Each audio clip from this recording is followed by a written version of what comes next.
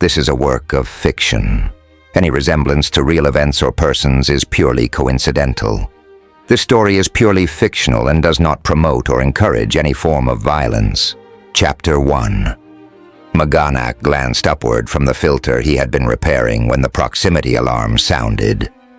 While an artificial object in the vicinity meant the prospect of salvage, he was returning from a successful trip and in no immediate need of credits. "What do you think, Sagat?" he asked the Rajpar, who had curled up in his usual nest of blankets to watch Maganak work. Sagat yawned widely, the overhead lights glinting on his fangs, then put his head back down. "You're a big help," Maganak muttered under his breath, then let out a soft sigh and went to check the scanners. There, an abandoned lifeboat floating close to a nearby asteroid. Since it wasn't emitting a signal, the occupants must be long gone, rescued or deceased. Either way, the ship itself should be worth a fair number of credits, and it was small enough that he could bring it into his cargo hold. Switching to manual controls, he navigated closer until he could seize the vessel with the ship's grappling arm, then opened the outer doors to the hold. A few minutes and some careful maneuvering later, the small lifeboat was safely inside.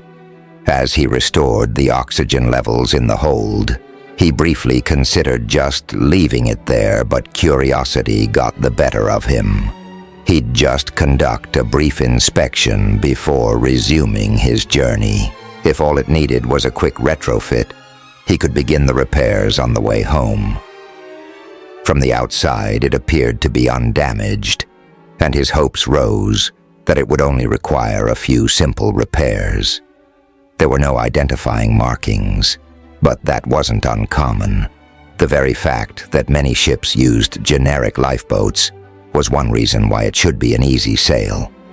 As he entered the small airlock, he was surprised to find the lifeboat still maintained a breathable atmosphere. But then again, they were designed to support life for an extended period of time. With any luck, that meant the occupants had been rescued. He slowly opened the inner door, already braced for what he might find. But instead of an empty vessel or lifeless forms, the ship was full of living beings. But it was the female directly in front of him who captured his attention. Shock held him motionless as he stared at her. Since the plague that had devastated the Confederated planets had disproportionately affected females, it was very rare one see one traveling in space, let alone one as attractive as this one. Big brown eyes stared up at him from a pale face covered with small golden specks. She blazed with warmth and color in the dim interior of the vessel, from the quantity of bright red hair escaping from a futile attempt to confine it to a long gown of bright fabric that floated around her small, slender figure. The cloud of fabric couldn't conceal the graceful curves, or the fact that she was pointing a defensive device at him. Despite the weapon, he felt an involuntary pull immediately to her presence. He automatically stepped closer as her tantalizing scent reached him, his tail flicking in her direction. A startled gasp made him drag his stunned gaze away from her, long enough to check out the other inhabitants of the small vessel. A very young female gazed at him with wide eyes, her hands clasping the shoulders of an even younger male. A second, much older female regarded him with complete disdain. All of them appeared to be of the same race as the first female, but the final occupant was not. A very pregnant Vedekian huddled against the wall, and he bit back a sigh. "What the hell are all of you doing in here?" Wanda's heart raced as she stared up at the giant green aliens standing in the airlock of the lifeboat. The Vedekians, who had originally abducted her from Earth, could almost pass for human at a distance. This male could never be mistaken for anything other than an alien. Textured green skin covered almost reptilian features with big dark eyes and a thin mouth. Instead of hair, A series of ridges curved back over his head and down across his shoulders. His very broad shoulders. A tight-fitting dark shirt clung to an impressively muscled body, and the part of her that secretly devoured romance novels automatically responded. Her gaze started to drift lower to equally tight black pants, and she yanked it back up to his face, trying to decide what to do. She had been prepared to confront the Vadekians, not this stranger. What was he going to do with them, aside from his intimidating and disturbingly exciting size? She didn't feel threatened, not even when he took a step closer. "What the hell are all of you doing in here?" The low, deep voice sounded more frustrated than angry, but her chin went up instinctively, and she tightened her grip on the gun. At least the translator the Vadekians had so painfully implanted in her head worked with this alien as well. "We were abandoned," she said shortly. "I do not understand. Was your ship in danger?" "How should I know?" She scowled at him. "We were just prisoners. When the guards rounded us up and shoved us in here, they didn't bother to tell us why. And despite the cramped conditions and the eventual shortage of food, it had still been 100 times better than being in a Vadekian cell." "Prisoners?" He sounded as if he'd never heard the word before. "Yes, prisoners. Do you think we chose to be taken from our planet and shoved in a cell to be treated like animals?" Taking a deep breath, she lifted the weapon they had found in a concealed compartment in the lifeboat. "I demand to see the captain immediately." Unfortunately, he looked almost amused now that his initial shock had faded. "You demand?" She took a firmer grip on the gun. "Yes, we wish to be returned to our planet. Now I want to see the captain." "You're looking at him. I am Captain Maganak Sartaran, and this is my ship, the Wanderer." "My name is Wanda Peabody, and we don't belong here. You will return us to our world," she said, as confidently as possible. He didn't seem to be listening. Instead, he looked from her face to the children and Alicia, and finally to Karina. Her heart sank as he slowly shook his head. "I cannot do that." "What do you mean you can't do that?" She tightened her grip on the gun, praying that she wouldn't have to use it. "Aren't you forgetting that I'm the one who's armed?" He shook his head again. Then with an unbelievable flash of speed, he snatched the gun out of her hand before she had time to react. Karina gave a muffled scream, and she could swear she heard Alicia make a disgusted snort. But her eyes were focused on the stranger's face as she stepped protectively in front of the others. He still didn't look angry, but she knew how the Vadekians had reacted to any sign of rebellion. "Please. I'm the one who had the gun. They haven't done anything wrong. If you need to punish somebody, punish me." Davy suddenly twisted out of his sister's grip and darted in front of Wanda. Little hands on his hips, he scowled fiercely up at the alien. "Don't touch." Even though his sister had warned her not to touch the little boy without warning, Wanda automatically reached out to pull Davy back in case the alien reacted in anger. As soon as she put her hands on Davy, he started to keen and rock back and forth. Darla rushed over and urgently tried to reassure him. Alicia demanded that he keep quiet. Karina cried. Wanda found herself giving the alien a despairing look. He rubbed a hand across his face, looking remarkably frustrated. "Quiet," he ordered. His voice wasn't loud, but it carried an unmistakable note of authority. Everyone except Davy went silent. The boy continued to rock, repeating, "No, no," over and over. To her shock, Maganak kneeled down so that he was closer to the boy's level. "Do not be afraid." When his words didn't seem to penetrate, the male looked at Darla. "What does he need?" "Something to distract him," the girl shrugged a little helplessly. "He doesn't have his toys." Maganak frowned, then dug in a pocket of his pants and pulled out a small tool of some kind. Holding it up so that Davy could see it, he opened and closed the parts, until he caught Davy's attention. Then he placed it on his open palm and held it out to Davy. Davy had stopped rocking, and now he reached out and picked up the tool. He turned it over in his hands, pulling out the various extensions and pushing them back in again, over and over. Relieved that he seemed calmer, Wanda turned back to Maganak. With any luck, his patience with the boy was a good sign. "I'm sorry I held the gun on you. I didn't know if you were another slaver. You're not, are you?" "A slaver?" He looked appalled. "Of course not. Who would—" His gaze flicked to Karina. "Did the Vedekians take you?" "Yes. And if you're not a slaver, how about you give me my gun back?"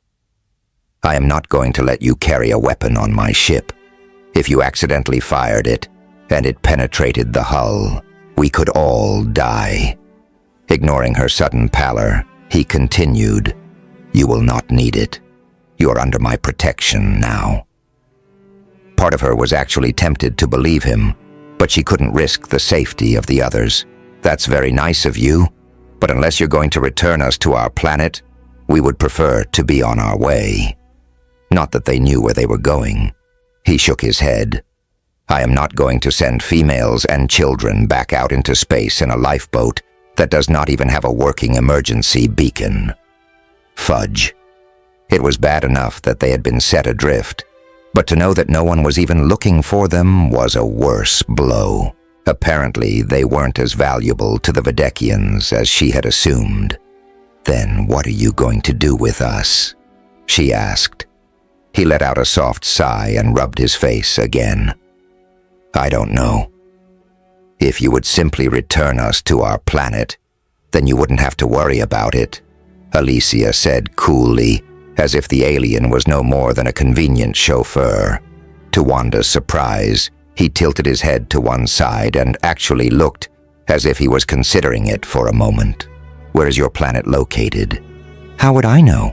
Surely you have some kind of—" Alicia waved a dismissive hand. "Star map or something?" "I do indeed, but it doesn't come labeled with any signs indicating which planet is the home of a group of unfortunate females." A faint line appeared between Alicia's perfectly arched brows, and Wanda's ember of hope was extinguished. "Is there anyone who might know?" she asked, trying not to sound as desperate as she felt. A warm band encircled her wrist, and she looked down to find the alien's tail wrapped around it. For some reason, she found it comforting rather than alarming.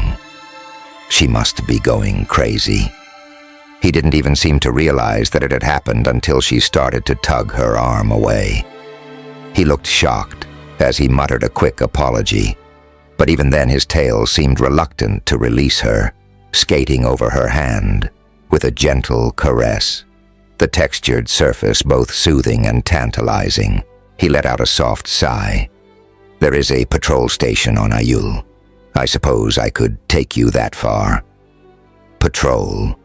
You mean like the police?" The word apparently didn't translate, and she tried again. "They represent the law." "Yes, that is correct. Although I still cannot guarantee that they will be able to locate your home world. At least they would have more references than I do." He frowned, then stepped to one side and gestured at the exit. "Can we continue this discussion outside? This space is uncomfortably small." He had a point. It had been cramped with the 5 of them. With the alien's massive body added to the mix, it seemed to have shrunk even further. She darted a quick look at the others. Alicia nodded. Darla looked scared, but shrugged, and even Karina nodded. That confirmed her decision. If the Vedekian, who was scared of her own shadow, was willing to leave the lifeboat, it was probably safe. Alicia led the way with her usual regal air, while the children scrambled after her. "You're sure about this?" Wanda murmured to Karina as the Vedekian passed her. "No, but the Sire are an honorable race, unlike my own," the other female added bitterly. "I don't suppose we have much choice anyway." With a sigh, she followed the others out, hoping their situation hadn't gone from bad to worse. Chapter 2. As Wanda stepped out of the lifeboat, she was overly aware of Maganak's body at her back, but she didn't feel threatened. A shiver of excitement danced down her spine at the sure knowledge that he was watching her. She forced herself to concentrate on the rest of her companions. Davy was still playing with the tool that Maganak had given him, but the others were huddled together nervously. Even Alicia looked uncharacteristically anxious, but she stood in front of the children in a protective pose. The lifeboat had been placed in the center of a 2-story space. Mesh cages lined the walls on all sides, and her heart skipped a beat until she recognized that they were obviously designed to hold cargo. A second level held more of the storage cages behind a catwalk that led around the perimeter of the hold. On the rear wall, she could see 2 doors behind a set of steps that rose up to the catwalk. The space was rather cluttered and not exactly clean, but it was a welcome change from the depressing sterility of the Videkian ship. "Now what?" Alicia asked, reverting to her normal coolness. "I assume you would prefer actual bunks?" Maganak asked. The lifeboat had been equipped with airline-type seats that only partially reclined. Alicia raised a skeptical brow. In exchange for what? Before he could answer, Wanda caught a flash of movement from the rear of the hold, and a dark figure came linking towards them. "Oh my God, what is that?" As it drew closer, Wanda could see that it was some type of animal. It moved with the muscular grace of a big cat, but had the extended snout and facial structure closer to that of a canine. A crown of flexible spikes covered its head and extended down its back to end in a barbed tail. As it drew closer, she could see that it was covered with fine scales in shades of dark blue with an underlying metallic sheen. "This is Sagat. He is a Rajpar," Maganak said calmly, smiling at the animal. "Is he dangerous?" "Of course, but only to those who wish him harm." Sagat yawned, exposing a disturbing number of pointed teeth, then prowled forward. He circled their small group as they all stood frozen until he came to Davy. After contemplating the child thoughtfully, he gave a low, throbbing purr. To her shock, Davy smiled and put his arms around the animal. "I guess he likes children." Her smile felt shaky with relief. "Apparently, he's never been around any before." Before she could ask any other questions, Maganak turned and led the way up the steps. She looked back at the others, but they were all watching her expectantly, so with a slight shrug, she followed him. Another door opened off the top landing into a short corridor lined with doors. Maganak opened the first one to reveal a small cabin with bunk beds on one wall. "Crew cabin." "Bunk beds," Davy yelled as he raced into the room. "I get top." He climbed the ladder and threw himself on the top bunk with a happy squeal. Sagat followed him, leaping easily from the floor up to the bunk before curling up next to the boy. "I'm not sure that's a good idea," she said. Davy looked so small next to the big animal. "Are you going to make it get down?" Darla asked sarcastically as she scowled and entered the cabin after her brother. "I guess we're staying in here." "I'm not sure. They will be fine," Maganak said gruffly as he opened the next door. This cabin contained a single bed and a bank of white cabinets. Wanda shuddered. It was too similar to the Videkian ship for her liking.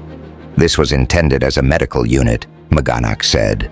"I never did get around to fully fitting it out. Still, it has a bed." Alicia gave the blank white surroundings a disapproving look, but Karina said softly, "I don't mind staying here, if no one else wants it." "Are you sure?" Wanda asked. "Yes, it's fine." Wanda studied the other female's face, but she didn't look distressed. Perhaps she felt at home in the sterile environment. "Guest cabin," Maganak announced as he opened the next door. Another minimalist space awaited, but this one had a larger bed. Dark green carpet covered the floor and the walls were painted a paler shade. Alicia nodded. "This will do until we reach some type of civilization." She walked in and shut the door firmly behind her. Maganak frowned at the closed door. "Is something wrong?" she asked. "I had assumed that two of you would share that cabin." "Does that mean you're out of rooms?"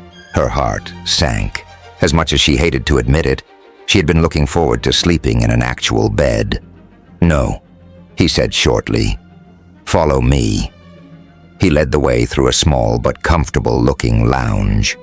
A counter separated what appeared to be a kitchen area from the rest of the room, which was cluttered with a table and some oversized furniture. At the far end, another set of stairs led up to a second landing. One side of the landing opened to what was obviously the bridge of the ship, with two chairs facing an impressive bank of control panels. Both chairs were empty. "Shouldn't someone be flying the ship?" she asked nervously. He barked a laugh. "Autopilot, although at the moment we are not in transit." Opening the door on the other side of the landing, he added, "You can stay here."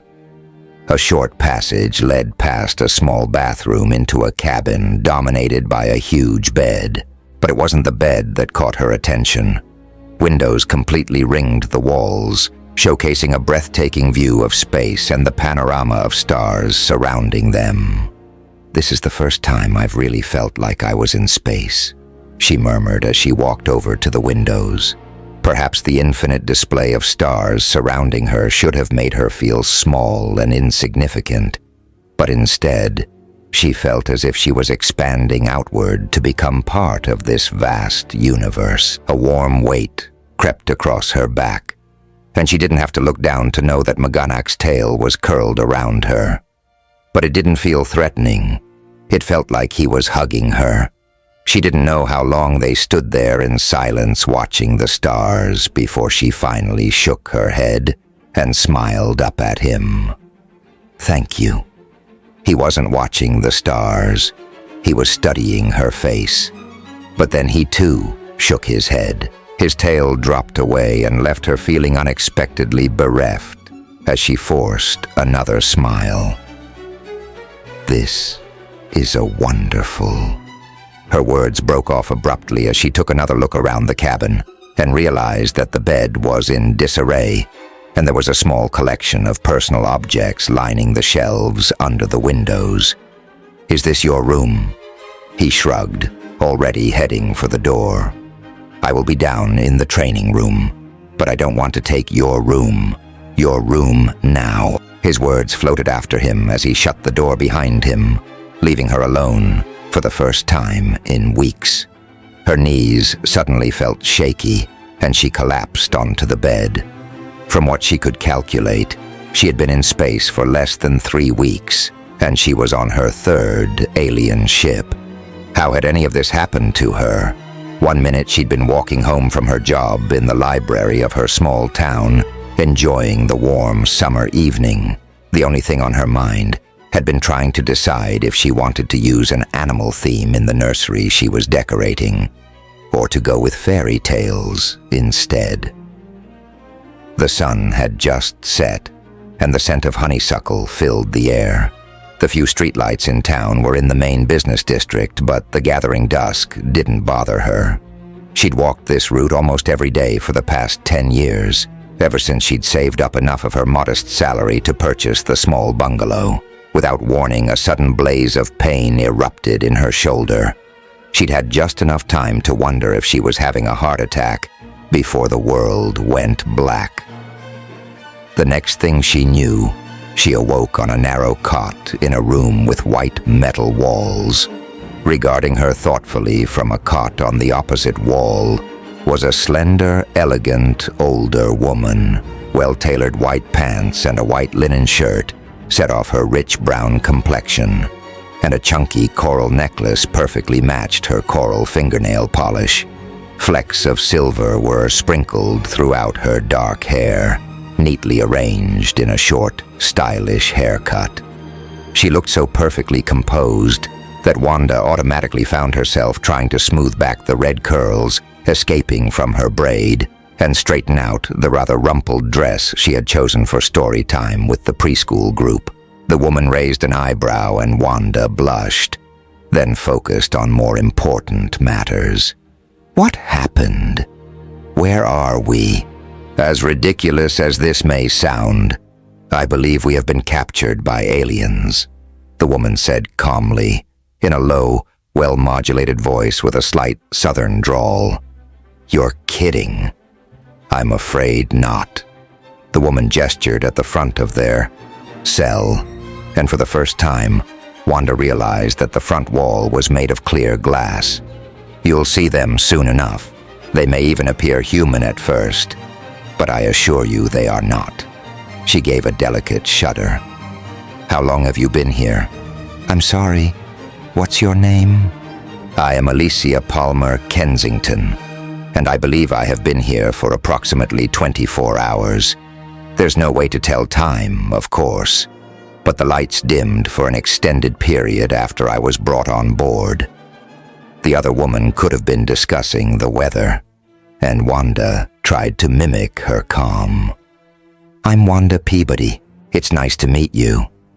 Indeed, Alicia said a little mockingly, and Wanda felt her cheeks heat again. Where are you from? Savannah. And you? Edgerton, South Carolina, she added when the other woman looked blank. Not too far from Savannah, really. I'm a librarian. Just saying the words made her heart ache. This couldn't be happening. Her life was exactly as she had planned. She loved her job, loved the small town where she lived and worked, and where she knew so many of the inhabitants by name. She loved the cottage she had spent the past 10 years restoring. Everything from hand-sanding the old heart pine floors to painting the intricate moldings with fresh white paint. She had even found a solution for the only thing that was missing from her life: a child. The artificial insemination process had been successful, and she was 4 months pregnant. Now, in the blink of an eye, her perfectly ordered life had been completely upended. There had to be a way out of here, a way back to her life. Not just for her sake, but more importantly, for her daughter's sake. Alicia's eyes followed the movement when Wanda's hand automatically curved over her stomach. You're pregnant. Yes. For the first time, the other woman's face softened. I'm sorry, she said quietly. Perhaps. A noise arose in the corridor, and Alicia stiffened. Keep quiet and do not argue with them. They are not kind. A man appeared in the corridor. No, not a man, Wanda realized as she took a second look. His skin was as white and smooth as plastic, his hair matte black, but his eyes were the worst, glowing red and completely inhuman. Move away from the opening, he ordered. He wasn't speaking English, but she understood him all too clearly. Up until this moment, a part of her had hoped that Alicia was wrong, that it was all some giant hoax. But he was all too real. Why? Why had they taken her? She wanted to demand answers, but Alicia's warning echoed in her head, and she kept her mouth shut. The glass wall at the front of the cell slid to one side, and she heard a child's voice. Not loud, but frantically repeating, "No, no, no," over and over. To hell with Alicia's warning. She instinctively headed for the distressed child. The alien shook his head and grabbed her arm with long, cold fingers. 6 fingers, she realized, just before he raised a device in his other hand and pressed it to her arm. The world exploded in a blaze of pain, and she collapsed to her knees, barely conscious. A second alien shoved 2 children past her. A young girl, no more than 10 or 11, was carrying a younger child. He was rigid in her arms, his head thrashing back and forth as he repeated his litany. As soon as they were inside the cell, the door closed again. The two aliens stood outside, looking disdainfully at them. One of them shook his head. "I still don't see how this is going to make us any profit. You know the captain. He's always looking for opportunities. If this is successful, it means we don't have to specifically search out breeders or infants on each trip." The other male shrugged. "It would mean faster, easier trips. I can't see it myself. Who's going to pay for older children, let alone old females? That's what Captain Kane wants to find out. He thinks there's a market for older children because they require less care. And older females..."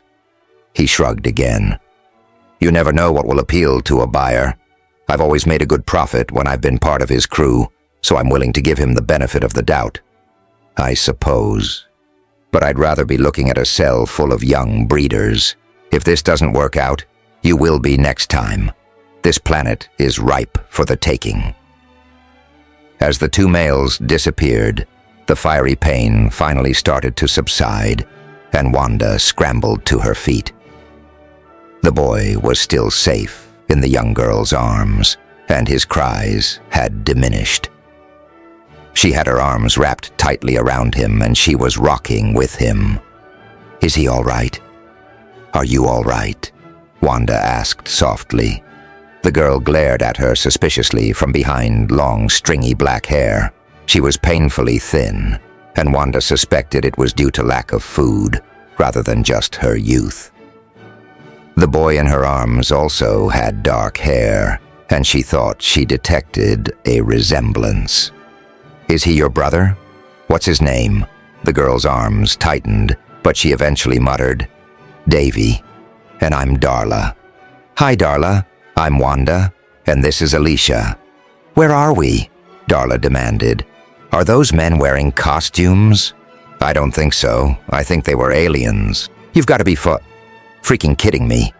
"I know it sounds crazy, but I don't know if there's another explanation." She looked a little helplessly at Alicia. "There isn't," Alicia said coolly. When Wanda glared at her, she shrugged. "I have always felt it best to confront reality, no matter how unpleasant." "But why do they want us?" Darla asked desperately. "I believe they intend to sell us." Alicia again made no attempt to soften her statement, but Darla didn't flinch. She stuck her lip out pugnaciously. "Then they'd better sell us as a pair. I'm never leaving Davy." Wanda suspected that the girl knew as well as they did that there would be nothing she could do to prevent the aliens from separating them. "How come I can understand them?" Darla asked. "It is some type of implant." Alicia winced and rubbed her neck, and Wanda realized that her neck ached as well. "I saw them inject you while you were unconscious. I was not so lucky." "I don't remember." Darla stared down at her brother, who seemed to have fallen asleep. "But maybe that's what set Davy off. He doesn't like it when people touch him." "I don't think they'll bother us in here," Wanda said optimistically. Alicia raised an eyebrow but didn't contradict her, and they all relapsed into silence. Wanda kept waiting for something to happen, for the aliens to reappear with more prisoners. But the corridor outside their cell remained empty. Eventually, the tension took its toll, and she drifted off into an exhausted sleep. She awoke as one of the aliens reappeared and delivered 4 plastic boxes containing tasteless wafers. Remembering the baby, she forced herself to eat. Alicia picked at one, but both children devoured them without complaint. Davy was stacking and unstacking the boxes when the alien came to collect them. To Wanda's shock, he shrugged and let the boy keep them. The time drifted past until the lights in the cell eventually dimmed, and once again Wanda drifted off into an uneasy sleep. The next day and the day after were exactly the same. Food was delivered to them at regular intervals, and a bathroom at the rear of the cell took care of their other necessities. The hardest part was keeping the children occupied. Fortunately, Davy would play with his boxes for hours.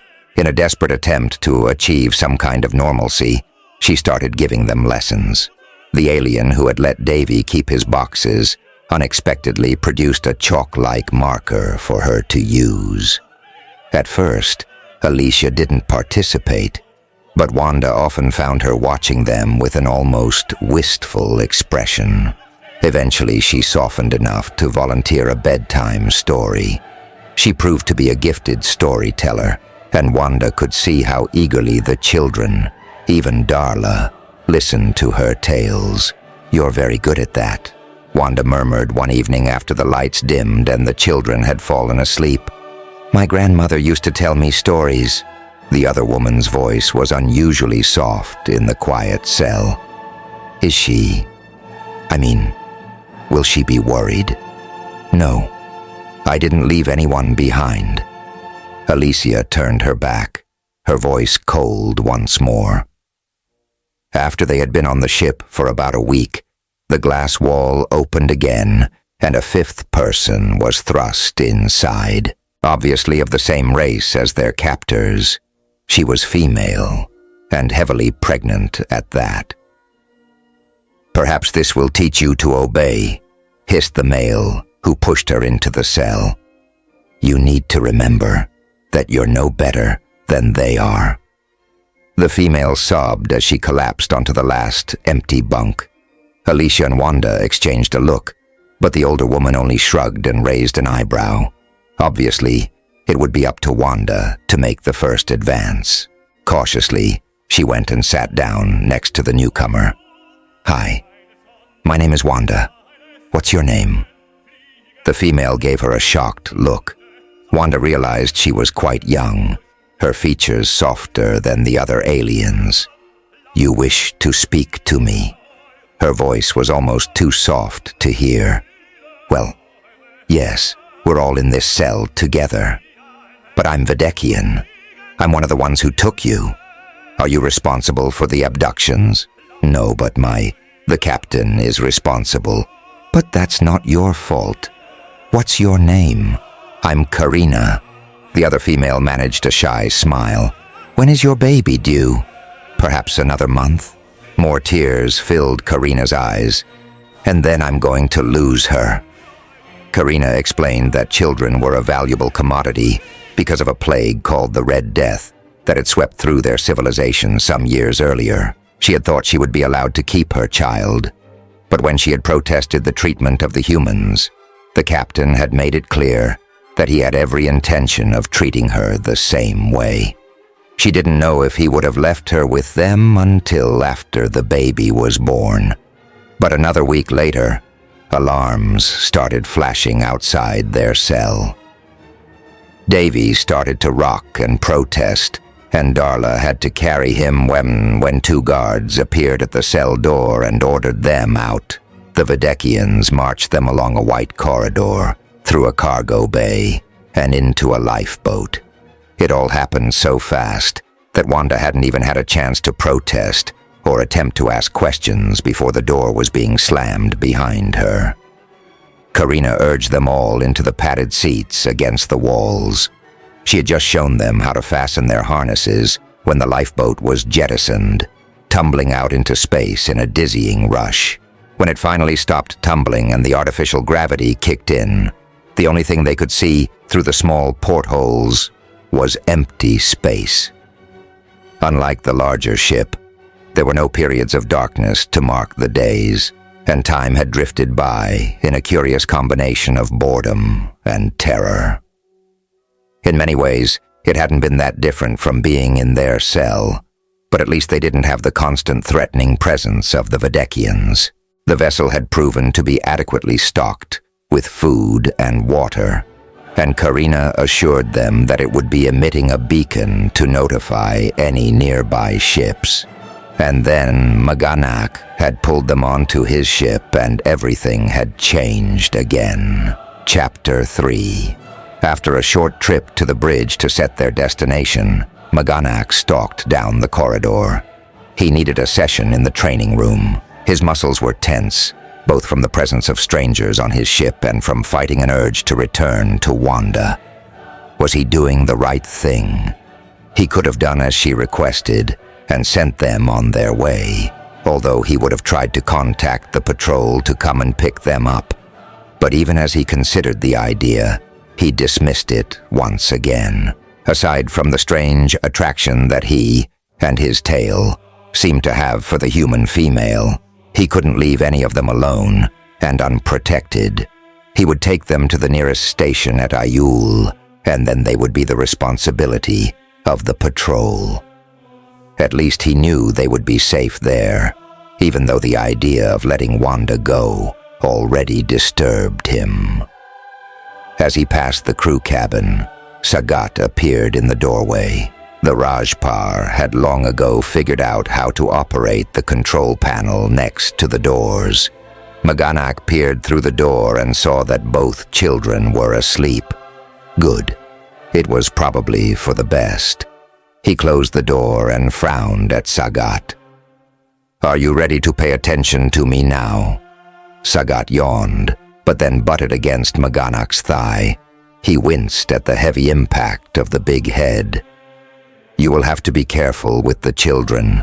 They are not strong enough for that."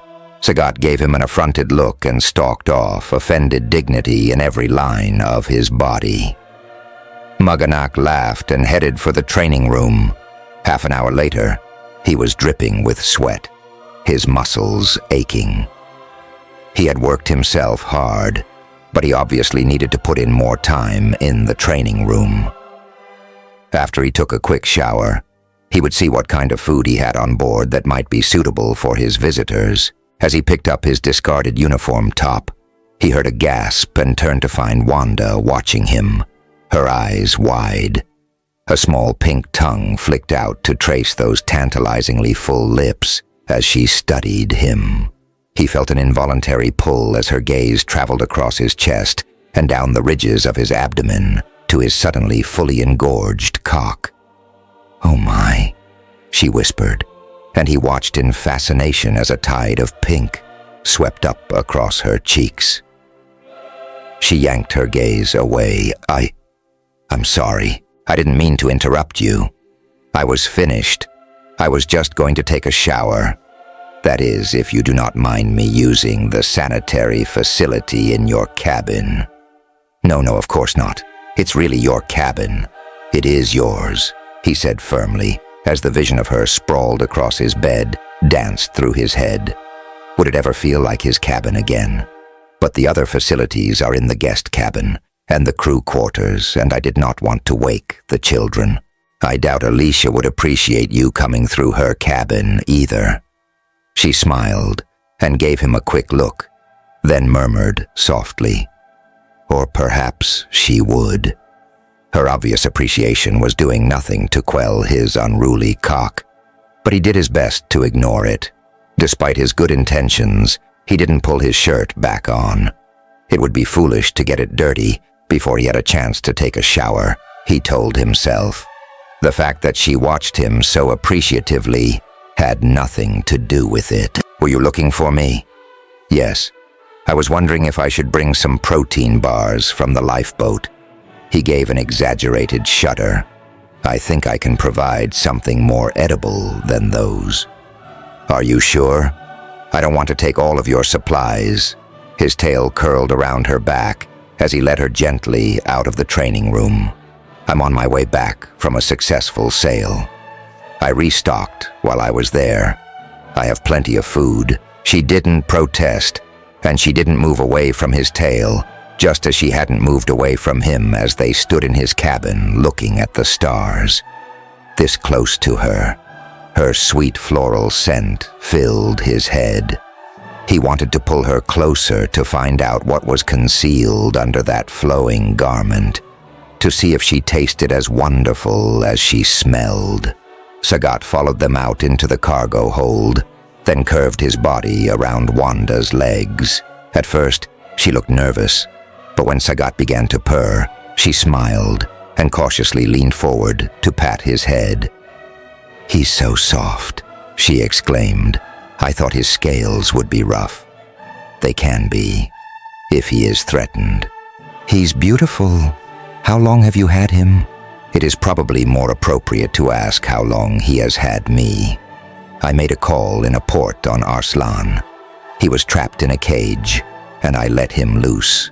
An action that almost got him killed and ended up costing him most of his available credits. But he had never regretted it. I assumed he would return to the wild.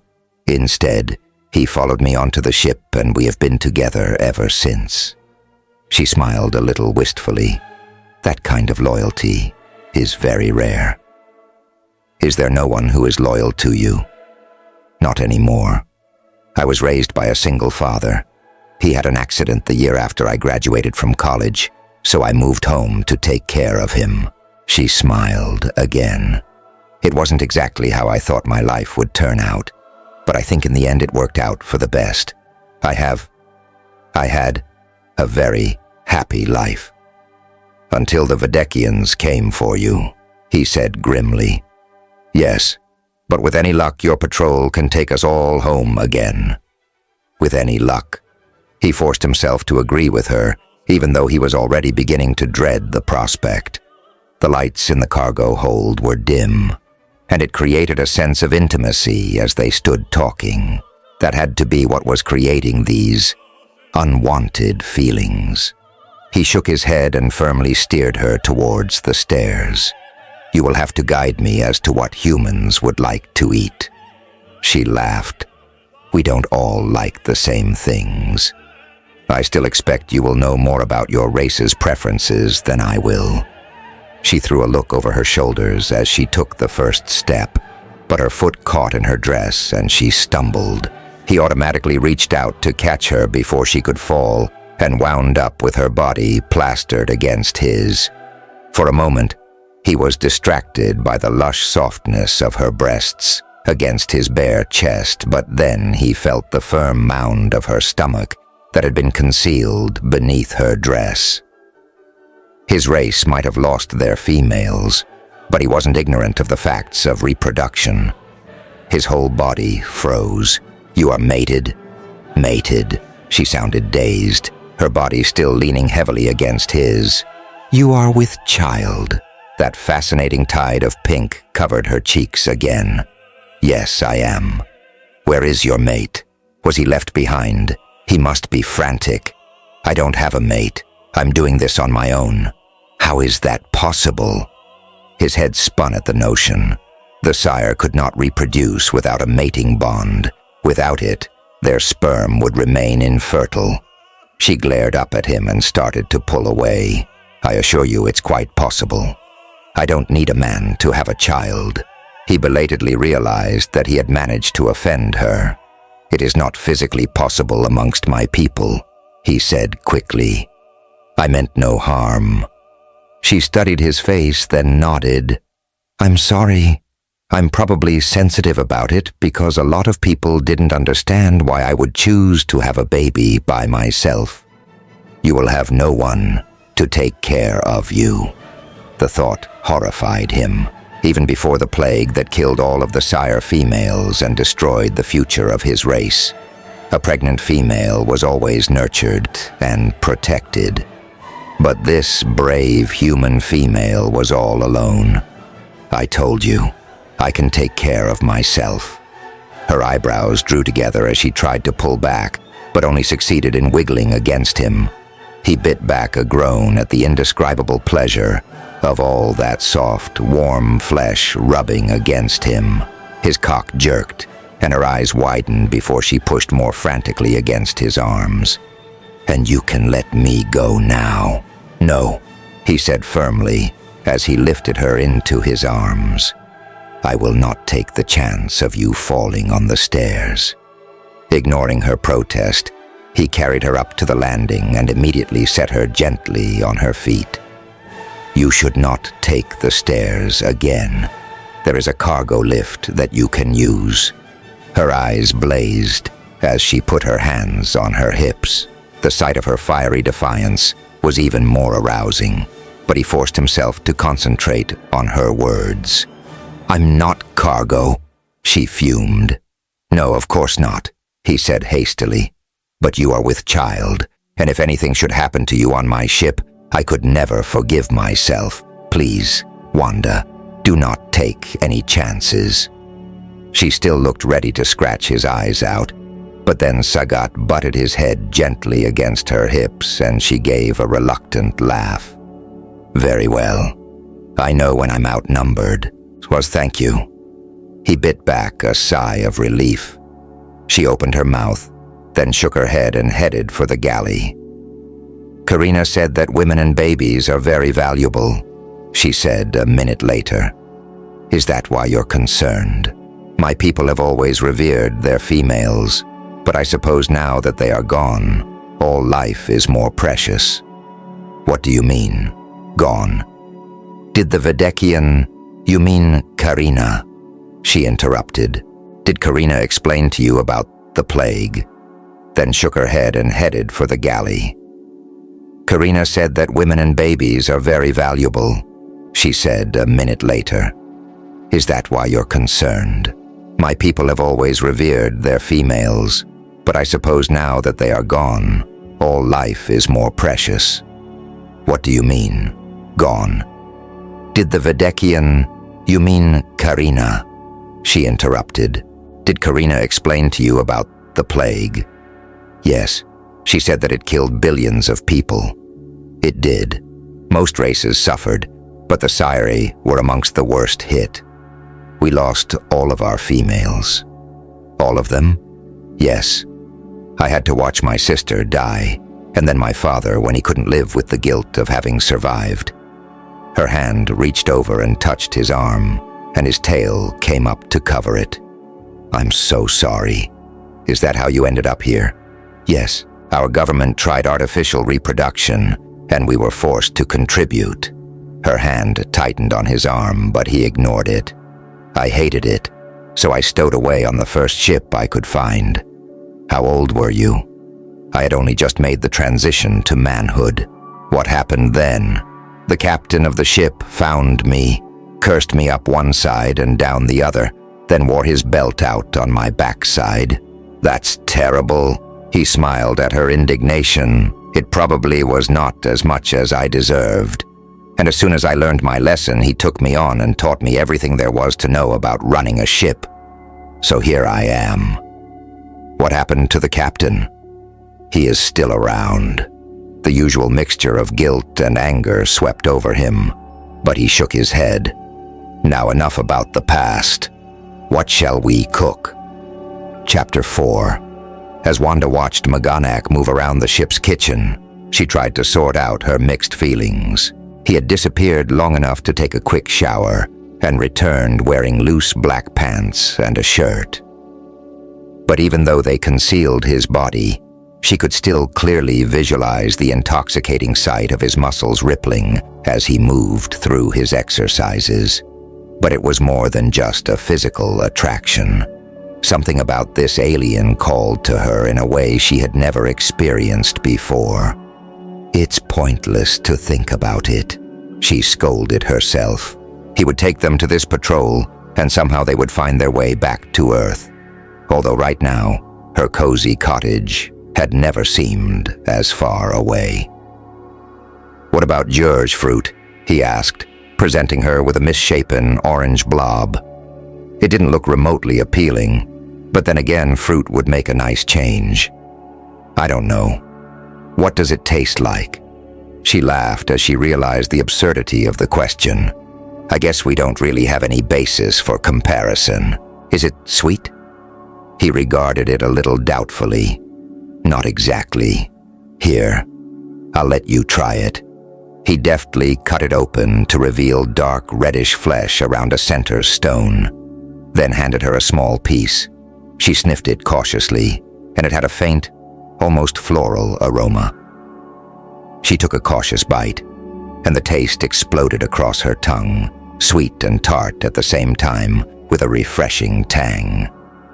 "Oh, I like that." He silently handed her the rest of the fruit, watching as she avidly consumed it, licking her fingers to get it all.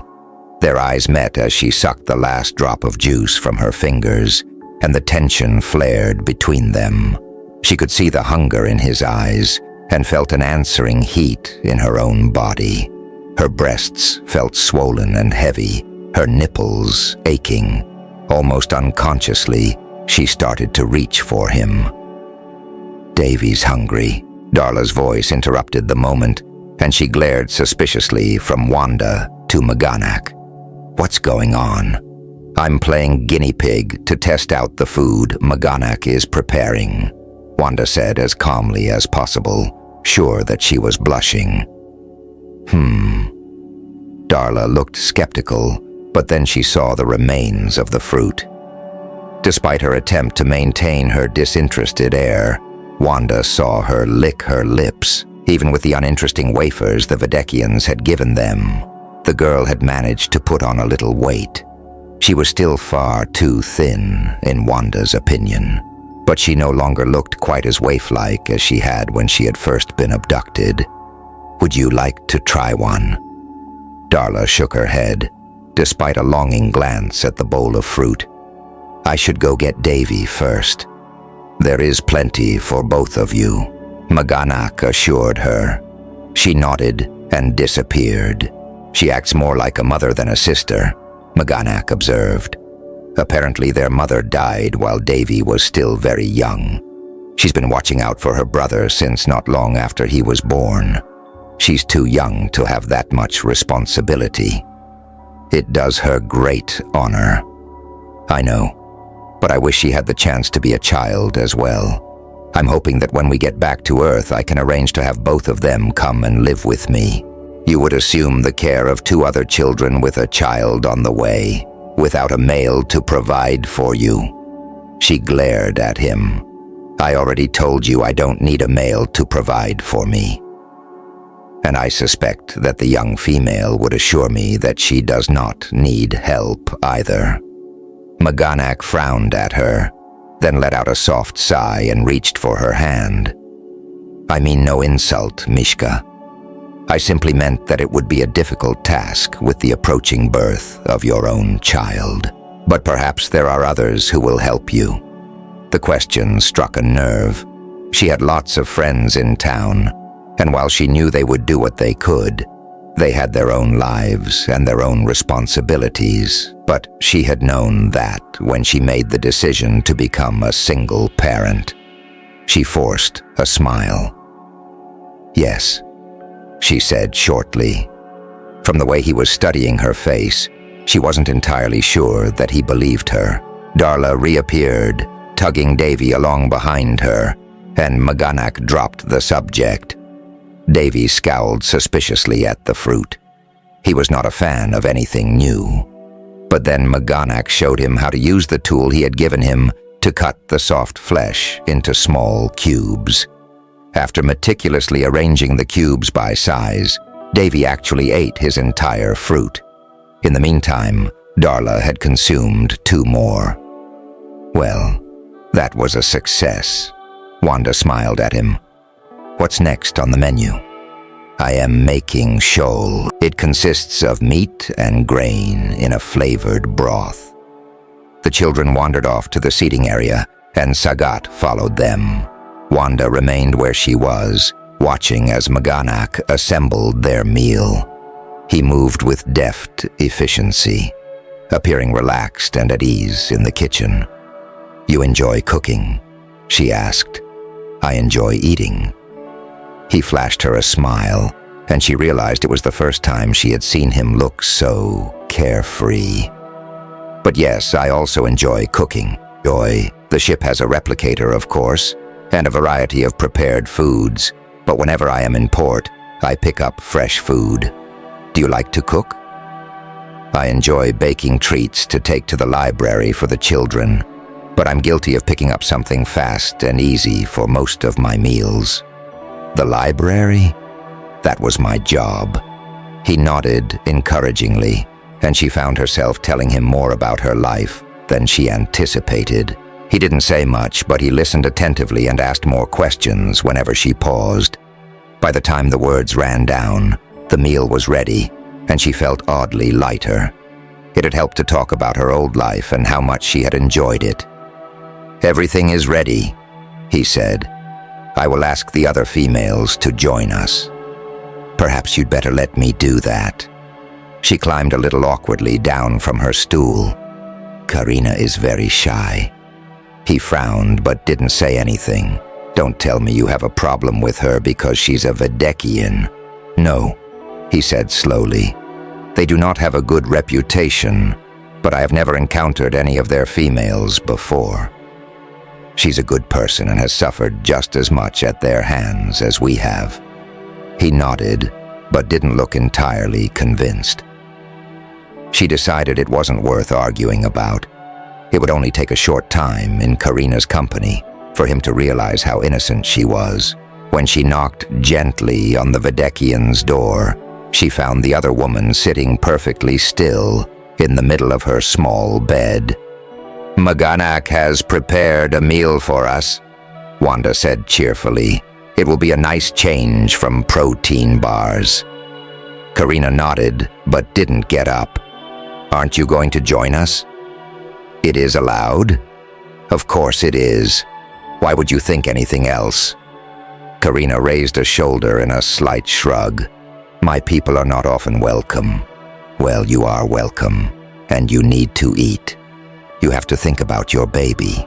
A wistful smile curved Karina's lips as she rose to her feet with an enviable amount of grace.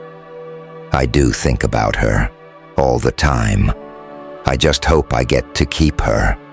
Wanda's heart ached, but she forced herself to smile.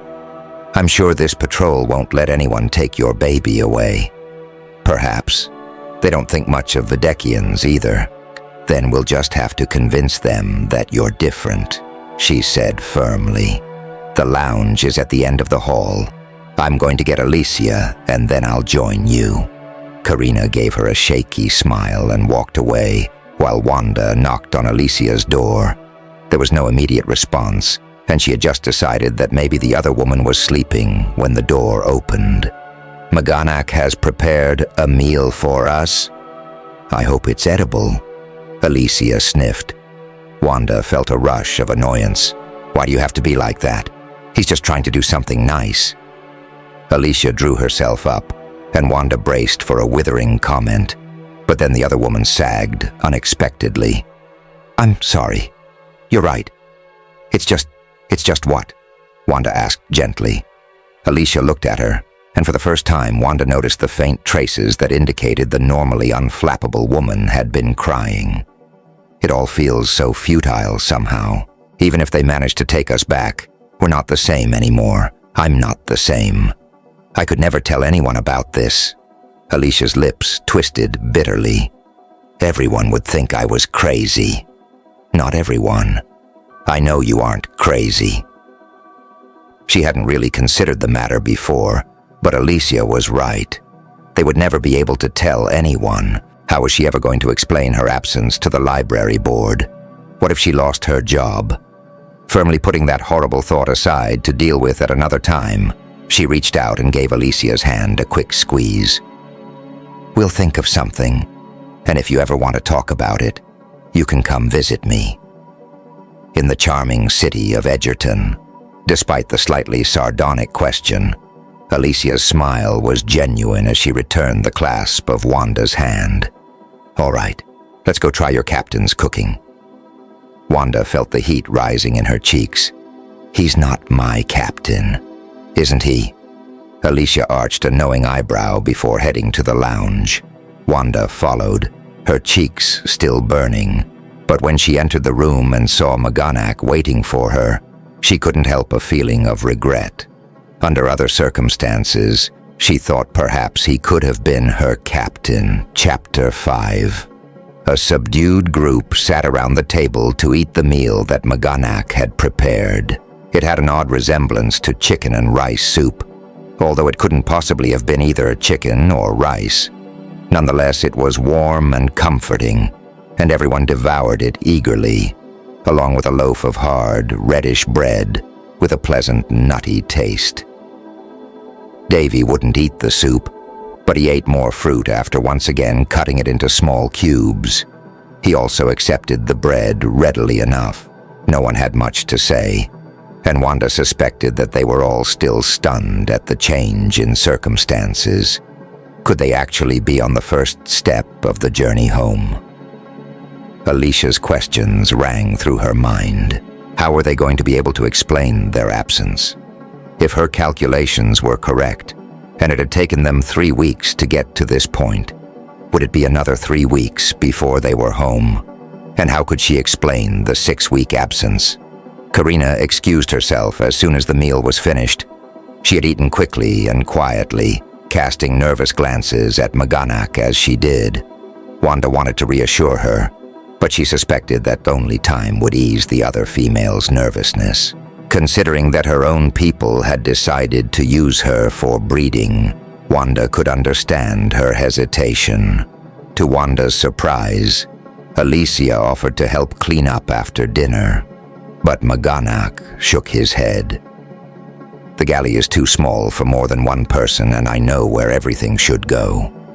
Very well, Alicia nodded regally, then cast a quick, wistful glance at the children. Is your ship set for a night shift? Wanda asked Maganak quietly. It is, and it will occur quite shortly, unless that displeases you. Not at all. I think we're all tired. The lifeboat didn't track time, and that seemed to make it harder to maintain any kind of schedule. She turned to Alicia. Perhaps you could tell the children a story before they go to bed. Darla immediately scowled at both of them. It's too early to go to bed. I'm not tired. You were sleeping earlier, Wanda said dryly, which is why I'm not tired now. The words would have been more convincing if they hadn't been interrupted by a huge yawn. Darla rolled her eyes, then gave a sheepish grin. All right. But we're going to talk about this tomorrow.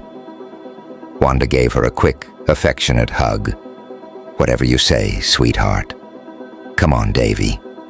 Oblivious to their conversation, her brother had taken the last of the bread and started arranging it in a pattern on the tabletop. Time for bed. Miss Alicia is going to tell us the story. He screwed up his face, and Wanda held her breath, wondering if this was the onset of another meltdown. Sagat too, he insisted. The animal was curled under the table, but he lifted his head when Davy said his name. Maganak laughed. He goes where he wants to go, but he likes to find a comfortable spot, and he seems to like your bunk. Perhaps he will join you. Davy climbed down from the table and poked his head under the table. Sleep here. Why don't we try your bunk first? Wanda suggested. To her relief, when Davy reluctantly agreed, Sagat stretched and accompanied him out of the room, which meant that she and Maganak were alone. The awareness of his presence that had been building since their earlier encounter flared up again. Rather than look at him, she began gathering up the dishes. Do you have a dishwasher? A machine to clean with? Yes, but you do not need to do anything else. I'll just carry these into the galley, she said quickly. You do not need to help me. You should be resting. I've done nothing but rest, she huffed, as she carried the dishes into the small kitchen area. I probably need some exercise. She turned as she finished talking and realized that he was right behind her, big and green and muscled, and close enough that she could feel the heat emanating from his body and catch that wonderful, tantalizing fragrance. The kitchen suddenly seemed to shrink around them until the two of them were locked in their own little bubble. If you would really like to exercise, I would be happy to assist. His voice was low and husky, and she had a sudden vision of what that exercise might entail. A pulse of arousal rushed to her suddenly swollen clit. How long had it been she had been with a man? The disadvantage of small towns was that everyone knew your business, and she preferred to keep some things to herself. As a result, it had been almost 2 years since she ended an amiable but ultimately unsatisfying relationship with a lawyer in Charleston. It's just hormones, she told herself firmly. The books all mentioned that my libido might increase later in my pregnancy. But this didn't feel like hormones. This felt deeper and more urgent. He was still waiting for a reply, she realized with a start, and gave a nervous laugh. Maybe some other time. It's been kind of a long day. At least I think it's been a day. Time is all muddled up in my head. We will be sure and keep it straight from now on. He raised his hand and gently touched her cheek, his fingers warm and slightly rough. You should go to bed, Mishka. She nodded, but couldn't quite force herself to move. What does that mean? Mishka, you called me that earlier. It is a term of affection amongst my people. Oh, that's nice. She couldn't look away from him, her gaze resting on his mouth. His lips were thin, almost non-existent. What would they feel like against her own? He growled suddenly, a low, hungry noise that sent another pulse of desire through her body. Before she could respond, he removed the dishes she was still holding from her hands and somehow maneuvered her back towards the entrance. In the process, their bodies touched, and she almost moaned when her aching nipples rubbed against the firm muscles of his chest. Bed, he repeated, before I forget my good intentions. Bed. She nodded and headed for the stairs, feeling dazed by their close encounter. Just as she reached the bottom step, a pair of strong arms lifted her effortlessly against his chest. I apologize. I forgot that you needed assistance. I really don't, she protested weakly, but there was something extraordinarily comforting about having him carry her. There is no need to take chances. He climbed the stairs easily, but with no great speed, and when he reached the top and let her slide down his body, he seemed as reluctant to let her go as she felt. Thank you. I'll see you in the morning. I will look forward to it. They stared at each other a moment longer, and then she forced herself to turn away. Feel free to make use of my clothing if you would like to change, he called after her. Thank you, she repeated. She didn't turn back, afraid that if she saw him watching her, she would give in to the urge to throw herself back into his arms. What on earth was wrong with her? Sleep well, Mishka. The words echoed after her as she closed the cabin door. Once again, she was drawn to the wide vista of stars surrounding the ship. They shimmered now, flowing past as the ship traveled deeper into the unknown. Everything about this experience was unknown, except the feelings that Maganak aroused, even if she had never encountered that intensity before. Finally, she let out a soft sigh and went to explore the small bathroom. The fixtures were very similar to those on the Videkian ship, but there was one important difference. Here, she didn't feel afraid. During their time in captivity, she usually showered with her clothes on, both as a way to clean them and because she hated the vulnerability of being naked and a prisoner.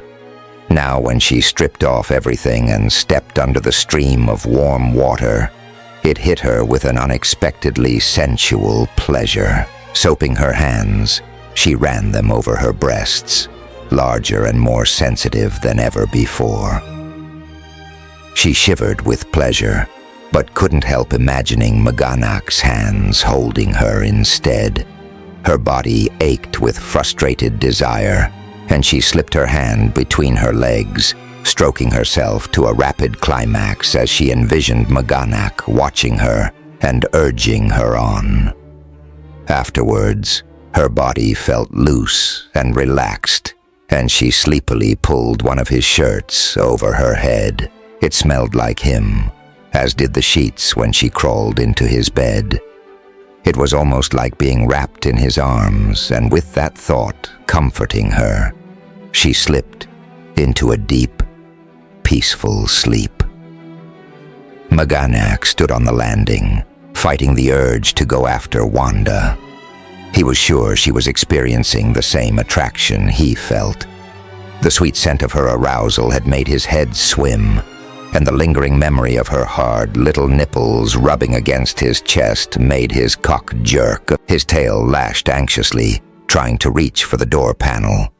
Since leaving Silesia, he'd had a few encounters with females, but they had all been unsatisfying. In order to achieve full release, a sire male needed to knot inside his mated female. Since there were no more sire females with whom to mate, he had assumed that he would never achieve that release. And yet lately, he had heard rumors that a sire male could mate with a female from another species. But even if that were true, Wanda was not for him. She wished to return to her planet to give birth, and he could understand her urge to return home. Even if she wished to stay, what did he have to offer her other than a ship and an uncertain future as a salvage operator? His life had suited him, but it was not the life for a mated male. He had chosen this way of life, and until now he had never had reason to doubt his choice. He had long ago accepted the loneliness, and after that final argument with Ruffalo, he had no bonds to tie him to anything other than the ship. It would be foolish to consider any other future. Nonetheless, the thought kept intruding as he returned to the galley and finished cleaning. He checked on the children and found Sagat keeping guard over them. He raised his head when Maganak cracked open the door, then settled back down.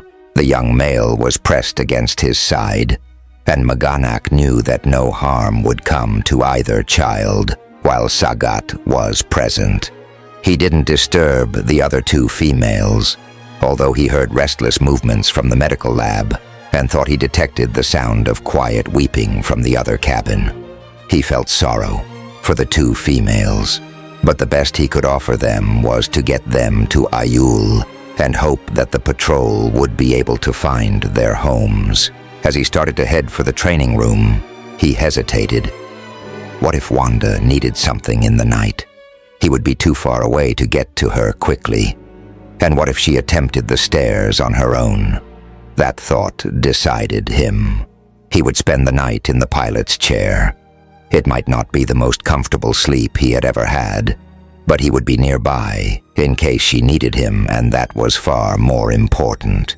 When he reached the landing, he caught the hint of her arousal in the lingering dampness from her shower. How he wished he had been there to satisfy her. His cock throbbed in urgent agreement. It was going to be a long night. Chapter 6. Wanda drifted reluctantly awake, snuggling deeper into the warm and deliciously fragrant sheets. She actually felt rested, and she realized that she had slept soundly all night long. Although she was tempted by the idea of going back to sleep, her bladder was making its presence known.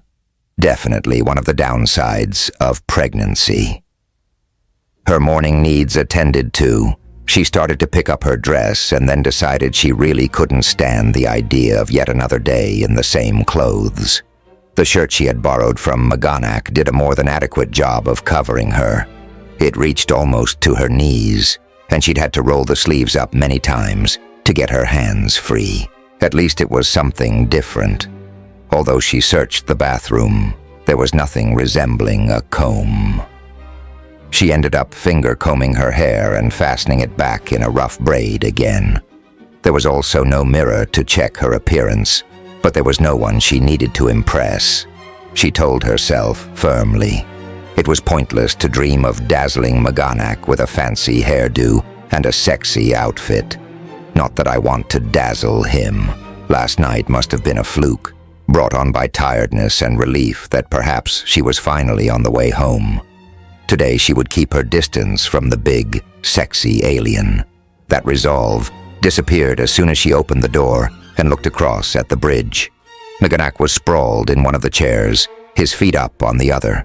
He was asleep, and she let herself look at him, her gaze traveling down over the strangely attractive features to the broad chest, and then down his body. Her eyes snagged on the massive outline of his cock, straining against the tight black pants. Oh my. Was he erect all the time? Or was it possible that he grew even larger? A shiver of what she tried to tell herself was trepidation worked its way down her spine. Would she be able to take him? Not that it was going to occur, of course. "Good morning, Mishka." The sound of his deep voice made her jump, and she yanked her eyes back up to his face to find him watching her, clearly amused. "I'm sorry. I didn't mean to wake you."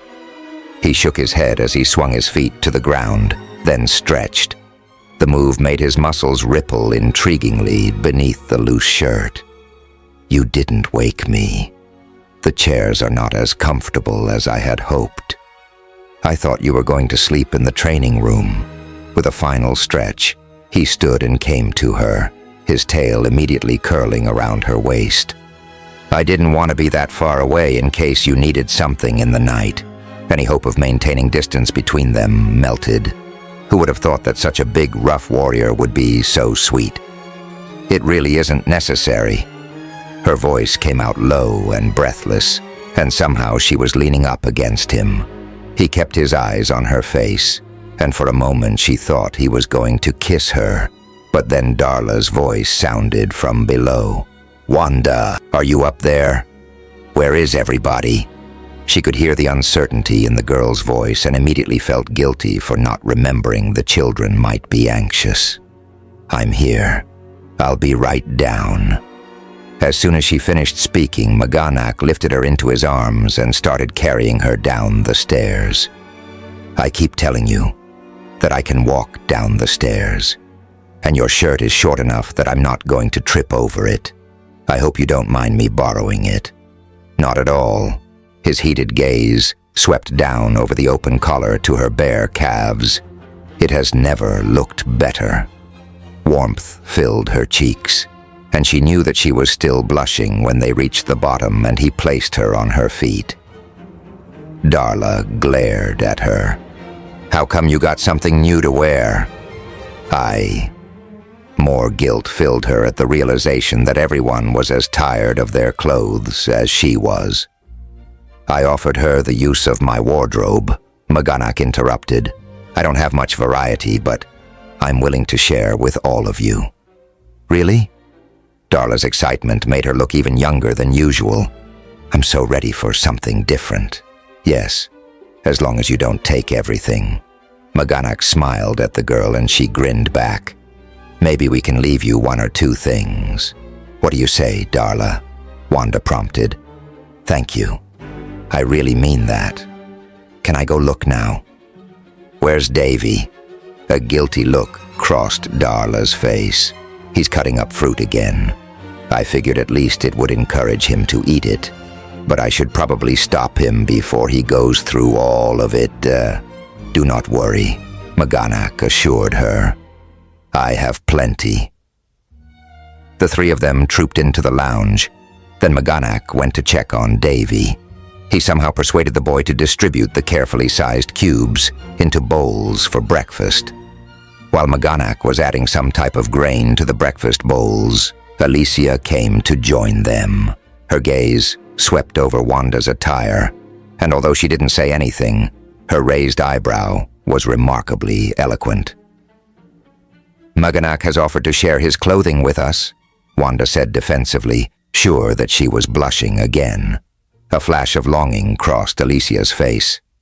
"It would be nice to have a change." "You are all welcome to choose something, although I do not have much variety," Maganak offered. "And I'm afraid they will not fit well." "I can see that," Alicia said sardonically, then winced. "I'm sorry. I shouldn't have said that. If you have any sewing tools, perhaps I could do some tailoring.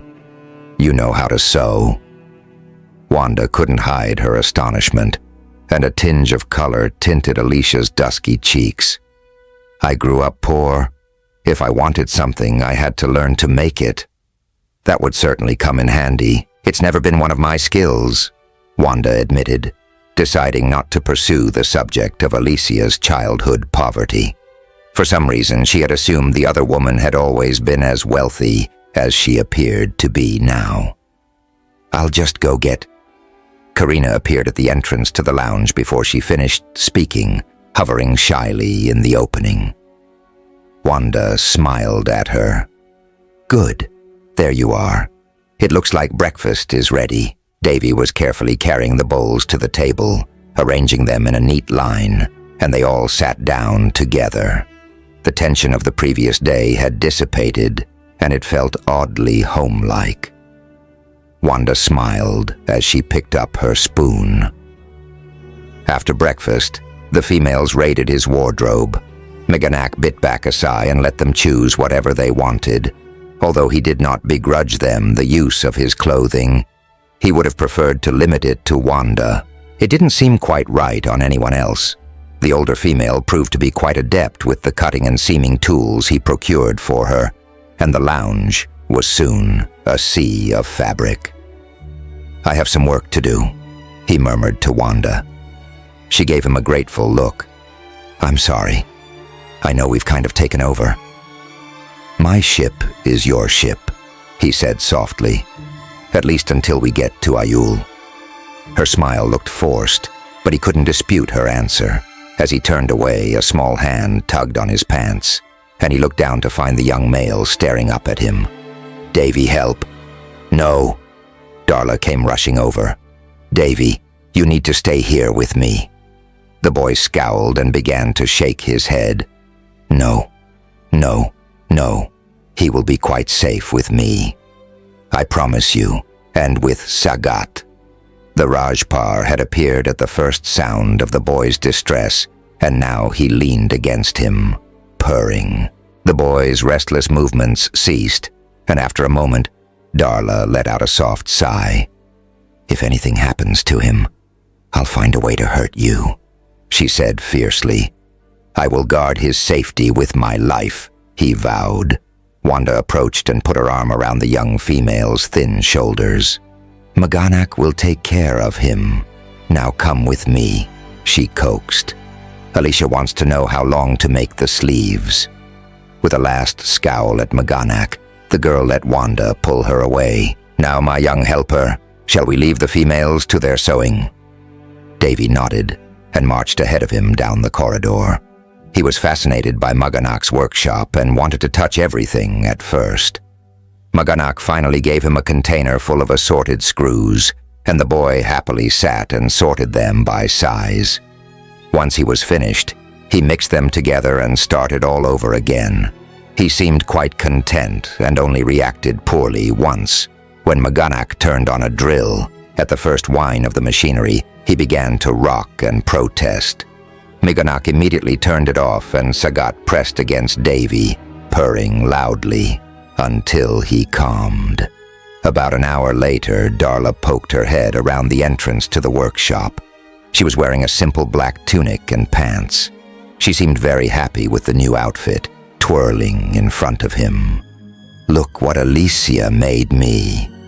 It looks very nice," he said truthfully. The outfit fit her well, but he regretted he didn't have something more colorful for her to wear. "What are you doing?" "I am cleaning filters," he said, as he scrubbed another one. "Unfortunately, it is a never-ending job." "What kind of filters?" "They cleanse the air and the water on board the ship, but they have to be cleansed as well, frequently."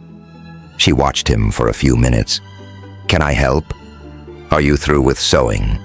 She shrugged. "I got bored. I would rather help you." "All right. But you have to be very careful." He showed her how to use the sonic brush, then passed the filters through the cleansing bath. She watched him intently, then took the next one. When she handed it back to him, he inspected it carefully. But to his surprise, it was as pristine as if he had done the work himself. "This is excellent. You did very well." Her whole face glowed. "I really did a good job." "I could not have done a better one. Would you like to do another?" She nodded eagerly, and he let her take over, cleaning the filters while he started mending a replicator. As they worked, she started to ask him about the various dismantled machines surrounding them, at first shyly. But when he responded willingly to her questions, her enthusiasm grew. She had a quick mind and an aptitude for understanding how things came together. They were deep in a discussion about the workings of the water purifier when Wanda appeared in the doorway. All thoughts of water purification disappeared. She was still wearing one of his shirts, but it had been cut to fit the curvy lines of her body, accentuating the ripe bounty of her breasts and the firm swell of her stomach. All of the blood in his body rushed to his cock so quickly that he felt dizzy. "I came to see if anyone wanted some lunch," she said with a rueful smile, "although I freely admit that it is not up to your standards." Darla jumped down from where she had been sitting cross-legged next to him. "I'm hungry. Come on, Davy." Her brother hesitated, frowning down at the pile of screws. "You can sort them again later," he promised, and Sagat nudged the boy towards the door. The children vanished, leaving him alone with Wanda. Unable to resist, he moved towards her, prowling with the determination of one of his ancient ancestors. "You look beautiful, Mishka."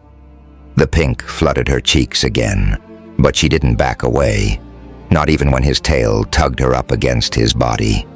The scent of her arousal perfumed the air, and he could feel the hard points of her nipples against his chest. "I'm glad you like it.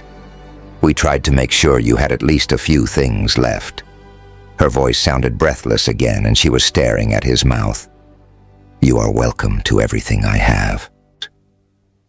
The words rang with unexpected clarity in the quiet room, and he recognized the truth of them as he spoke. How was he ever going to let this female go? Do your people kiss?" she asked shyly. The word did not seem to translate correctly. "Press our mouths together? Why would we do that?" "For pleasure."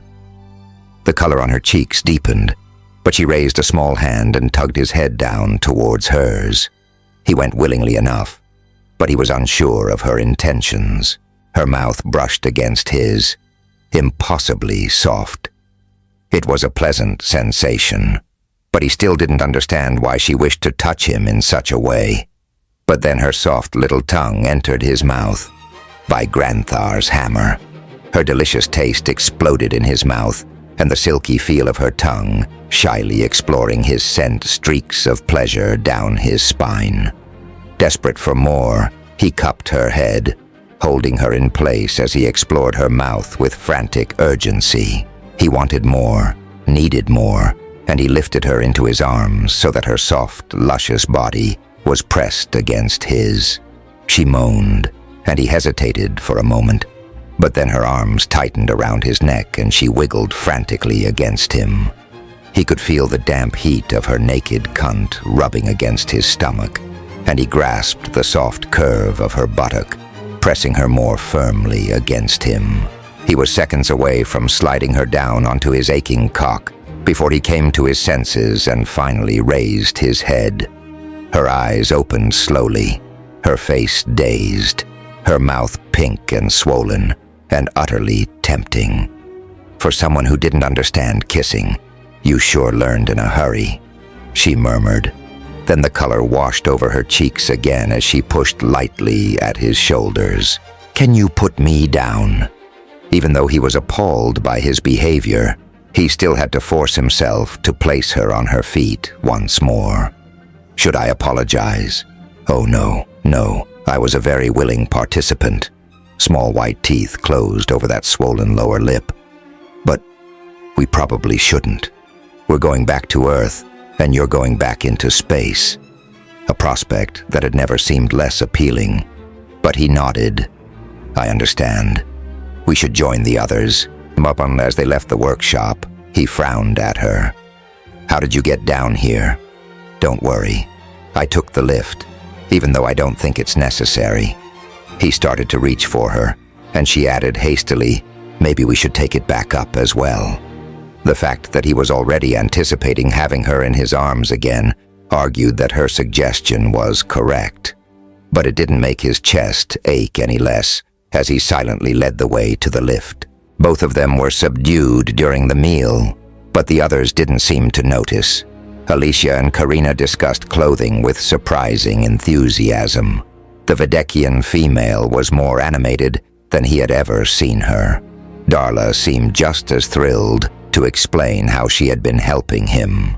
Afterwards, he returned to the shop alone, despite the protests from both children.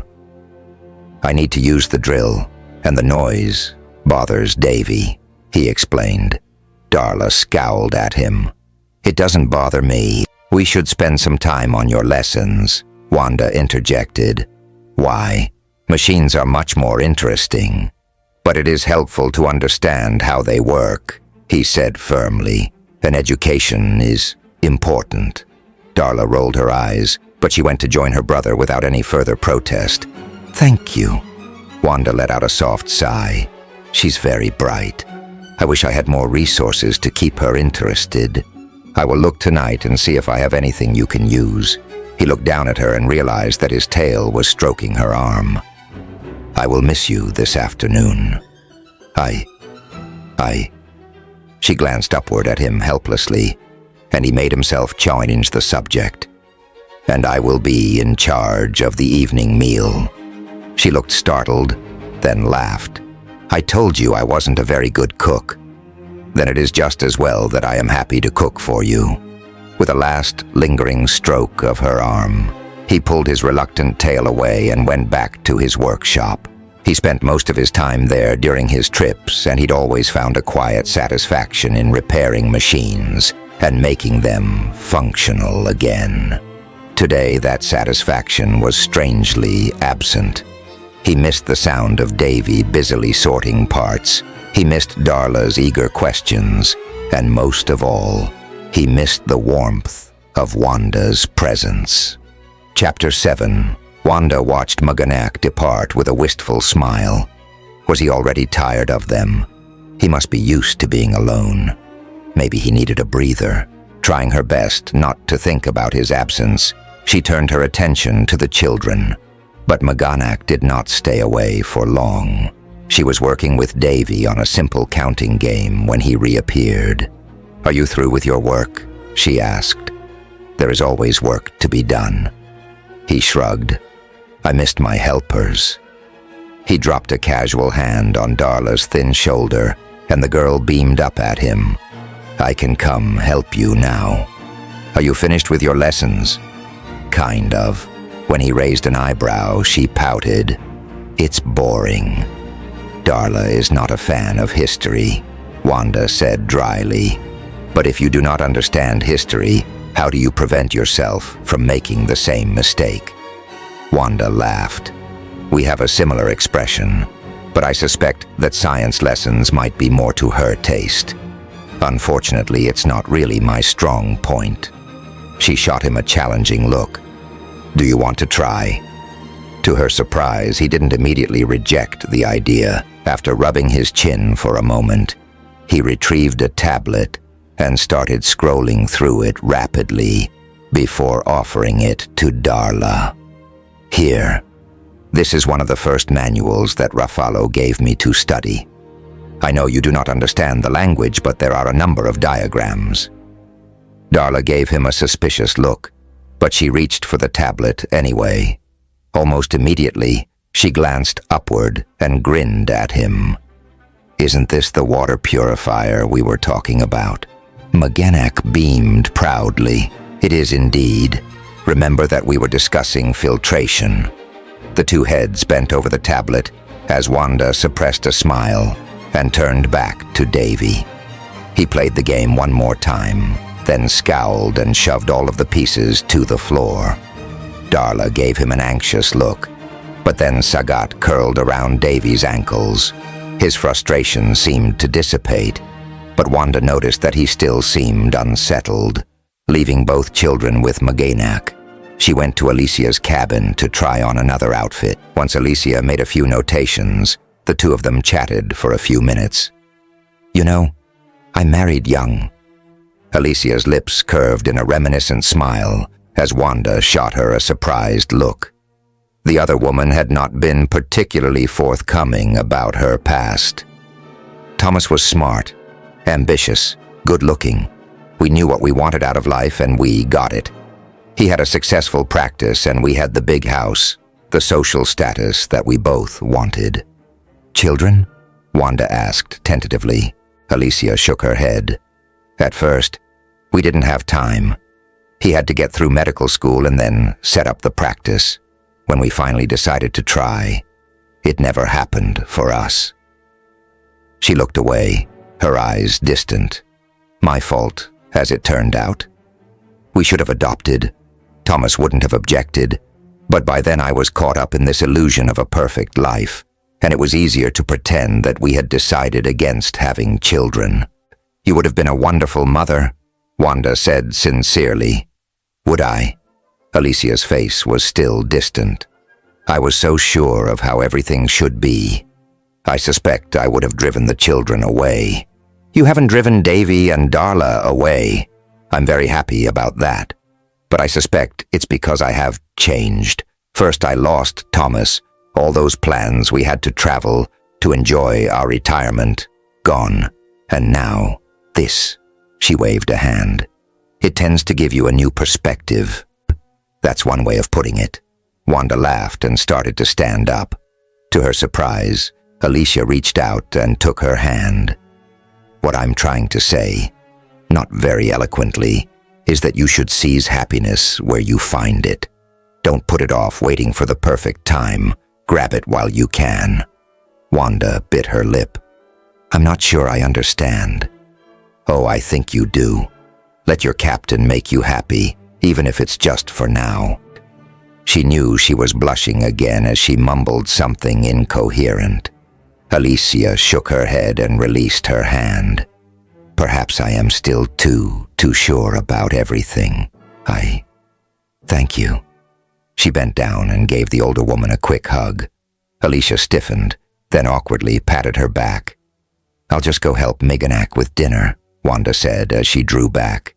I hope your definition of help means that you are going to sit there and watch him cook, Alicia said in her familiar sardonic tone, but her eyes were smiling. We'll see. Maybe I can convince him to experiment. She teased, means that you are going to sit there and watch him cook, Alicia said in her familiar sardonic tone, but her eyes were smiling. We'll see. Maybe I can convince him to experiment, she teased. Heaven help us all. After they ate, Davy begrudgingly agreed to go to bed, although Wanda suspected it was only because Sagat accompanied him. To the older woman's obvious pleasure, he also insisted that Alicia tell him a bedtime story. Tonight, Wanda didn't try and make Darla accompany him. Instead, Maganak and Darla spent more time poring over the manual, while Alicia and Karina did some more sewing. Wanda had decided to try and reproduce one of her craft projects from the library. During her rather unfortunate attempt to fix lunch, she had discovered that the juice of several of the fruits and vegetables Maganak had on the ship caused stains on fabric. She used them now to dye some thin strips of cord that Maganak had provided her. She was just checking to see if they were dry when Darla wandered over. What you doing? Dyeing this string. She held up the bright red and orange strands. I thought I would try making a bracelet. She had too much experience with teenagers to suggest that Darla make one. Instead, she started fumbling with the strips until the girl gave an exaggerated sigh and reached for them. Why don't you let me try? By the time the ship lights started to dim, Darla had created woven bracelets for all of them, including Maganak. He nodded gravely when she tied it around his wrist. I am honored. Darla blushed, threw her arms around his waist in a quick hug, flushed even darker, then disappeared down the corridor with a muttered good night. You're very good with her, Wanda said softly. I enjoy her companionship. He rubbed his face thoughtfully. One of the programs on the tablet is designed to teach reading. Do you think she would enjoy that? A pang of longing shot through Wanda. How much she missed reading. I think she would, even if it's just so that she can understand that manual, but I would like to learn as well. Perhaps after she's in bed.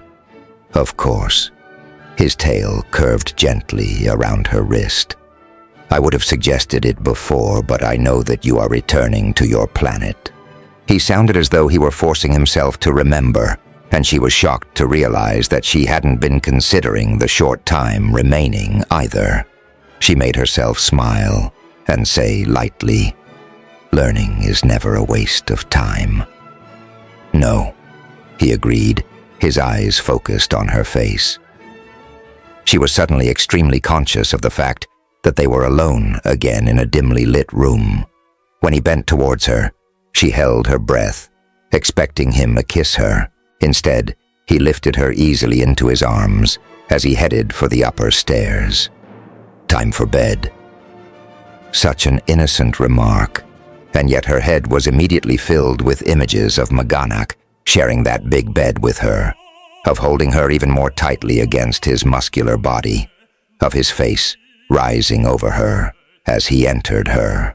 Her whole body was taut with desire, and when they reached the landing and he let her slide to the ground, the massive bar of his cock made it clear that he was equally aroused. Alicia's words flitted through her head, and she started to sway towards him when a fluttering sensation in her stomach made her jump. Is something wrong? Not at all.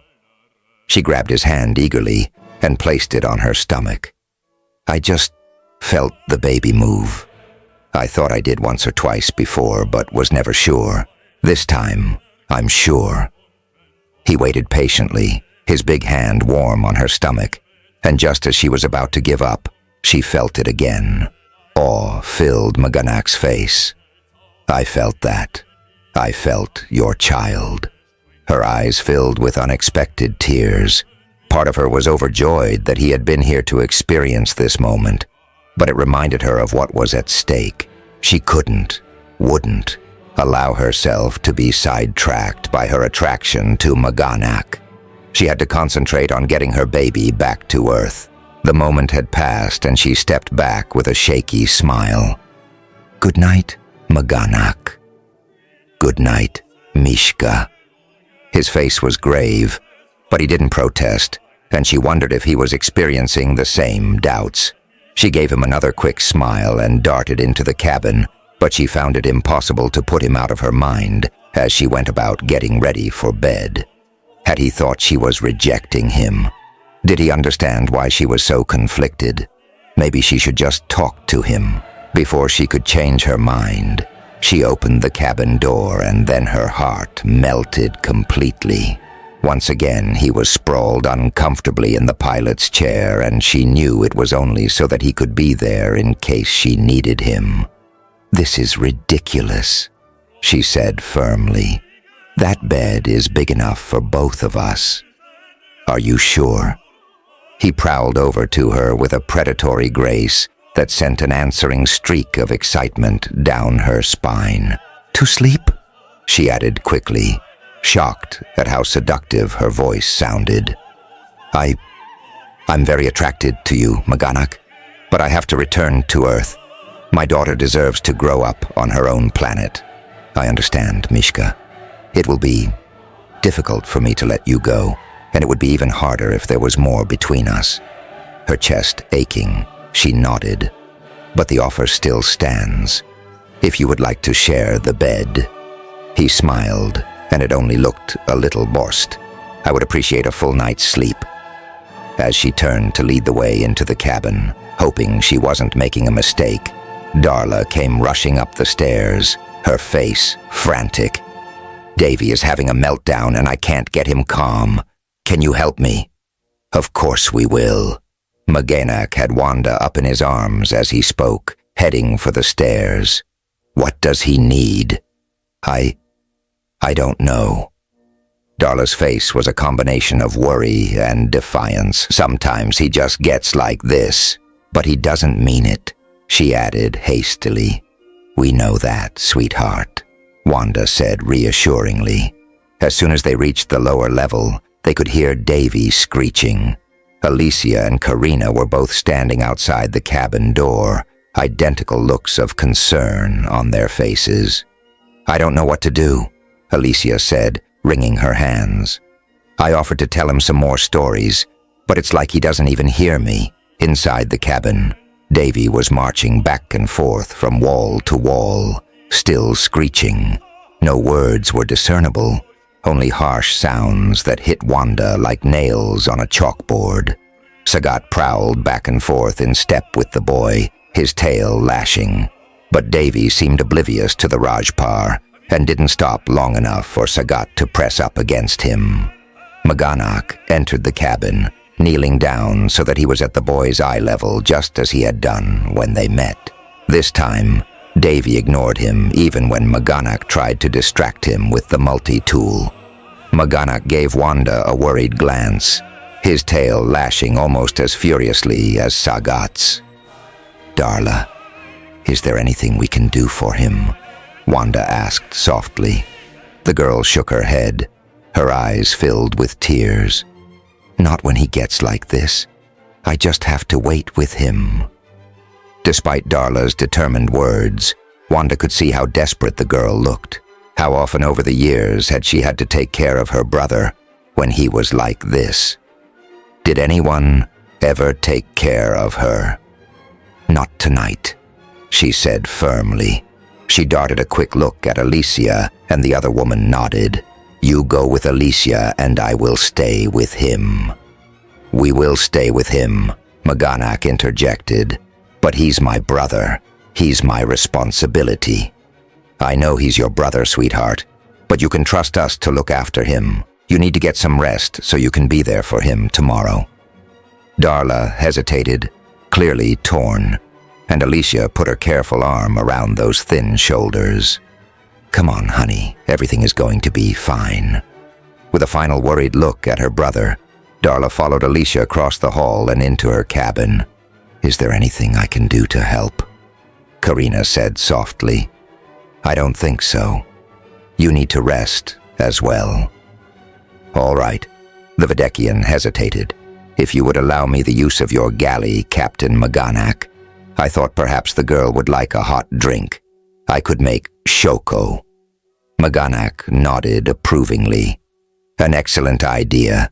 Please feel free to help yourself to any of the supplies."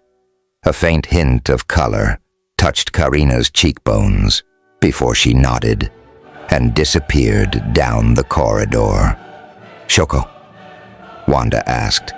"It is a drink often given to children that is both sweet and soothing." "That sounds nice," she said wistfully, but she had more important things to worry about right now. Bibi was still marching back and forth, although the sounds he was making had diminished a little. Sagat continued to keep pace with him. Wanda settled down next to Maganak to keep watch. When Karina reappeared a few minutes later, she shyly offered them both a mug of shoko. Maganak refused with a smile, but Wanda took it gratefully. "This is so good," she groaned as she took a sip. It bore a distinct resemblance to hot chocolate, although with a nuttier taste. Karina gave her a pleased smile and insisted on leaving the second mug. Wanda heard her take 2 more to Alicia and Darla before she went back to her own cabin. Maganak put his arm around her, and together they watched the boy. She had no idea how much time passed as they waited. Several times the screeching got to be too much for her, and she had to leave for a few minutes to pace anxiously back and forth outside the cabin. Eventually, even Maganak let her persuade him to take a break as well. "Thank goodness there's 2 of us," she thought when he returned and pulled her onto his lap. How had Darla managed? And how was she going to manage when she was alone with her own child? Chapter 8. As the night wore on, Davy's voice grew hoarser, and his pace finally began to slow as he staggered a little with each step. Wanda prayed that the meltdown was coming to an end. "I think he is wearing out," Maganak said softly. "If I hold him, can you see if you can get him to take some of the shoko?" "Are you sure?" "Darla has made it very clear that he doesn't like to be touched." She told me that he responds better to firm pressure. His tail twitched. I am not sure if it is the right thing to do, but I would like to try. When she nodded, he went and picked up the boy, immediately wrapping his arms and tail tightly around him, but leaving his hands free. Davy gave a startled shriek, but he calmed quickly. Maganak sat down next to her, still holding Davy tightly, and she gradually persuaded him to take a drink. After the first taste, he swallowed eagerly. By the time he finished, his body had gone limp.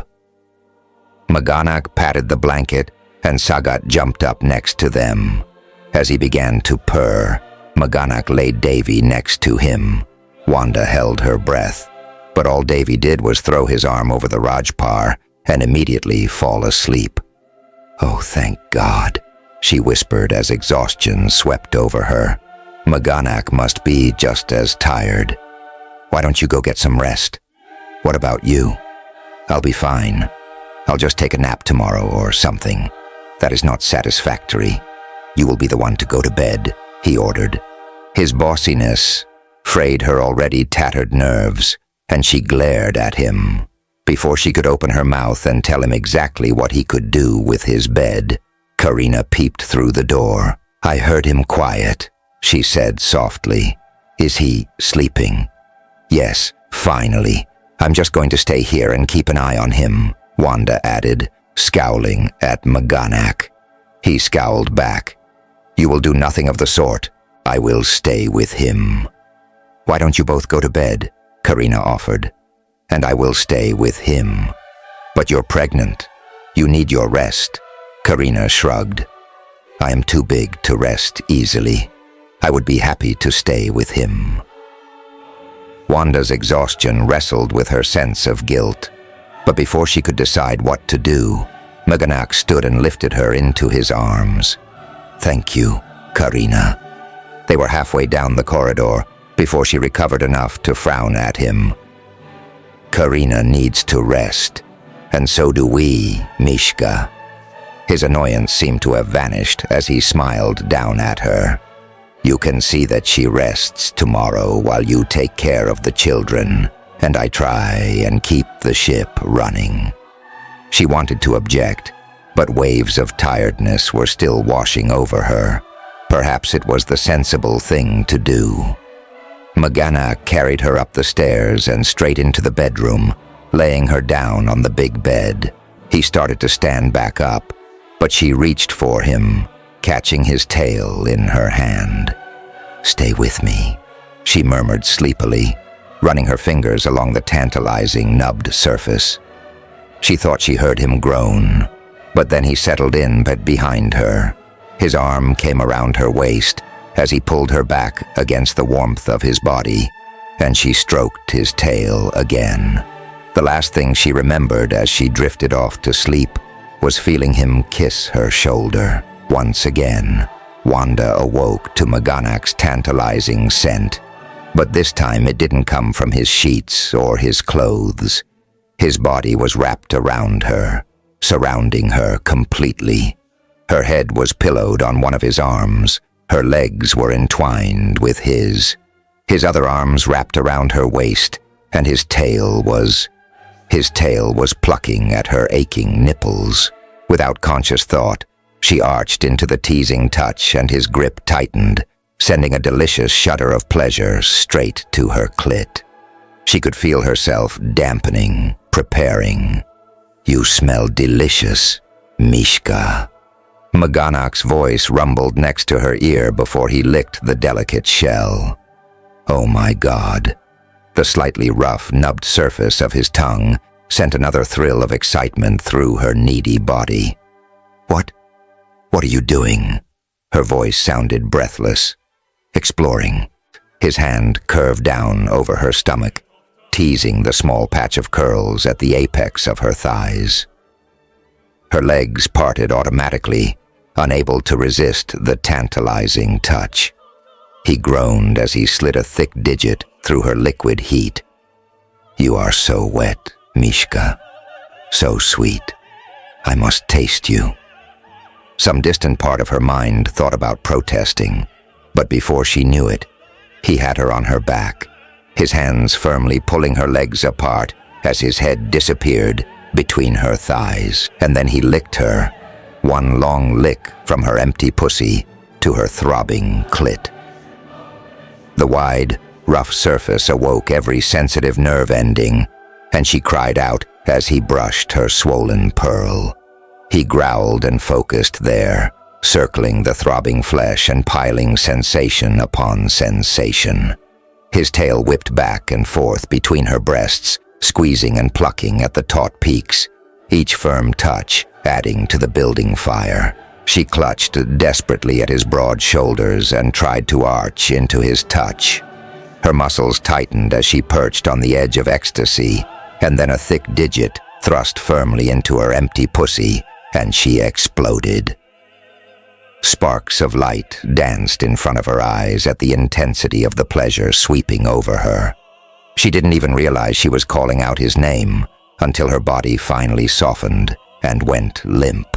He raised his head and smiled at her, a tender smile at odds with the hunger in his dark gaze.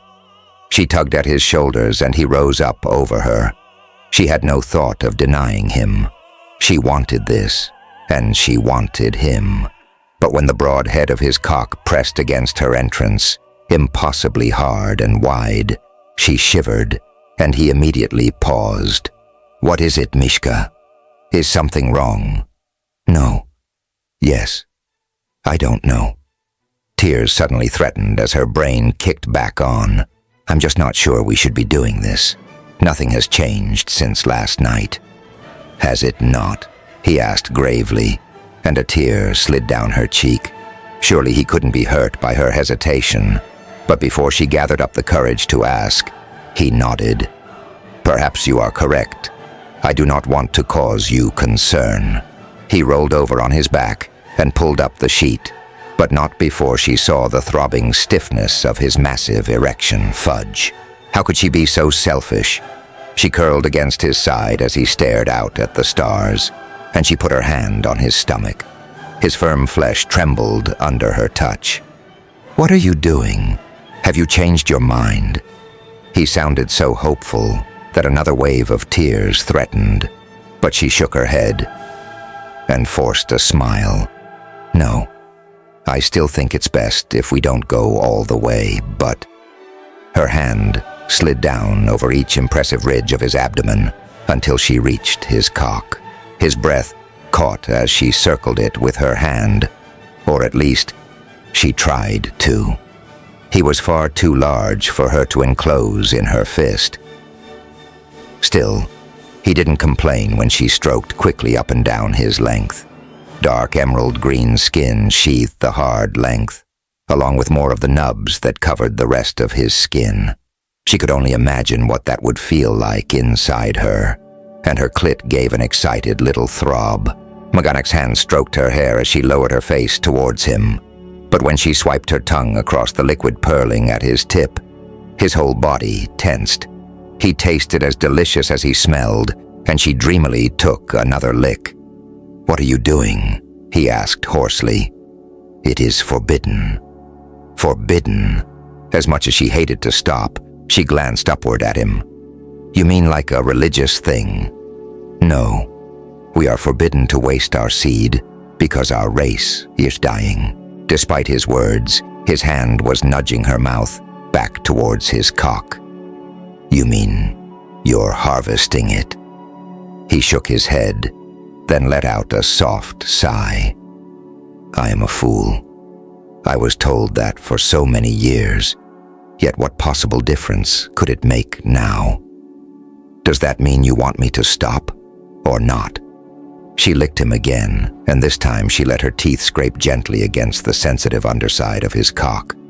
"No, don't stop," she hummed with satisfaction, and he groaned again, thrilled at the way he was responding to her. She gathered her courage and stretched her mouth around the broad head. It was a tight fit, and her jaw immediately began to ache. But he was shaking beneath her, whispering her name over and over. She did her best to relax her mouth and take more of him as she continued to stroke him. His hand tightened in her hair, and his body tensed as she managed to take another inch, then two. She hummed again, and he exploded with a harsh cry. Jet after jet of hot liquid flooded her mouth, and she did her best to swallow every delicious drop as he shuddered and called out her name. When the seemingly endless flow finally halted, she swirled her tongue one last time around him and lifted her head. He looked dazed, but his eyes were focused on her. As he pulled her up his body, she realized that he was still hard. "I don't understand. I know you just came. Why are you still so hard?" Instead of responding, he kissed her, deeply and thoroughly, his rough tongue adding to the desire already building in her system. When he finally lifted his head, she felt as shaky as he had looked. "You are a wonder, Mishka," he said. "I had no idea that a female's mouth could be so fulfilling." "You mean you never?" "Never. We were indoctrinated with the idea that it was forbidden." "Oh." She frowned as she thought about what he'd said.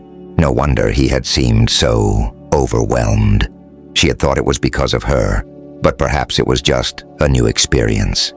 "Well, now you know," she said briskly, and tried to set up. He stopped her by the simple expedient of rolling her over beneath him. "I do not think you understand. The act has been offered to me before, but I was never tempted. I had no desire to reconsider why it was forbidden. But you, Mishka, I could never resist you. But you're still hard." The evidence was pressing tantalizingly against her needy body. In order to find a full release, a sire male must knot inside his mate's body. "Not. The base of my cock will swell and lock us together." She gulped, even as her pussy clenched eagerly at the notion. "You mean once you find a mate?" Why did that thought fill her with despair? "I already..." "Yes, of course." He swung them up into a sitting position. "The lights will be up soon. We should see how everyone is this morning." "Of course." She couldn't keep the desolate tone out of her voice, and he put his arm and tail around her and hugged her close. "There is nowhere else that I want to be, and no one else that I would rather be with. We may not have forever, but at least we have now." Alicia said something like that yesterday. "I think she has great wisdom." "I suspect you're right. So we will meet the day together." "Together," he agreed. For now, the unspoken words echoed in her head, but she took his hand and went to face the day. Chapter 9. The hardest thing Maganak had ever done was to let Wanda leave his bed. He wanted to bury himself in her willing body, to prove to her that she was his mate. He had suspected it from the first moment his tail had reached for her in the crowded lifeboat, when he had breathed in her delicious scent. Now he knew it without a shadow of a doubt. But how could he ask her to give up her child's future for him? He could understand why she would want to bring up the child on her home planet. If he had a child, he would want to bring it up on Syresia. Well, perhaps not. The planet was little more than a mausoleum, as the survivors tried desperately to save their dying race. But he still understood the sentiment, and he could not hold her back. Trying his best to restrain himself, he was delighted when she and the children decided to spend the morning with him. Darla was showing Wanda how she cleaned the filters when Davy suddenly made a distressed sound. Maganak looked over to find the young male beginning to rock back and forth and mutter under his breath. Normally, Sagat was very responsive to any indication that the boy was feeling overwhelmed. But for once he did not rush to Davy's side. Instead, he prowled in a circle around the room, shaking his own head. "Is something wrong?" Wanda asked as Darla went to her brother's side. "I do not know, but something is obviously bothering both of them." Sagat paced to the door of the workshop, then paused, shaking his head again. "I am going to take a look in the cargo hold. Wait here." As soon as he opened the door, he heard it. A low beeping sound came from the abandoned lifeboat. The emergency beacon that should have been active while the women and children were on board had suddenly started up. But why now? Was there some type of fault in the wiring? Regardless of the cause, there was no need for the signal, and he went to terminate it. The usual controls did not seem to have any effect, and it took him more time than he had expected before he tracked down the source of the signal and turned it off. In the meantime, he could hear Sagat whining as Davy's distress increased. When he finally managed to deactivate the signal, Sagat immediately settled, going to Davy and pressing against him. But the boy took longer to calm. When he finally settled, Darla took him upstairs, leaving Maganak alone with Wanda. "What's wrong?" she asked. "You look worried." "I do not know if I should be concerned or not. The controls on board the vessel appear to be nothing more than decoys.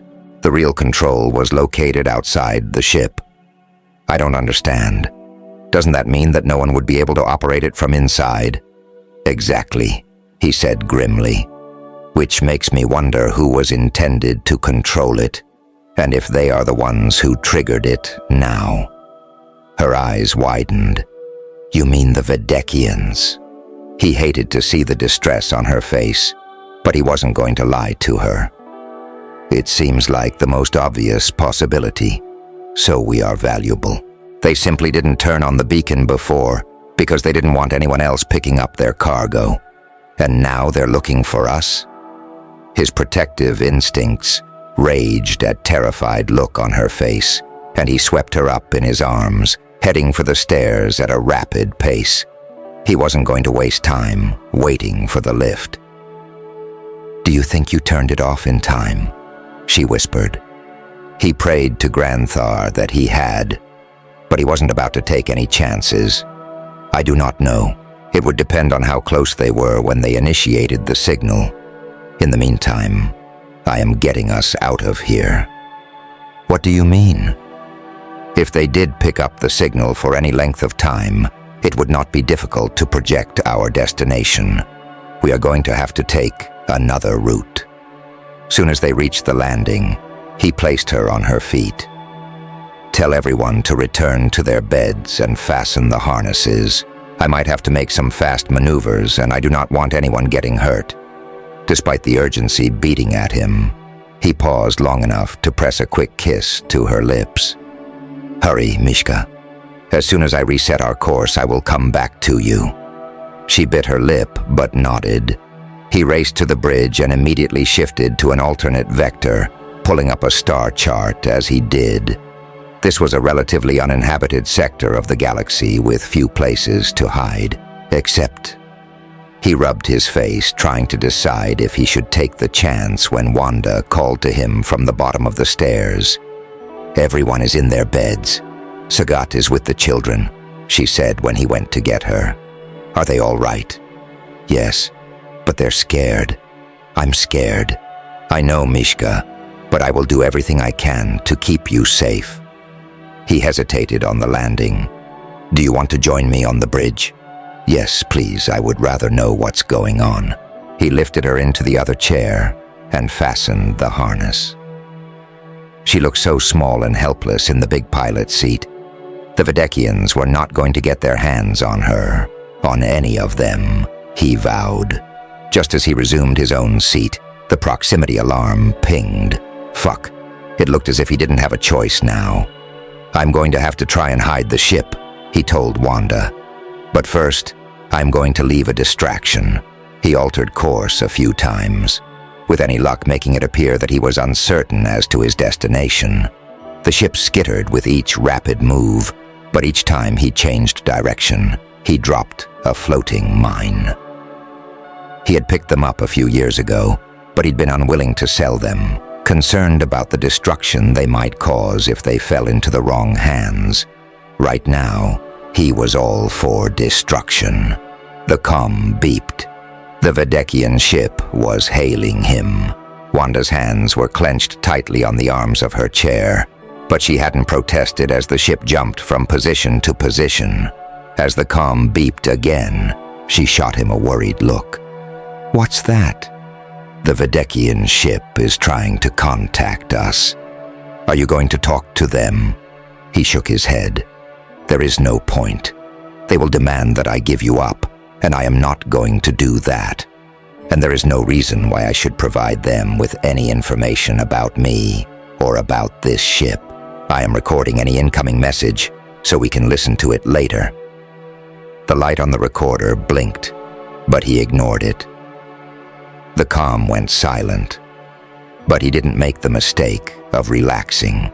A minute ticked by, another, and then something hit the rear of the ship, the impact throwing them to one side. What was that? Did they damage us? No, but they tried. With a heavy sigh, he clicked the switch that would activate the mines. He had hoped he wouldn't have to use them, but if they were firing on the ship, there was no other choice. "I have activated our defenses, but we are still close.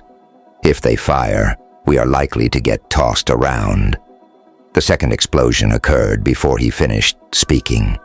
This time, the whole bridge tilted to the left. Fuck. He had hoped they would be further away before the Vedekian ship triggered any of the mines. "Hang on," he said grimly, then abandoned all evasive maneuvers and headed straight for the asteroid belt. It was a calculated risk.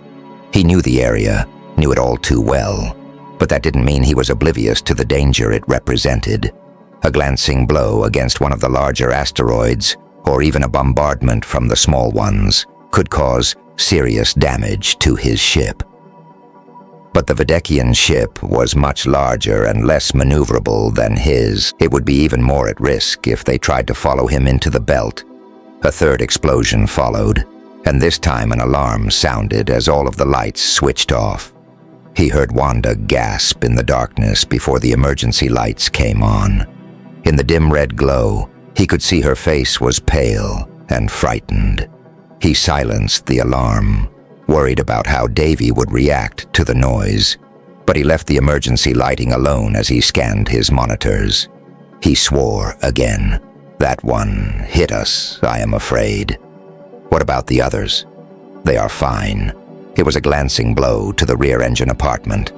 "I am not going to try and restore internal power yet. I'm going to take us in there and then shut everything down."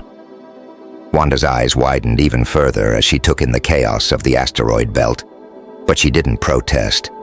His brave little Mishka. Yet another explosion came from behind them, but it was far enough away to do little more than send a shudder through the ship. Good. They were increasing the distance from the Vedekian ship. No doubt the other captain thought he had them trapped. An asteroid easily as large as his ship reared in front of them, and he yanked the controls to the right. More obstacles followed, but he darted around them, gaining confidence as he remembered the necessary skills. The ship jerked and spun with each maneuver, but once again, Wanda didn't protest. As they neared the center of the belt, another one of the larger asteroids appeared in front of them. This time he didn't maneuver around it, but came to a halt as close to the surface as he could manage, then immediately cut the engine. He killed all of the systems, except for the minimum needed to maintain life support, and one external monitor. They waited in tense silence, but there were no additional explosions, and the Vedekian ship made no attempt to enter the asteroid belt. At last, he let out a soft sigh and sat back. "Is everything all right? Are we safe now?" Wanda's voice was hoarse with strain, and after another check of the monitor, he released her from her chair and pulled her into his lap. His tail curved around her waist, and he wasn't sure if it was to reassure her or for his own benefit. He buried his nose in her hair and breathed in her sweet scent. "Is everyone else okay?" she asked anxiously. He pointed to another panel. "Their vital signs are good, As soon as I verify the status of the ship, we can go and check on them. It was a little awkward running diagnostics with her in his arms, but he wasn't ready to let her go yet. Life support was in full working order. Communications were undamaged, and he didn't pick up any indication of damage to the hull. He was about to breathe a sigh of relief when the diagnostics completed on the engine compartment. Fuck. Wanda must have felt him tense because she bit her lip as she glanced upward at him. What's wrong? It looks as if the hyperdrive is damaged. What does that mean? Are we stuck here? No, but it drastically reduces our speed. It would take weeks to get to Ayul. She looked oddly thoughtful, but she didn't comment. He checked again, hoping that he was wrong, then let out a soft sigh. I'm afraid I'm going to have to get this repaired. You can't repair it yourself? Unfortunately not. He could almost have laughed at the irony. The more he tried to escape his past, the more it reared its ugly head. There is a repair shop within a reasonable distance, even at reduced speed. I will have to take it there. Is that a problem? She reached up and pressed her soft hand to his cheek. You look worried. Will we be in danger? I would never permit anyone to harm you, he assured her truthfully. At one time I would have trusted Raffalo with my life. Could he still? He only wished he knew for sure. Is he someone you know? Unfortunately, he was the captain of the ship I stowed away on when I left Sirisia. Her mouth opened, but before she could ask any questions he did not want to answer, he stood carrying her with him. Let us go check on the others. Chapter 10. Wanda studied Maganak's face as he carried her silently down the stairs. He was frowning into the distance, his body even tenser than it had been during the battle with the Vedekian ship. He had said this Captain Raffalo wasn't a threat. Why did he look so worried? When he had mentioned the male before, he had seemed equally reluctant to discuss him, yet he had said that he was the one who had taught him. What had happened between the two of them? They reached the bottom of the stairs, but he didn't put her down. If anything, he gathered her more closely against him, his tail clinging to her. If you don't want to repair the ship at this place, we don't have to go there, she said softly, then shrugged. So it takes a little longer to get to Ayul. It's fine. And she truly didn't mind, she realized. She was happy here on the ship with Maganak.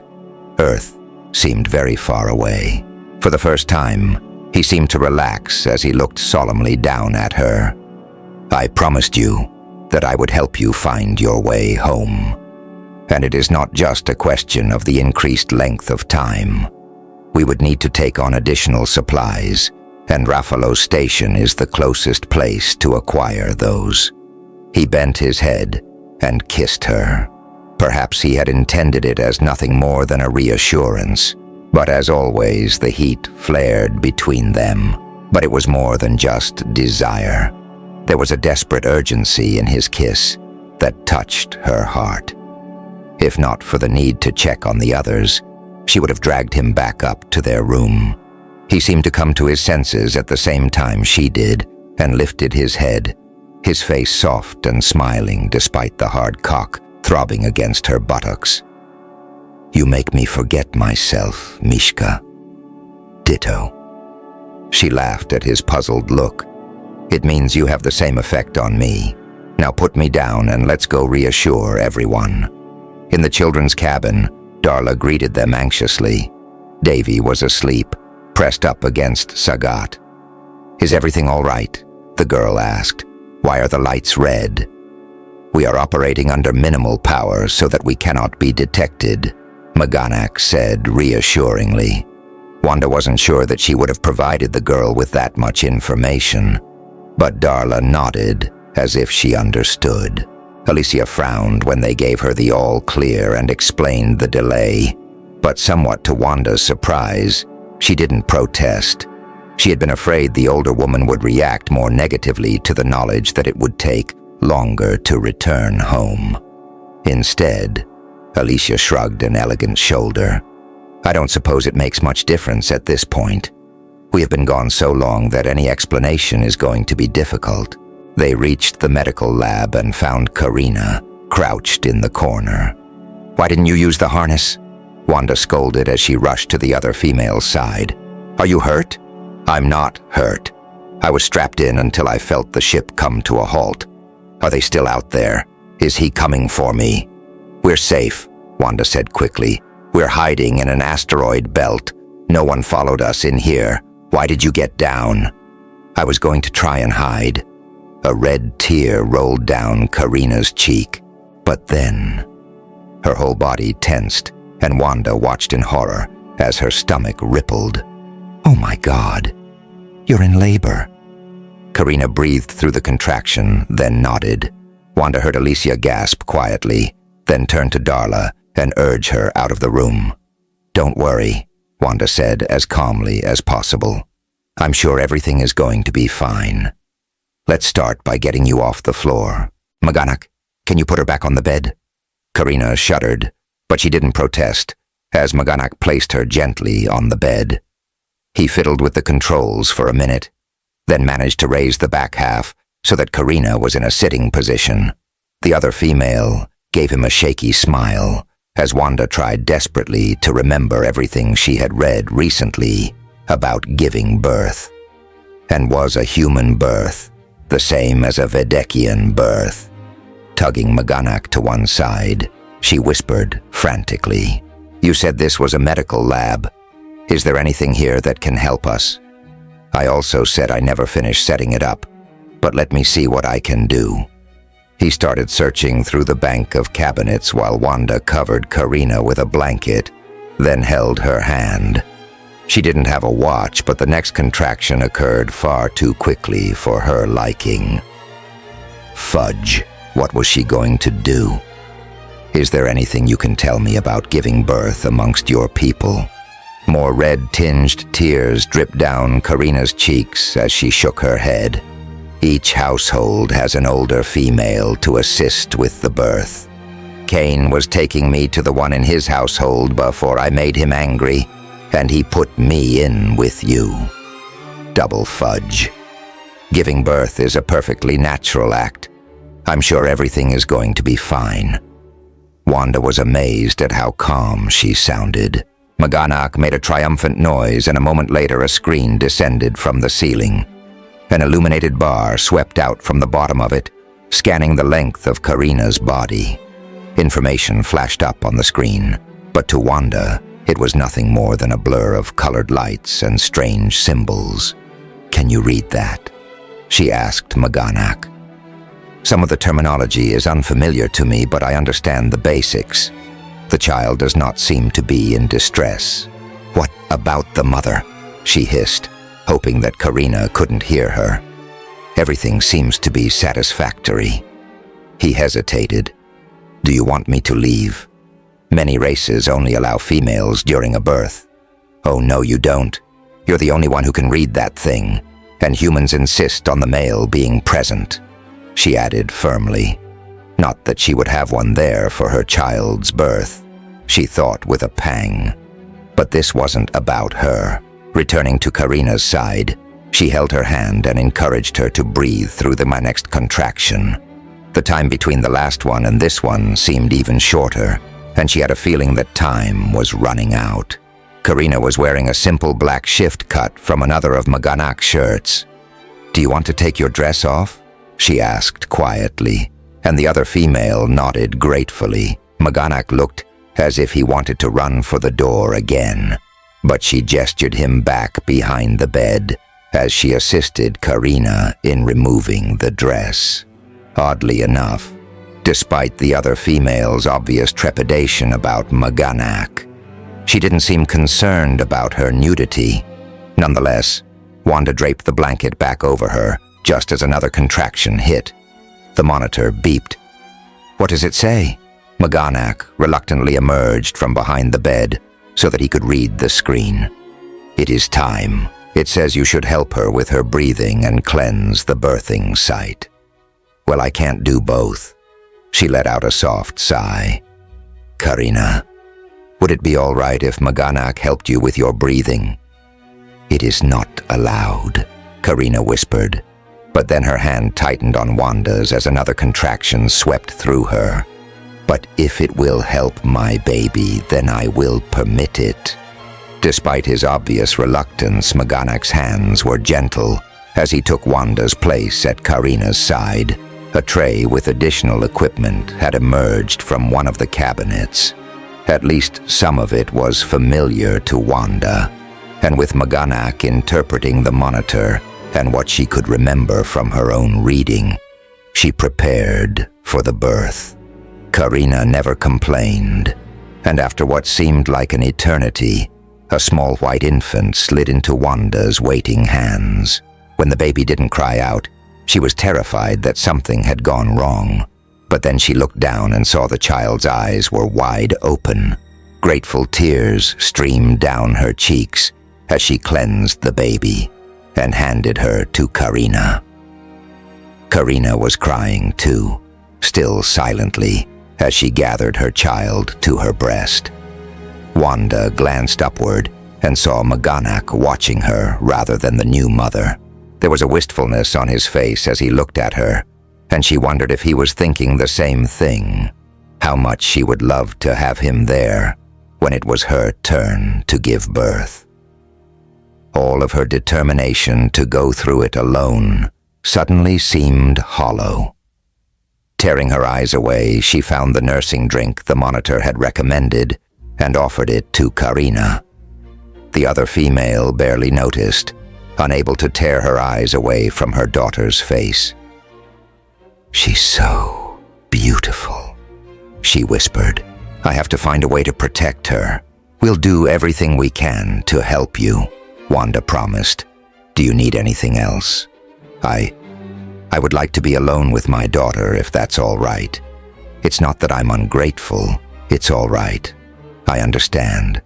Just call out if you need anything."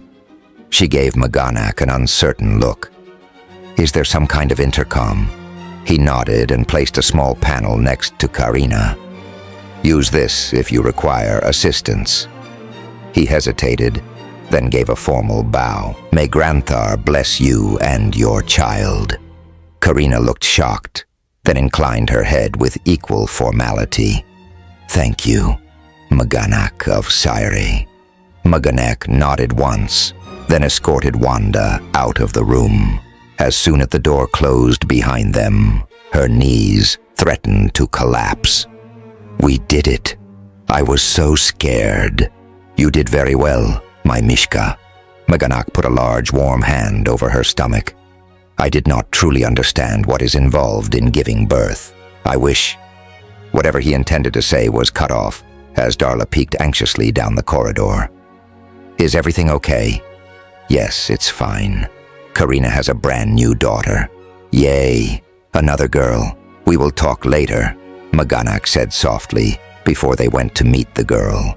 "You have no use for male children," he teased.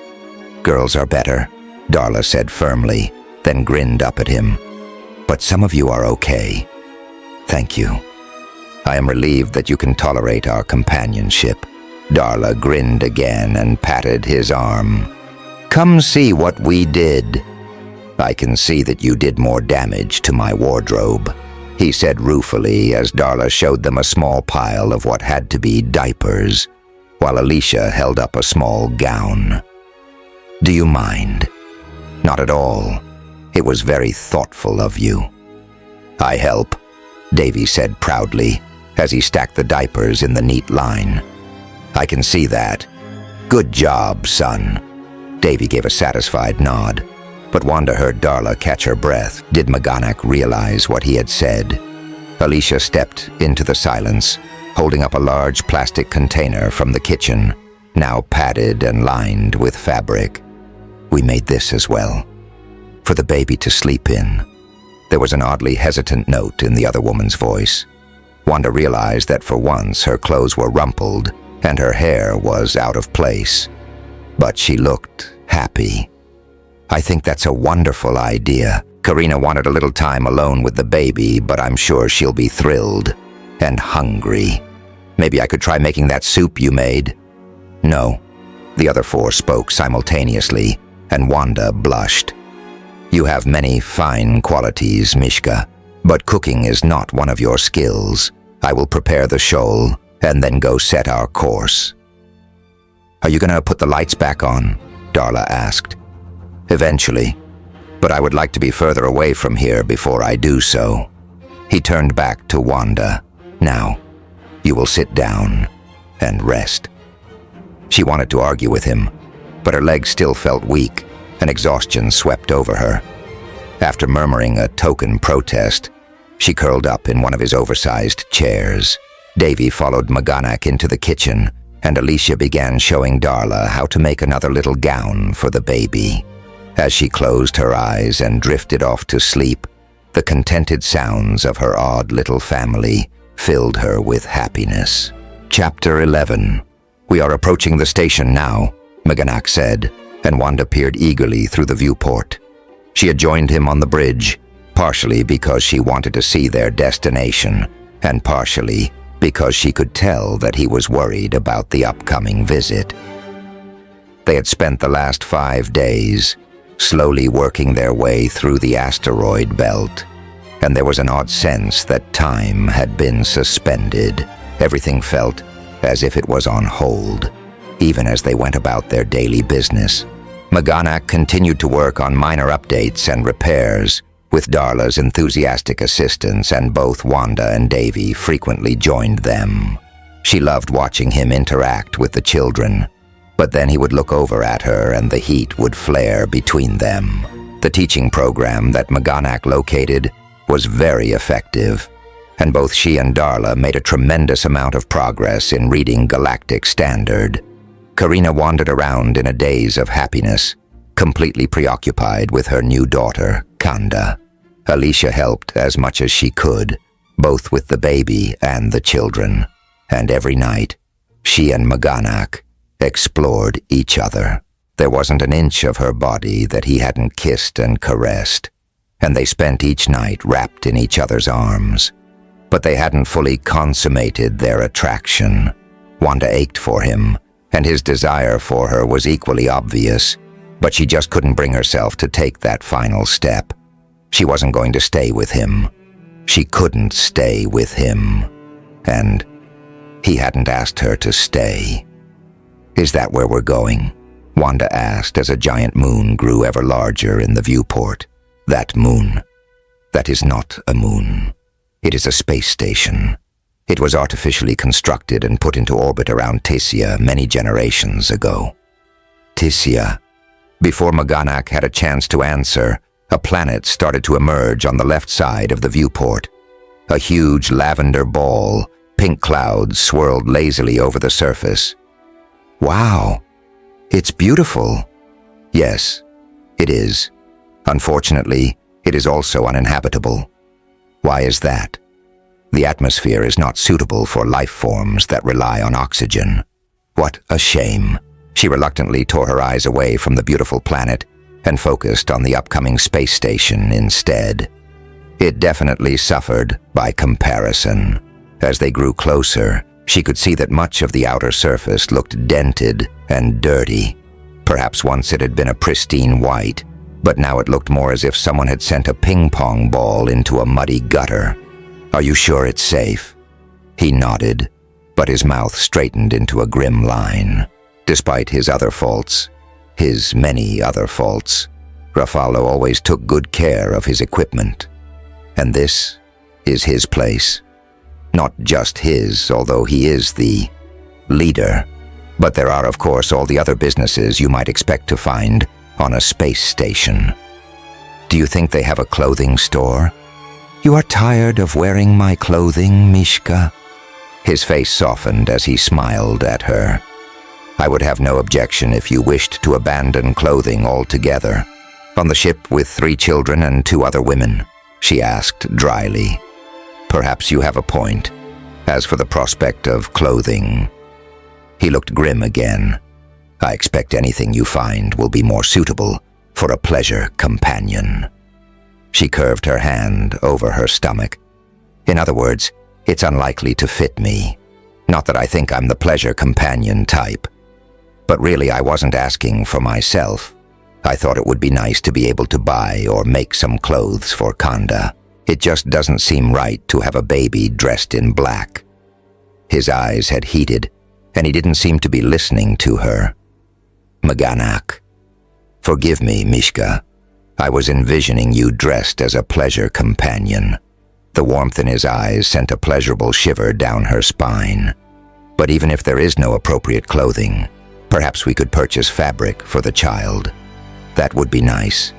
And maybe something for Davy and Darla as well. Guilt washed over her. I'm sorry. I'm being very free with your money. I have already told you that everything I have is yours. A lump appeared in her throat, but before she could decide how to respond, he had already continued. But if you do not wish to be beholden to me, it occurs to me that you could sell the lifeboat. But that's not mine. I believe you could make a valid argument that it was given into your possession. It would be small recompense for the damage the Vedekians have caused to your life, to all of your lives. I hadn't really thought about it like that.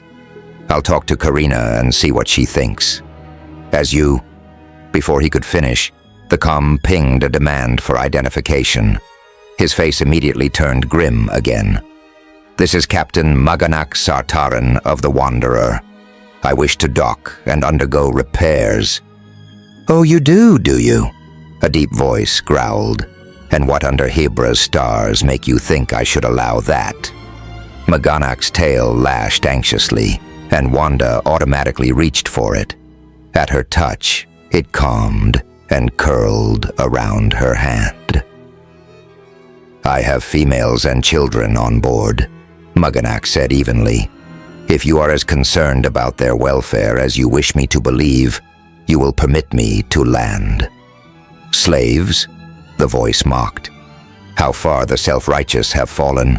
Maganak's tail tightened so strongly around her hand that her fingers ached, but she didn't protest. Whatever was happening between these two, she was on his side. They are not slaves. I rescued them. A roar of laughter came through the comm. Oh, Maganak, isn't it ironic? Surely you appreciate the situation. Maganak didn't respond, and after a brief silence, the speaker let out a soft sigh. Very well. Use Dock 19. I wouldn't want my reputation sullied by associating with a possible slave owner. Maganak growled as he slammed his hand down to disconnect the communication. Was that Rafalo? She asked softly. I'm afraid so. What happened between the two of you? I apparently misjudged him. His tail tightened around her hand again. At the time, I had no doubt what I told myself. But we had been close for a long time, and perhaps I should have understood that there was more to the situation than met the eye. She gave his tail a soothing pat. We've all been wrong before. It is not a situation I enjoy, he muttered as he returned his attention to the controls. No, she couldn't imagine that her big, honorable warrior did enjoy discovering that he had been wrong. She watched silently as he piloted the ship around the space station and towards an opening that seemed far too small. Isn't the ship too big? She couldn't help asking as the ship grew closer to the tiny entrance. I will make it fit. Maganak's solemnity vanished for a moment as his tail reached over to curl around her breast. I am very good at making large objects fit into small spaces. She laughed and squeezed his tail before pushing it away, even though the teasing words and the even more teasing touch had started her thoughts in an entirely different direction. True to his word, Maganak steered easily through the open doors, then sat back and let out a soft sigh. It will not take long to restore oxygen to the dock, and for Rafalo to come poking his nose around. Are you going to talk to him?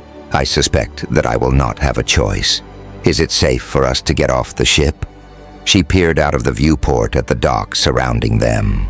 Various pieces of equipment were stacked rather haphazardly around the sides of the space, and like the outer surface of the space station, it looked dirty and rather decrepit. but at least it would be a change from the ship. Only if I accompany you. Maganak rubbed his face. I will go see if Rafalo has shown his face and arrange to get the repairs started. If everything looks safe, then perhaps I could accompany you and Alicia to the market area. He stood, then bent down and ran a finger along the low edge of her neckline. I do not suppose you have anything more concealing. She felt herself flush, and he used his finger to follow the wave of pink. Her breasts seemed to increase in size every day, and even though the dress had fit perfectly when Alicia made it, it now felt like they were about to spill out of her gown. Her stomach, too, was growing, clearly visible beneath the soft material. I'm pretty sure you're familiar with everything in my wardrobe, she said tartly, trying to cover her embarrassment. Are you ashamed of me? He looked genuinely shocked. I could never be ashamed of you, Mishka. I simply do not wish to have to fight off the other males you will attract. Don't be ridiculous. The heat in her cheeks increased. I doubt anyone is interested in a rather ordinary pregnant human. You are very far from ordinary. This time his hand slipped under the neckline and curved around one of her breasts. His other hand went to her stomach. You are lush and beautiful, glowing with life.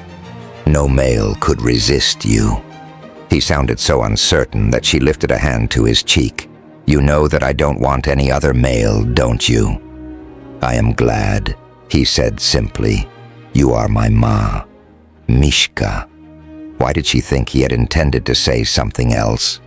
Her pulse thudded rapidly in her veins, but before she could gather up the courage to ask him, Darla's excited voice reached them as the girl raced up the stairs. This place is so cool. Is that red machine one of the pulse generators you were telling me about? It is, Maganak said evenly. But how did you know? You were supposed to remain in your bunk until I came to release you. Oops. Darla gave him an unrepentant grin. The ship came to a halt and I didn't hear any shooting, so I peeked out to the window. I figured it would be all right. Can I go out and look at all the equipment? No. When her face fell, Maganak relented. Not yet, anyway. Once I am sure of the situation, you can take a look around. Where is Davy? Playing with his container of screws. Darla let out a soft sigh. He doesn't even care that we're on a space station. As long as he's happy, that's all that matters, Wanda said gently. I know, but it's so exciting. The girl gave Maganak a pleading look. Can you go see if it's safe now, please? I am on my way. Maganak gathered Wanda up in his arms. I suppose you are going to want to see more as well. You know I am. She leaned in and pressed a teasing kiss to his neck, reveling in the intriguing texture that met her mouth. I always want to see more. Ooh. Darla made a face as she clattered along next to them. Stop all the mushy stuff. But I enjoy this so-called mushy stuff, Maganak said solemnly. Yeah. How would you feel if I started getting mushy with someone? Maganak growled. That will never happen. Wanda's breath caught, and she hid her face in Maganak's neck, even as the other two continued to banter. It was so easy to forget that he wouldn't be there when Darla grew up, when she started to date. Even if Wanda were able to adopt Davy and Darla as she so desperately wished, Darla would never have a father like Maganak. And what if she couldn't adopt them? What if her disappearance changed things enough that she wouldn't be considered a good candidate? Her heart filled with dread. All of the thoughts, all of the concerns that she had pushed aside for the last week came roaring back. They had formed a family, not just her and the children, but all of them, and Maganak was an essential part of it. She didn't want to take the children away from him. She didn't want to leave him. The baby kicked, as if in agreement, and Wanda felt Maganak's arms tighten at the small movement. But was it best for her child if she stayed? Could she bring her up here, on a spaceship? Muganak set her down as they reached hold. He gave her a concerned look, as if he sensed her worries, and his tail curved comfortingly around her wrist. "Is something wrong, Mishka? I do believe that you will be safe here. I will not let anything happen to you." She managed a shaky smile. "I know you won't." Alicia came down the stairs to join them. "What's the plan?" "Karina is worried about anyone knowing she's here. She says everyone hates Vedekians, so she's staying in the lounge with Kanda and keeping an eye on Davy. Sagat is keeping watch over all of them." "I am going to arrange for the repairs," Muganak said, his voice confident. "All of you will remain here while I make the arrangements." Despite his calmness, Wanda's heart skipped a beat when he retrieved a weapon from a locked cabinet and put the holster around his waist. "Is that necessary?" she whispered. "I do not expect so, but I would rather have it and not need it than the reverse." He hesitated, then reached into the cabinet and withdrew a second weapon. "Here. Again, I do not expect that it will be necessary, but I want you to have it, just in case." "What about me?" Alicia asked. Muganak looked almost as surprised as Wanda felt at Alicia's request. The older woman simply raised an eyebrow. "I assure you that I am a competent shot." "Very well." He handed Alicia a third weapon. "Me too," Darla demanded. "No." The three adults spoke simultaneously, and she glared at them. "I should be able to defend myself." "Have you ever used a weapon?" Muganak asked. "Well, no," she admitted. "But you know I'm a fast learner." "Then I will teach you. But this is not the time and place for that lesson." Muganak put a big hand on the girl's thin shoulder. "It damages the soul to perform an act of violence against another, even if it is necessary. Let us spare you that." Darla gave a reluctant nod, and Muganak turned back to Wanda. "Keep the door locked. You can watch what's happening on the monitor." 1,000 protests threatened to escape, but in the end, she simply nodded. He dropped a brief kiss on her lips and disappeared through the door panel. Chapter 12.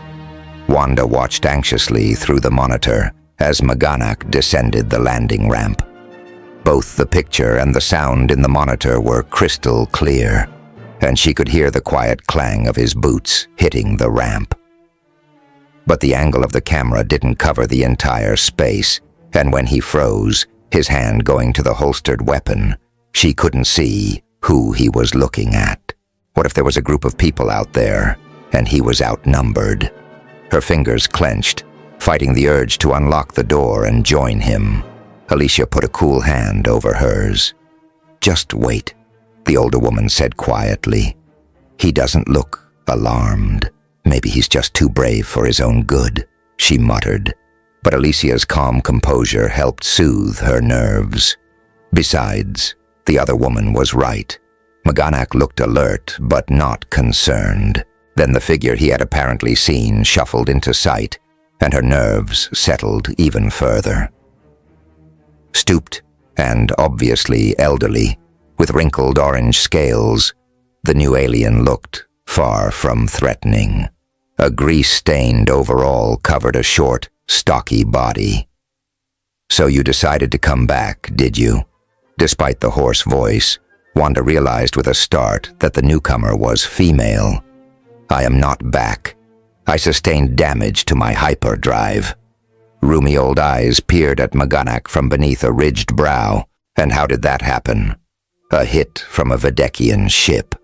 The old female shook her head. "You always did like to live dangerously, boy." "I was never aware that I had a choice, Emtal. You know as well as I do that Rafalo attracts trouble." Emtal shrugged. "You never complained. I did not know any better." He held up his hand when the female appeared ready to continue the argument. "Can you just take a look at the ship, please?" Emtal muttered under his breath. But she nodded, and the two of them disappeared out of view of the monitor. Wanda waited anxiously while Darla danced around impatiently, staring at the monitor. "I should be out there. I want to know what they're going to do. I'm sure Muganak will tell you all about it," Alicia said, "and the two of you can discuss it in endless detail." Wanda gave her a sympathetic grin. As much as she enjoyed seeing Muganak and Darla bond over their mutual interest in mechanics, she agreed with Alicia that their discussions could get a little tedious.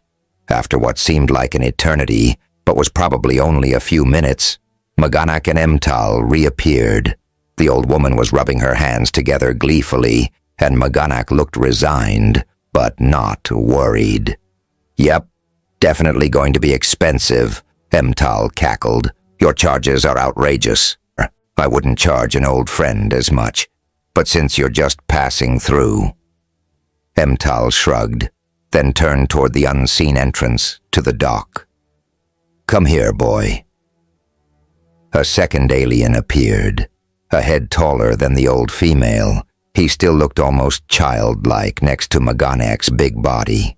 He was a child, Wanda decided as she studied him, or at least a teenager, a slender young male with blue-patterned skin and long white hair. He rather resembled an elf due to his delicate features and pointed ears. "Who's that?" Darla let out a soft sigh. Wanda looked down to find the girl staring at the newcomer with unabashed admiration. Fudge. The last thing they needed was for the girl to get a crush on this boy. "He's probably just here to run some errands," she said dismissively.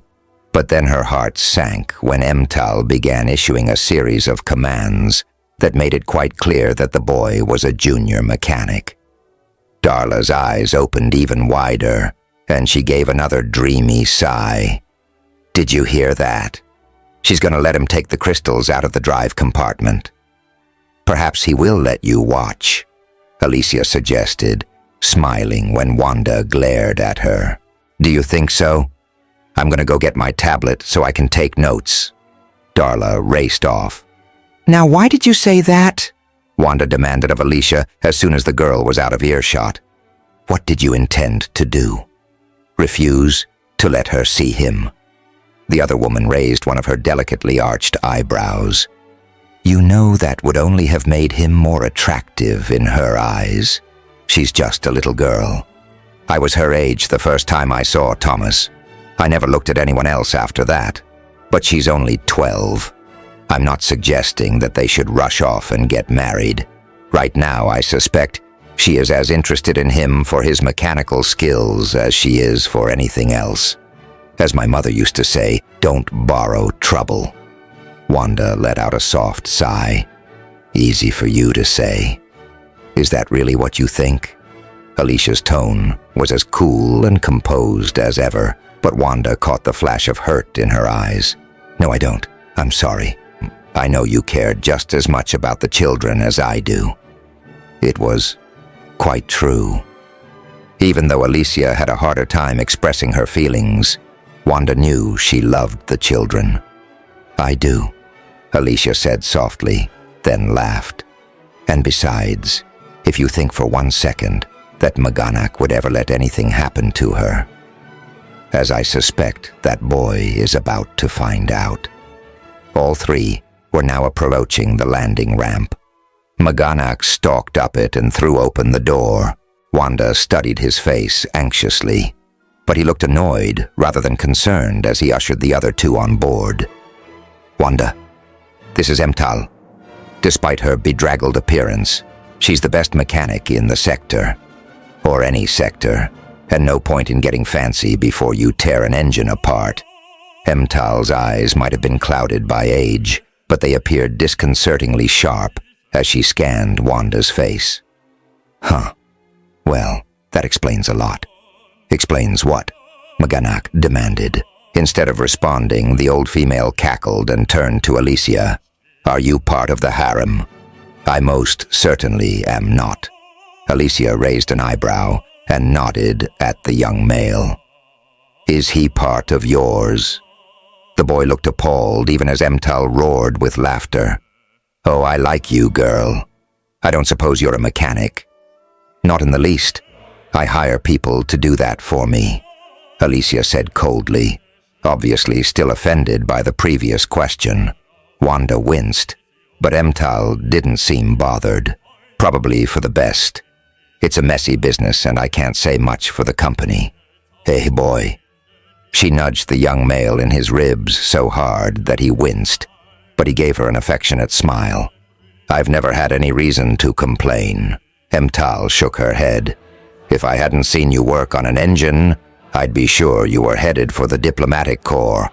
Now then, let's take a look at the engine compartment. It's over here. I can take you. Darla came racing up, but her rush of words came to a rapid halt as she stared at the young man. Fudge. He returned her stare just as avidly until Emato reached over and cuffed the back of his head. What's wrong with you, boy? Never seen a girl before? He ignored her, still staring at Darla. I am Tanik. I am honored to make your acquaintance. I'm Darla. The girl gave him a shy smile. Wanda saw the exact moment when Maganak realized what was happening. He let out an outraged growl and stepped between the two. You should return to your brother, he ordered Darla. You said I could watch. The repairs, not the mechanic. Darla's pale cheeks flushed as she scowled at him, and Wanda remembered Alicia's earlier words. She's just going to watch, she said quickly. Does this mean it's all right for Alicia and me to go out in the station? As she hoped, the question distracted him. He stopped glaring at Tanik, long enough to give her a worried frown. I am not sure. Oh, for heaven's sake, Emtal gave an exasperated huff. No one is going to snatch her away from you. Now I'm going to earn my ridiculous fee by starting on the repairs. I can use the back entrance to bring up my equipment. Come along, you two. Before Maganak could protest again, Emtal herded Darla and Tanik towards the back of the hold and the entrance to the engine compartment. I'm not sure that this is a good idea, he growled. I'm sure it will be fine, Wanda said soothingly, hoping her own concerns didn't show. Do you trust Emtal? He gave a reluctant nod. I do. She would never have let me get away with anything, and I do not believe she has changed. Well, there you go. Maybe we could just take a short walk. It would be nice to be off the ship for a little while, Alicia added. Very well. He let out a soft sigh, then looked at the guns they were still holding. Better give those back and I'll lock them up. Wanda handed hers over readily enough, but Alicia hesitated. I would prefer to keep it. Do you have another holster? Maganak regarded her thoughtfully for a moment, then retrieved a harness from the weapons cabinet. He showed her how to adjust it, and a moment later it was fastened around her slender waist. Somehow it looked perfectly at home there. Only Alicia could make a gun look like a fashion accessory, Wanda thought wistfully, as Maganak handed her an oversized cloak. What's this for? To conceal your beauty, he said firmly, which was both sweet and annoying. She hesitated, then reluctantly put the cloak around her shoulders as Alicia chuckled. Great. Alicia looks like a badass, and I look like the Pillsbury doughboy in a cloak, she thought grumpily, as she prepared to exit the ship. Maganak wrapped his arm and his tail around her. You are as beautiful as ever, Mishka, he whispered. Somewhat appeased, she accompanied him down the ramp. They were halfway across the open floor of the dock when yet another alien appeared. Maganak immediately tensed and stepped in front of the two women. Rafalo, he growled. Maganak, the male said affably. Nice to have you back. I am not back. Wanda wasn't sure what she had expected Rafalo to look like, but it wasn't the flamboyant male standing before her now. He was dressed, well, like a pirate. Tight, dark pants were tucked into black boots, while a flowing white shirt was open to reveal what even she had to admit was an impressively muscled chest.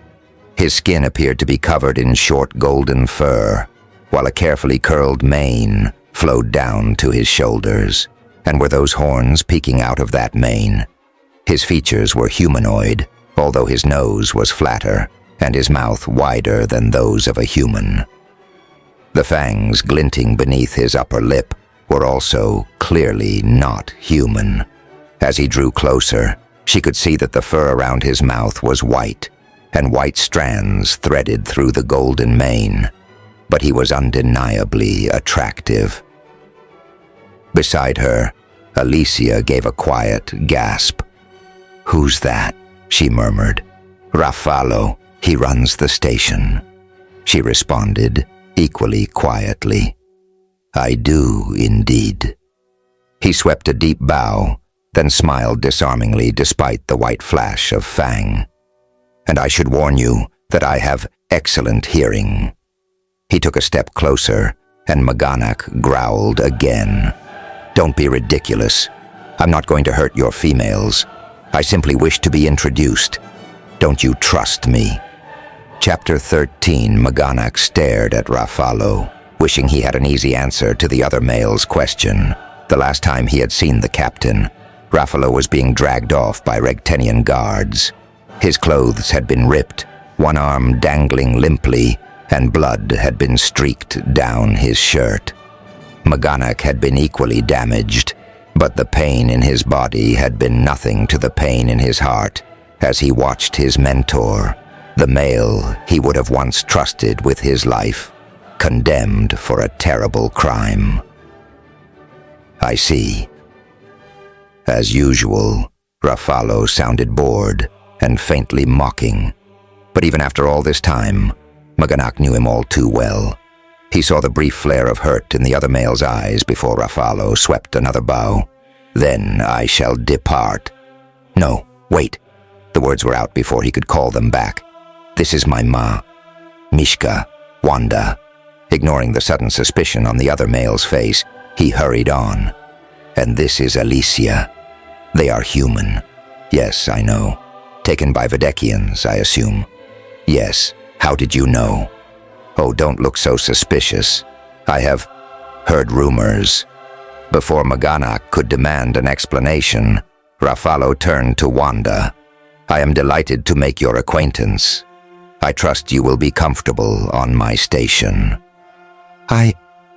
She shot Maganak an uncertain look, then smiled a little weakly at Raffalo. "Thank you. I'm sure we will be. And my lady Alicia, it has been a long time since such a charming female has visited my lowly abode." "I'm sure," Alicia said coolly, but Maganak saw the hint of color beneath her dusky skin. "I hope that I will be equally pleased to have met you. But of course, I am as harmless as a kit." Maganak snorted. "All of you should dine with me tonight." The look Raffalo shot Maganak was mostly challenging, but once again there was a flash of vulnerability that made Maganak reconsider his first impulse to refuse. "Perhaps." "Excellent. Shall we say at 2100? Raffalo seemed to consider his acceptance a given and immediately turned back to Alicia. "Would you care to see more of my station?" We had discussed taking a look around. Alicia gestured to Wanda. "Both of you, of course. It would be an honor to escort two such attractive females." "They are not going anywhere without me," he growled. "Naturally," Raffalo said sardonically, then extended his arm to Alicia. "My lady." To Maganak's shock, she took it, although he noticed she brushed her hand across her weapon first. Raffalo's smile broadened as he turned to lead the way out of the dock. Maganak let out a soft sigh and tucked Wanda's hand into his own arm as he followed his former captain. "Are you all right?" Wanda whispered. "Fine," he said shortly, then put his tail around her waist in silent apology. It wasn't her fault that he was on edge. His uneasiness didn't vanish as they wound their way through the utility corridors and into the main commercial area. He hadn't been here in 15 years, and yet it all seemed so familiar, at least until they reached the market area. Had it always been this seedy, Pasha smoke streamed out of the numerous bars lining the narrow corridors, while blinking lights indicated an equal number of gambling establishments. Advertisements for pleasure companions flashed at regular intervals, competing with small stalls selling a variety of foods. A wide mixture of races jostled each other as they staggered from one establishment to the other, and he was quite sure that it had never been this crowded. Wanda's eyes widened as she looked around, and he was immensely grateful that she had agreed to cloak herself, considering the number of looks she received in return. Ruffalo, of course, strode through the crowd without a backward look, completely unconcerned about the attention that he and the female at his side were also attracting. The crowd kept a respectful distance from the captain. "I don't think this is exactly what I imagined," Wanda whispered. "And you grew up here?" "Only occasionally," Ruffalo responded, his keen hearing picking up the question. "We traveled frequently and only came back here a few times a year. But after my little incident on Regton, I decided that I preferred to remain someplace where I was in control." Once again, the usual mixture of guilt and anger swept over him. He had been wrong, so wrong, but Ruffalo had made no attempt to correct his mistake. "You should have known better," his conscience prodded. Still lost in thoughts of the past, he paid little attention when Ruffalo turned down first one narrow passageway, then another, before finally leading the way through a nondescript doorway. Heavy shadows obscured the next corridor, and only a few dim red lanterns lit the way. Wanda pressed closer to him, and his misgivings reappeared. "Where are you taking us?" He wasn't familiar with this part of the station at all. "Somewhere the females will enjoy," Ruffalo said airily, only increasing Maganak's suspicions. "Are you sure about this?" Wanda asked softly. "Trust me." Ruffalo's voice floated back as he turned another corner and then unlocked a door. His hand on his holster, Maganak followed him, then stumbled to a halt so quickly that Wanda ran into him. Instead of the dark, smoke-filled halls they had passed through, they had emerged into a broad white corridor. Here, too, a number of establishments lined the walls, but instead of gambling dens and advertisements for pleasure companions, these were cozy restaurants and a wide variety of small, colorful stores and market stalls. There weren't as many people bustling about, but it was far from empty. This was not here before. No, it wasn't. Ruffalo's tail lashed rhythmically. But I realized that not everyone appreciates the more colorful part of the station. Maganak still couldn't believe his eyes. This area looked as peaceful and prosperous as any of the settlements he visited.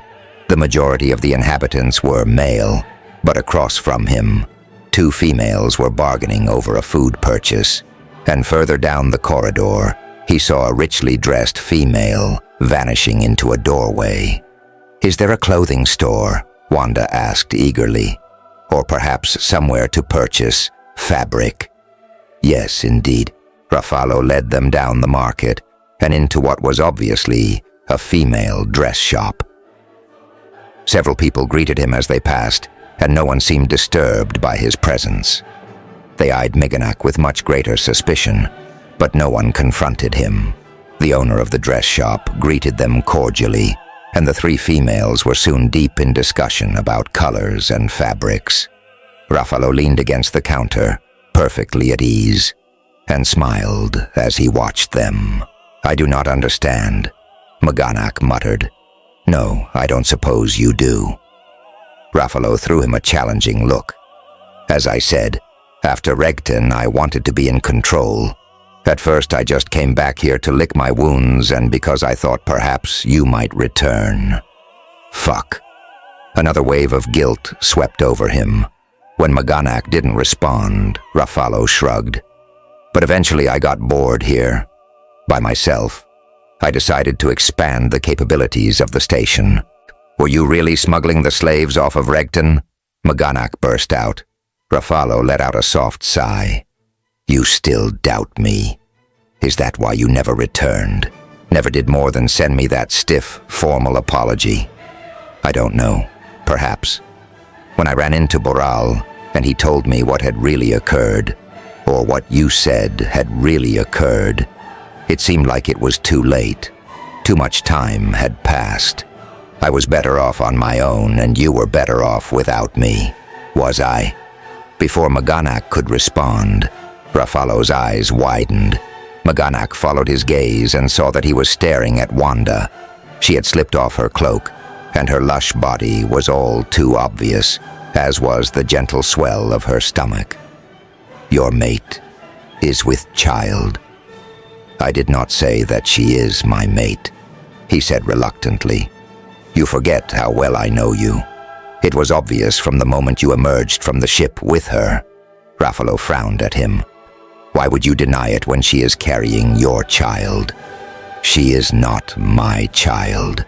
The words felt wrong in his mouth.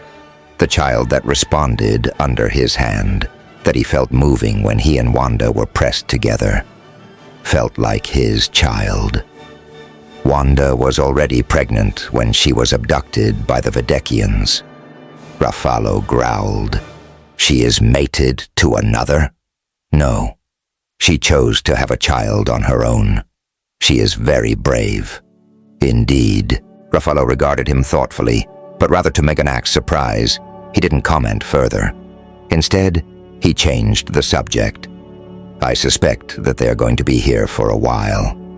We should go and have a drink. Maganak cast an uneasy glance around the small shop. It seemed safe enough, but Ruffalo laughed. There's a place across the way. We can sit outside and you can watch anyone who enters or exits. The idea appealed to him more than he'd expected. With a nod, he went to tell Wanda where he would be.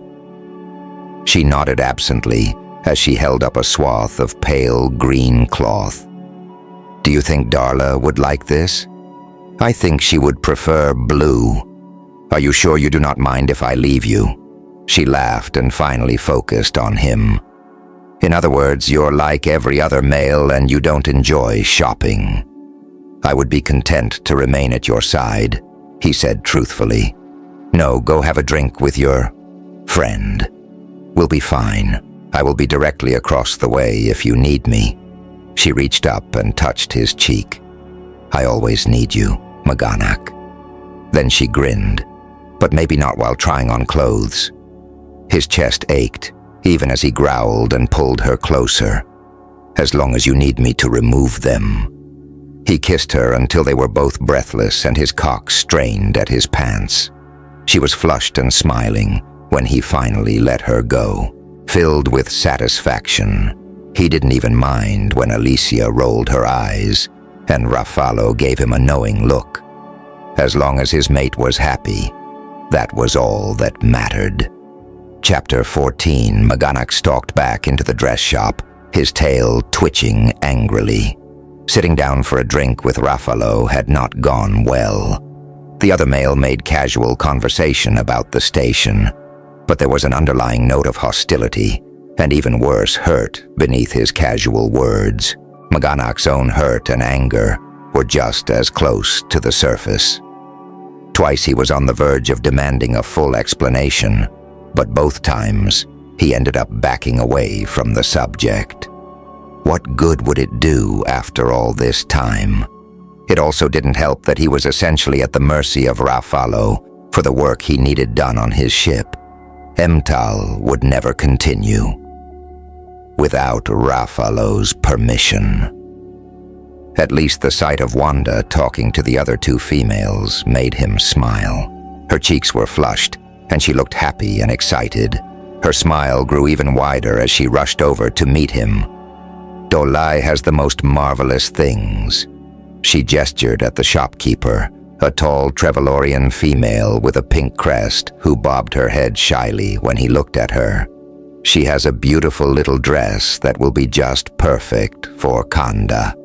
Alicia and I found a few things as well. Unfortunately, she doesn't have anything ready-made for the other two, but we picked out some great fabrics and I know Alicia can do a lot with them. The rush of words came to a halt and her smile turned rueful. "I hope it's not too expensive." "I have plenty of credits," he assured her. "And I mentioned selling the lifeboat to Emtal. She does not think it will be hard to find a buyer." "I still have to talk to Karina," she reminded him, "but it would be a relief to be able to pay you back." He growled and tugged her closer to him. "The credits are for all of you. There is no debt between us. I am more than happy to provide anything that you will need." She bit her lip, then patted his tail where it was wrapped around her waist. "I wasn't trying to insult you, Maganak. It's just that you have done so much for us already. And it has been my pleasure to do so." He only wished that he could do more. Who was going to take care of her and the children after they left him? He gave her a reassuring hug and went to present his credit chip to the storekeeper, only to find Rafalo attempting to do the same thing while Alicia glared at him, her hands on her hips. "I do not want you to pay for my purchases, but it would be my pleasure. You deserve only the finest to match your beauty. I've never taken charity from anyone, and I'm not about to start now. Here." Maganak passed his credit chip to Dolai, and she took it with a twinkle in her eye when Alicia didn't protest. Rafalo gave an outraged huff. "Why do you not object to Maganak paying?" "Because he's family," Alicia said firmly. A warm glow filled Maganak, and he started to smirk at Rafalo. But then he saw the flash of hurt in the other male's eyes. They had been a family once, or at least he had thought so. But that relationship had ended, just as his first family had ended. Was he being foolish to think that he had a third chance? Subdued, he gathered up the packages. "We should return to the ship." "Yes, of course." Rafalo didn't object, but his shoulders were stiff, and his normal insouciance seemed to have deserted him. Maganak saw Alicia watching the other male thoughtfully. After thanking the shopkeeper, the four of them exited the shop, then stood uncertainly. Alicia looked down the rest of the shopping corridor. "What other types of shops do you have here?" "We have the finest collection of merchants in the sector," Rafalo said with an extravagant gesture, but he still seemed unduly subdued. "Do you have a bakery or a candy store, a place that sells sweet things to eat?" He nodded. "Narlin is very talented in that regard." Alicia glanced at Wanda. "I think the children might enjoy a treat." "I'm sure they would, but I think we should get back. This took longer than I expected." After a brief hesitation, Alicia flashed Rafalo a challenging look. "Will you accompany me? That way Maganak and Wanda can return to the ship now, and you can bring me back in a little while. But of course, it would be a pleasure to accompany you." "My lady." Rafalo swept a flamboyant bow, once more his usual self. "And perhaps you would allow me to purchase the treats for the children, not as charity, but as a gift," he added hastily. Alicia bowed her head with regal elegance, but Maganak saw the smile playing on her lips. Wanda must have seen it as well, because she hid her own smile as she tucked her arm in his and smiled at the other female. "That's all settled then. We'll meet you back at the ship. Here." Rafalo handed Maganak a small control. "This area of the station is off limits to everyone except those who live here. This will give you entry through the door we used if you wish to come back and make additional purchases. I assume I can rely on your discretion." Despite the underlying barb in the words, Maganak only nodded his head. "Of course. Come, Mishka." Wanda tugged nervously at her new gown and wished she had a mirror. She really needed to ask Maganak to install one for her. No, there was no point in asking him for a mirror when she wouldn't be with him much longer. The knowledge sent a wave of desolation over her. The more time they spent together, the more she didn't want to leave him. What if she could stay with him? She put her hand over her stomach and the baby moved as if in response. What would be best for her? And Maganak himself had still not asked her to stay with him. She was sure enough of his interest that she didn't think he would refuse if she asked. But once the initial passion between them died down, would he be happy with a ready-made human family? He had been alone for a long time, and she could only assume he must have preferred it that way. She was still frowning at that idea when he entered the cabin, and she immediately lost her train of thought. For once he had abandoned his usual black, and instead was dressed in a close-fitting white shirt that accentuated his broad, muscular chest. Equally well-fitting white pants clung to strong thighs and lovingly cupped his cock. She dragged her gaze away when she saw him jerk in response. When she glanced upward at his face, he was studying her with undisguised hunger, his eyes heated. "You look beautiful, Mishka. I am torn between wishing to show you off and wishing to hide you away from everyone, so that only I can appreciate your beauty." She could feel her face flush, but she did her best to ignore her embarrassment and gave a little twirl, smiling as her dress floated out around her. Even without a mirror, she knew that the pale green color suited her, and she loved the way the silky fabric criss-crossed her breasts before flaring out from the high empire waist. "I'm just glad that Dolai had something that fit me." His tail tugged her closer. "Are you sure you still wish to have dinner with Rafalo?" "Pretty sure." She gave him a rueful smile. "It's not as if the children missed us earlier." They'd come back from the shopping expedition to find Darla engrossed in the repairs. She and Tanik were still giving each other shyly admiring looks, but the girl seemed almost as impressed by Emtal's skills. "Did you know that she worked on the generation ships?" Darla whispered in awe to Wanda. "That's nice." Wanda wasn't exactly sure what the accomplishment meant, but she couldn't help feeling a little jealous of the girl's obvious admiration for the older female. Darla laughed and gave her a quick, impulsive hug. "I'm having such a good time." "I'm glad, sweetheart." Wanda hugged her back and glanced upward to find Emtal watching them thoughtfully, but she didn't say anything before burying her head in the engine again. "Captain Rafalo has invited us all for dinner tonight. Do we have to go? I'd rather stay here and watch Emtal work." "I'm sure Emtal will want to go home," Wanda said gently. "Nah, at least not until after we get these crystals out." Twinkling black eyes surveyed Wanda. "I don't mind keeping an eye on the girl if she wants to stay, and you know Davy won't want to go," Darla added quickly. "He hates new places."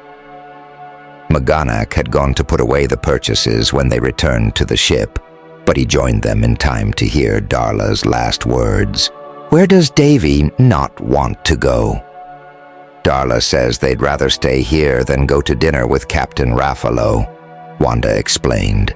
"Emtal offered to stay with them." "Are you sure?" Maganak frowned at the older female. Wanda explained. "Emtal offered to stay with them." "Are you sure?" Maganak frowned at the older female. "I did not think you had any experience with children," Emtal snorted. "You weren't much more than a pup yourself when you joined us." "I suppose it is all right." Maganak scowled at Tanik, who had been listening silently. "Is the young male going home?" "No, my assistant is remaining to assist me," Emtal said tartly, "which he could do more efficiently if you weren't standing around cross-questioning me. Maybe I should add a surcharge to my bill for interference." Wanda saw Maganak hide a smile as he meekly bowed his head.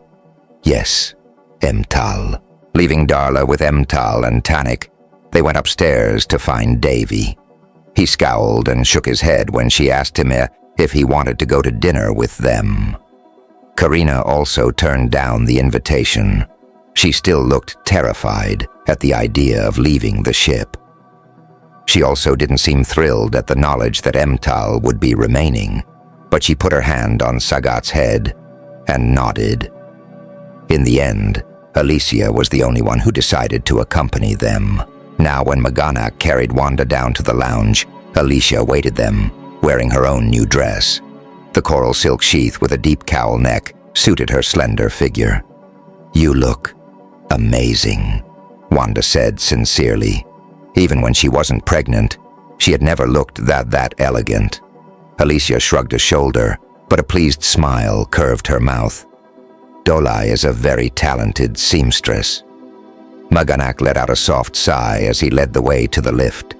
"I am glad that Ruffalo is coming to meet us. I am afraid that the two of you will draw a lot of attention." Ruffalo was waiting, his gaze immediately going to Alicia. He looked stunned and oddly shy, before he recovered enough to give her a sweeping bow. "You are a vision of beauty, my lady. Ladies," he added hastily, "it is my pleasure to escort two such attractive females." "Are you sure about this?" Maganak asked. "They will be safe with us, but perhaps it would be best if we chose another route." Ruffalo offered his arm to Alicia, and she gracefully placed her hand on his.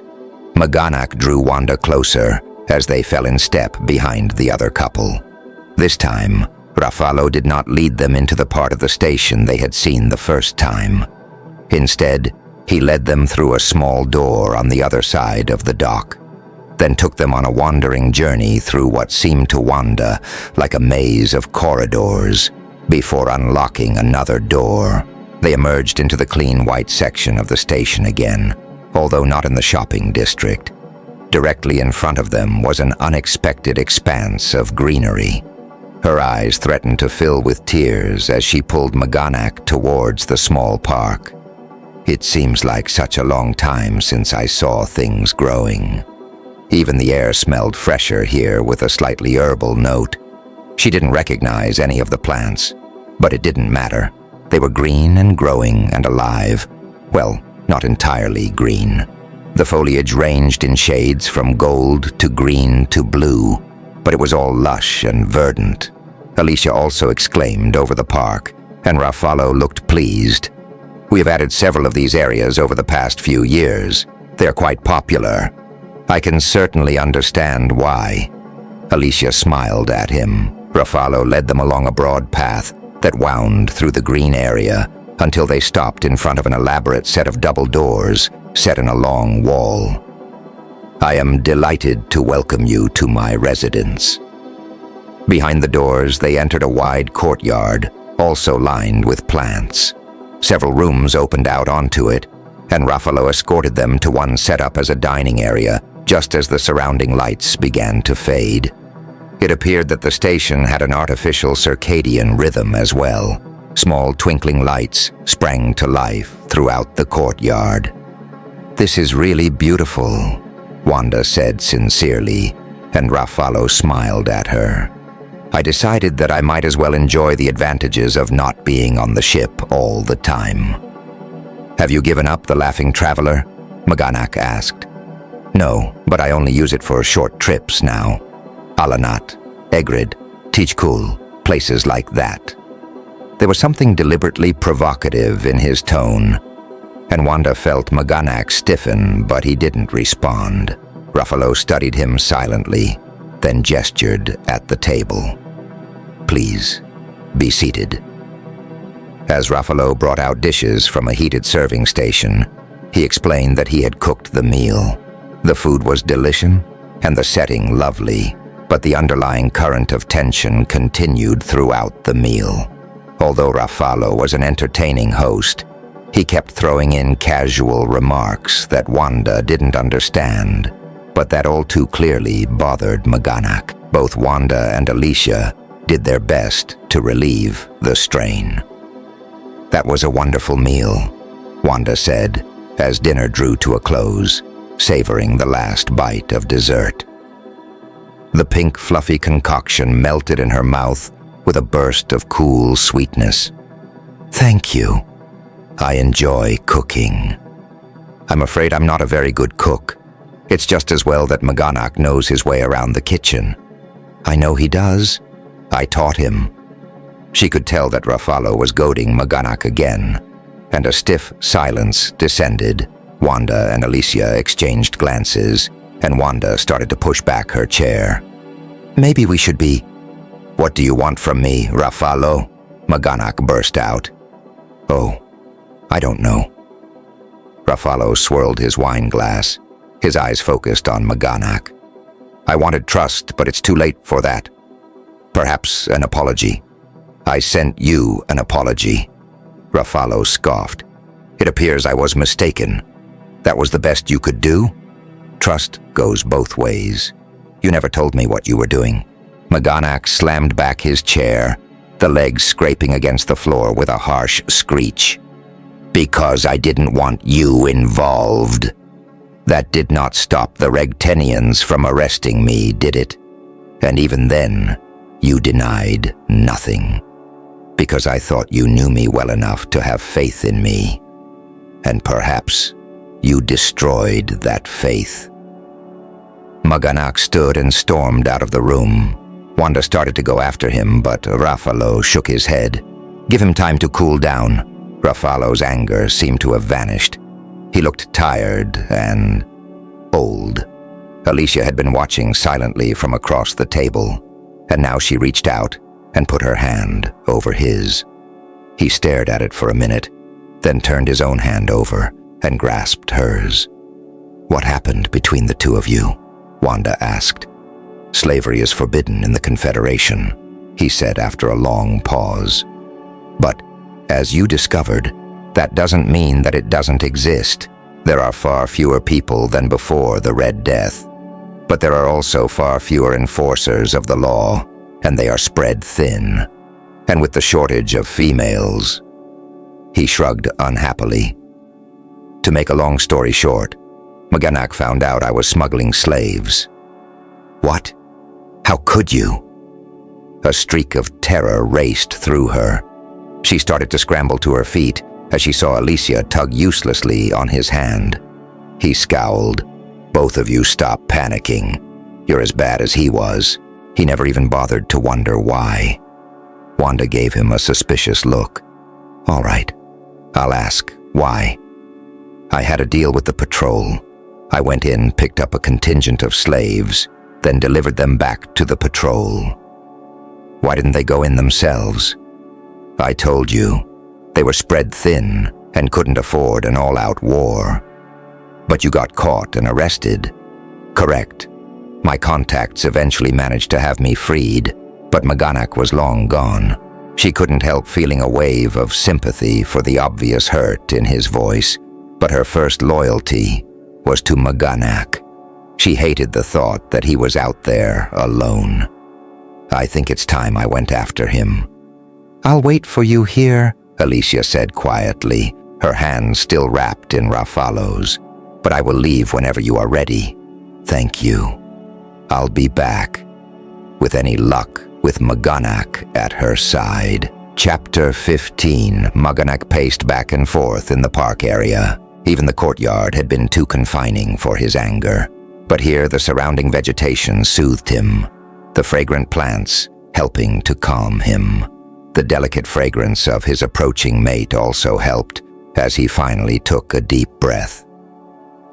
"Hi," she said softly. "I am sorry that I left you.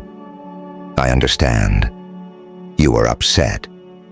She leaned into him as his tail pulled her closer, and he could feel the firm swell of her stomach against his side. "I still should not have left you. Do you want to talk about it? Did Rafalo not tell you how dishonorably I have behaved?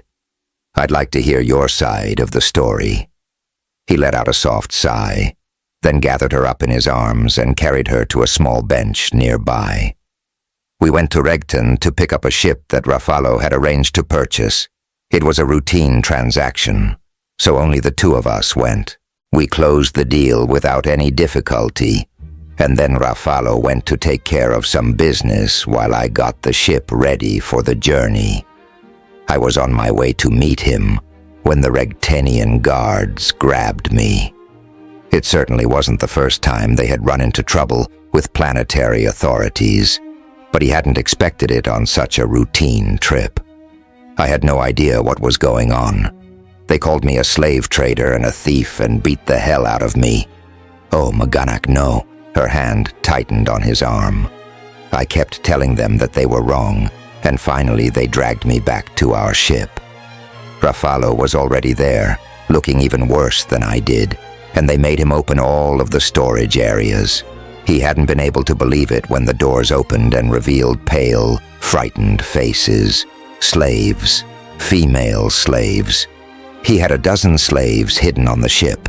I was furious and hurt and betrayed. If I had not seen it with my own eyes, I never would have believed it. I asked him how he could do such a terrible thing, and he just looked at me. "Then what happened?" she asked softly when he didn't continue. "The Regtenians decided that I had not known about the smuggling, and they eventually let me go. I went straight to the ship and never looked back. I left him in their hands, even knowing how they would treat him." He had told himself that he had no other choice. After that, I decided I was better off on my own. I made no attempt to contact Emtal or any of the other crew members. When I eventually heard that he was back here on the station, I thought it just confirmed the fact that he was a criminal who had managed to buy his way out. But even so, he had been relieved that Ruffalo was free.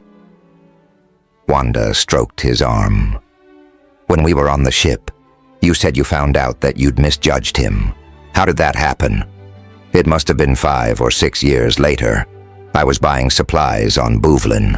A female I did not recognize came rushing over to me to tell me how much she appreciated what Ruffalo had done. She insisted that he had managed to rescue her and other slaves from Regten. He hadn't believed her first, didn't want to believe her, because if she was right, he had been wrong about the entire situation and had abandoned his captain, his mentor, his friend. I tried to put it out of my mind, but eventually I ran into a mutual acquaintance and he told me that Ruffalo had been working with the patrol to smuggle slaves off of the planets that were turning a blind eye to the practice. The familiar wave of guilt washed over him. Even then, I did not behave with honor. I sent him a message because I did not have the courage to face him. He was the second family I lost, and it was my own fault. Wanda's soft hand came up to touch his cheek. "Maganak, you aren't the only one at fault here. Ruffalo didn't reach out to you either, did he?" "No. But he was not the one at fault. He's the one who chose not to explain." She let out a soft sigh. "Hasn't it been long enough? Why don't you come back and talk to him?" He looked down at her face and then back at the lights twinkling from Ruffalo's courtyard, like a promise of home. "You are right, as always. Just remember you said that." She stayed close to his side as they crossed the short distance, and her presence gave him courage. Ruffalo was still seated at the table, sprawled casually in his chair, but he didn't look triumphant at Maganak's return. He looked hopeful. Maganak squeezed Wanda's hand, then went to his friend. "I was wrong," he said simply. "I was wrong not to trust you, and I was wrong not to come back and face you." Ruffalo let out a soft sigh. "I should have told you." "Yes," he agreed, "but I understand why you did not." Ruffalo stood up and extended a hand. "Friends." As they clasped forearms, a deep sense of satisfaction filled Maganak. He felt as if a missing part of himself had been returned to its rightful place. He looked over to see both Wanda and Alicia smiling, their eyes bright. "This calls for a celebration," Wanda said enthusiastically, "although I'll have to limit myself." The buzz of a communicator interrupted her words. "That's Emtal's signal." Ruffalo frowned as he picked up the device. "What's wrong?" Emtal's voice was clearly audible. "The boy is unhappy, and I can't calm him." "Davy," Maganak said immediately, "we will return at once." Ruffalo nodded. "We'll come with you." Maganak didn't argue. He swept Wanda up in his arms and set off at a rapid pace. Ruffalo followed more slowly, adjusting to Alicia's speed. They found Davy pacing and muttering again. Sagat prowled next to him, while Darla watched, her face tired and pale. Taniq stood next to her, his hand on her shoulder. Maganak could tell she had been crying and didn't have the heart to growl at the young male. Karina paced with a crying Kanda, her small, high-pitched cries echoing through the ship.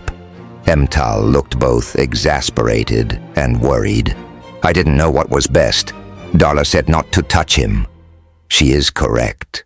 We will just keep watch until he calms. Why do you not go home now? Are you sure? Is there anything I can do to help? No, but thank you. His tail reached out and briefly touched the older female's hand. We will see you in the morning. Sharp black eyes studied him. Then she nodded once. Very well. Come on, boy. Let's leave them in peace. Taniq hesitated, glancing at Darla. Wanda had her arm around her, and the girl gave him a watery smile. I'll see you tomorrow. I will be here, Taniq promised. Ruffalo and Alicia arrived just as Emtal and Taniq left. Alicia took in the situation with one glance and went to Karina's side. Silent tears were streaming down the Videkian's cheeks as she tried to comfort Kanda. Why don't you let me hold her while you calm yourself? Alicia asked. She can probably tell you're upset. Ruffalo watched in what looked like awe as Alicia quieted the crying infant. Meganak felt his own tension ease as the baby's cries finally ceased. Wanda had pulled Darla down on the lower bunk, her arms still around the girl's shoulders as they watched Sagat and Davy pace, and he went to join them. Did something happen? He asked softly. I don't know. It might have been because there were more people around, or because his routine changed. Darla shrugged helplessly. But sometimes there isn't a reason. I know, sweetheart. Wanda's endearment for the girl rose naturally to his lips, and Darla gave him a pleased smile, then leaned into him.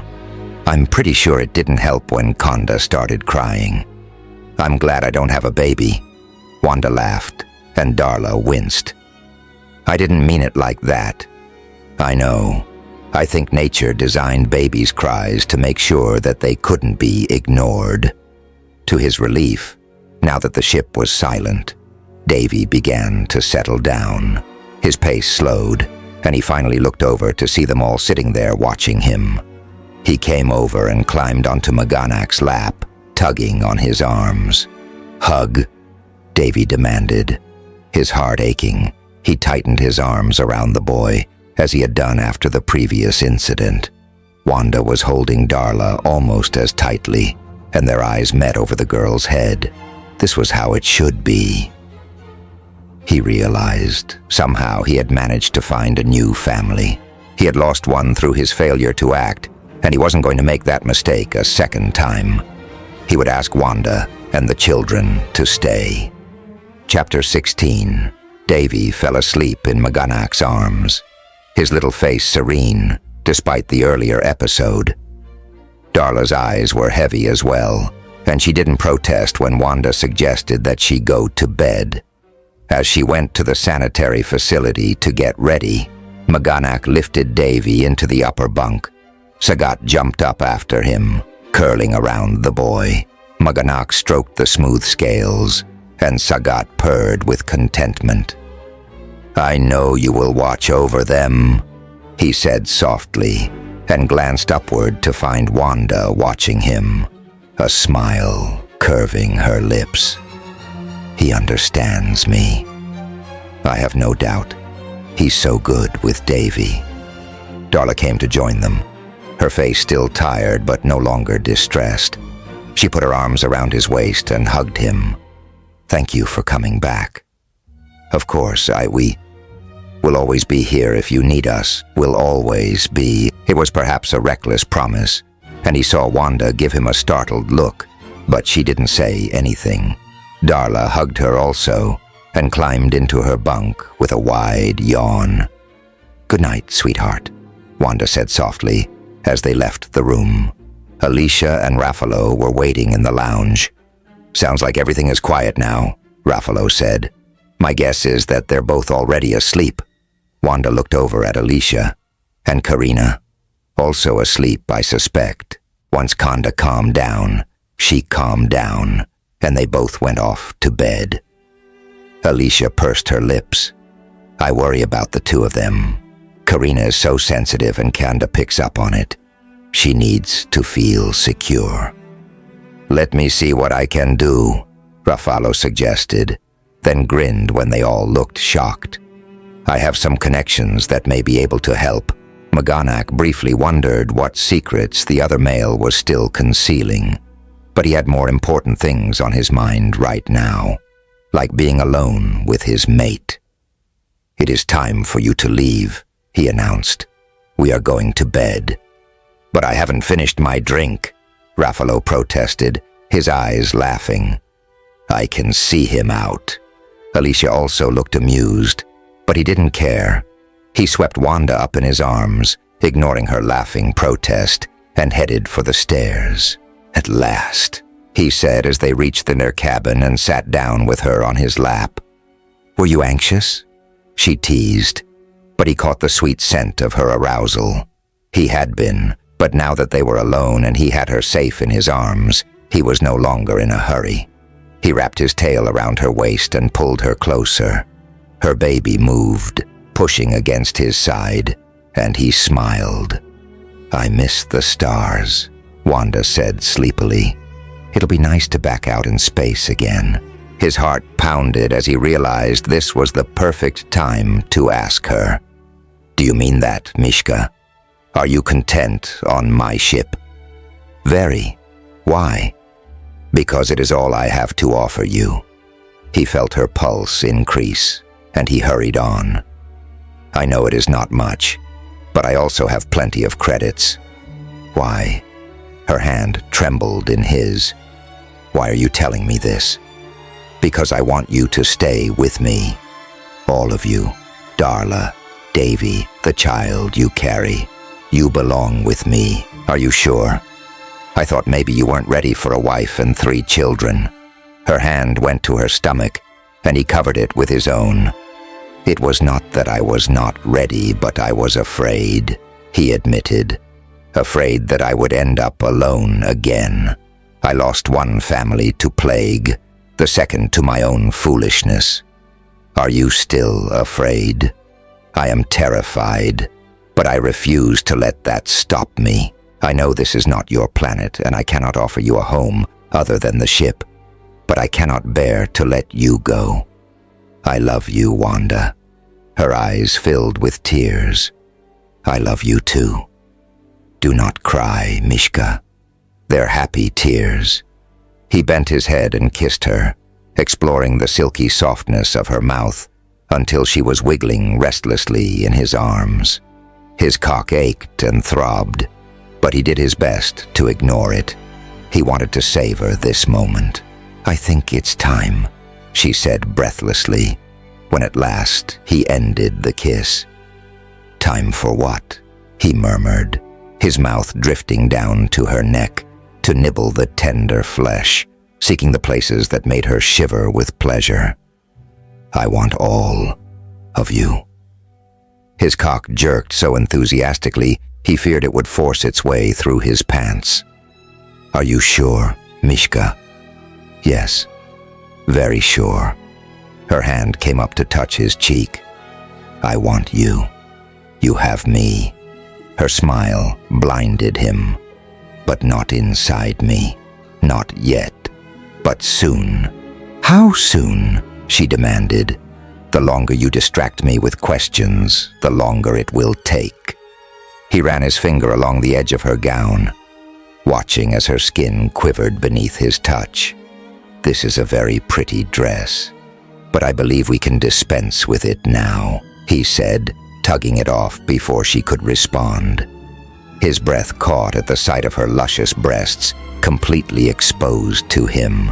The creamy mounds were untouched by the specks of gold that covered her cheeks and chest, but when he curved his hand around one, he saw the faint pink tide sweep down to cover the pearly flesh. "I love the way your skin changes color," he murmured. His mouth hovered just above her nipple, and he saw the tight little bud peak as his breath touched it. He couldn't resist a long, slow lick. She gasped, her hands going to his head. "And I love the way your tongue feels on me. More. Please." He was only too happy to oblige, teasing her with light caresses before finally pulling the taut bud deep into the heated confines of his mouth. Her back arched. "Oh yes." As he lingered over the tempting swell of her breasts, his tail worked its way into the slick heat between her thighs. She gasped again when he reached the swollen nub of her pleasure receptacle, her hands tightening on his shoulders. He swept slowly back and forth over the sensitive flesh until he felt her body tense, felt her shudder and cry out his name. His tail slipped easily through her wetness to probe delicately at her small entrance. Her body resisted momentarily, then opened to him, impossibly snug, as he worked his tail deeper into the tight channel.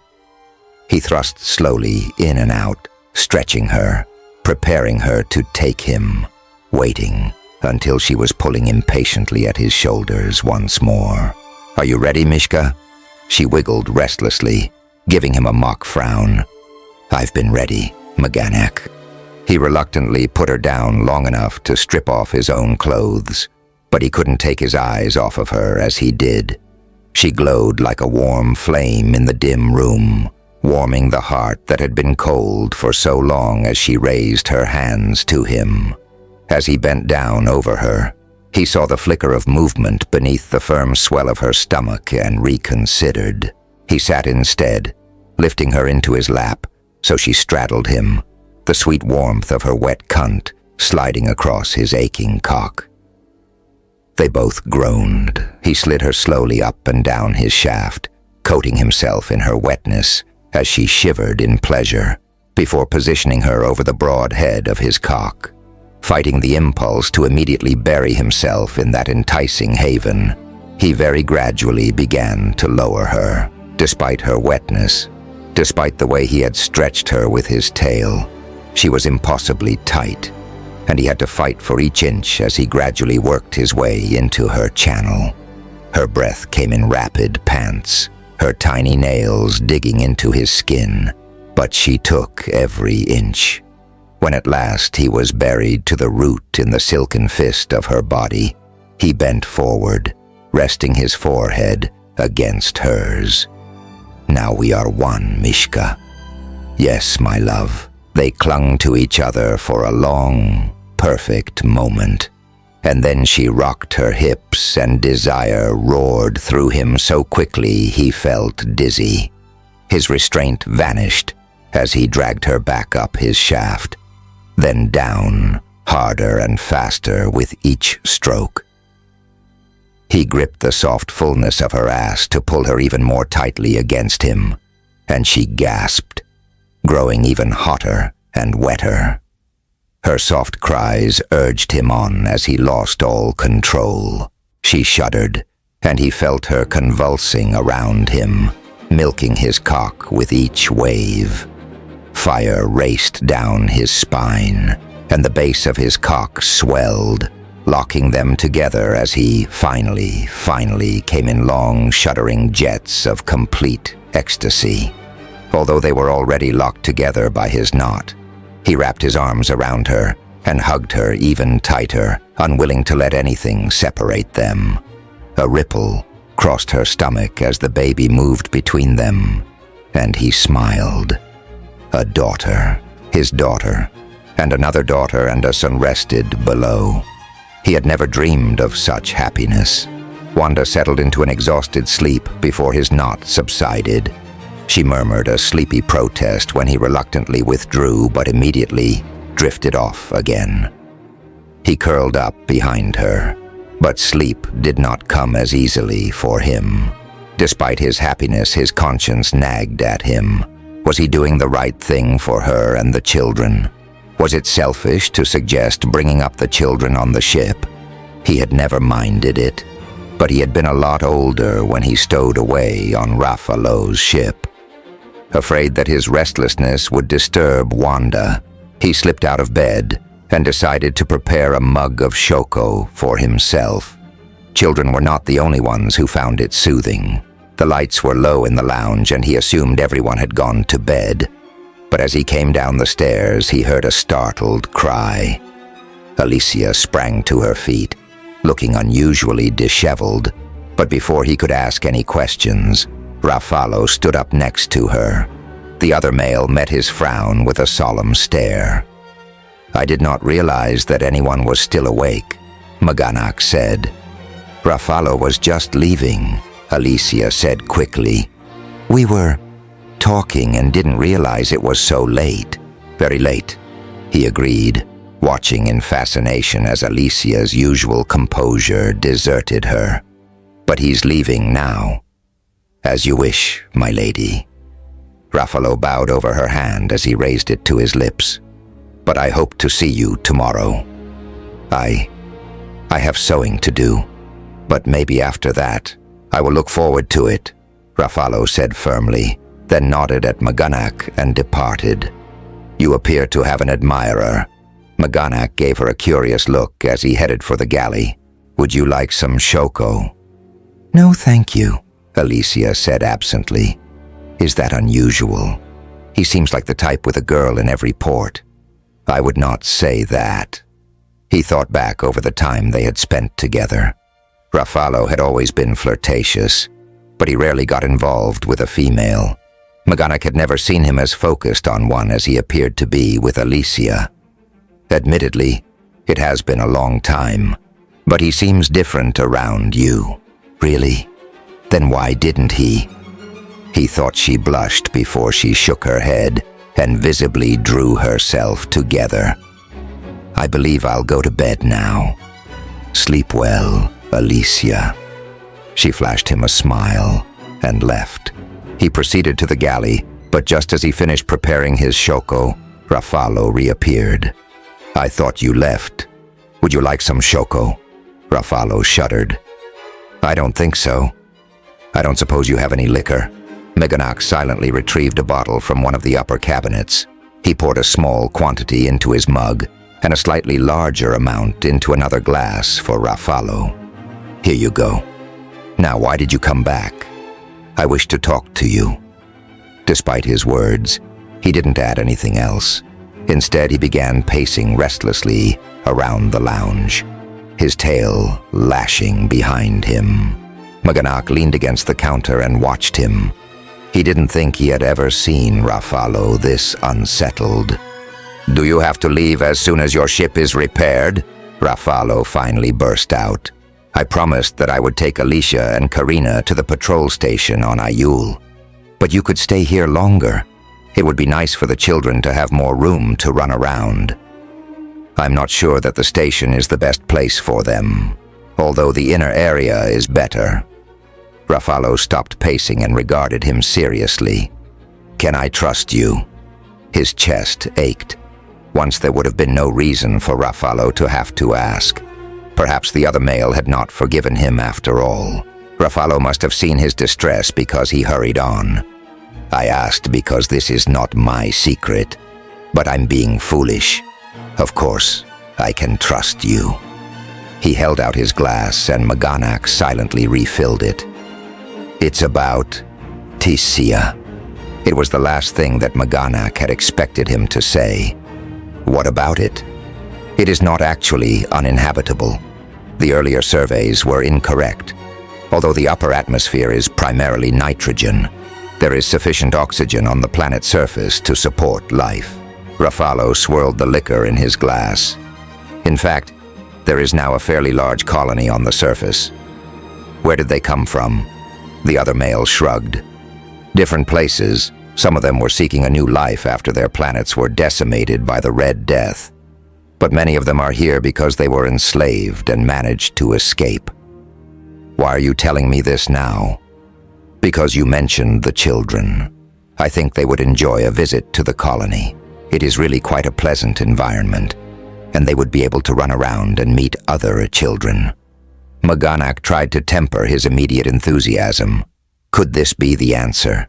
Could he give Wanda and the children more than just life on a ship?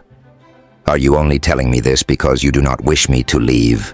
Because you do not wish Alicia to leave?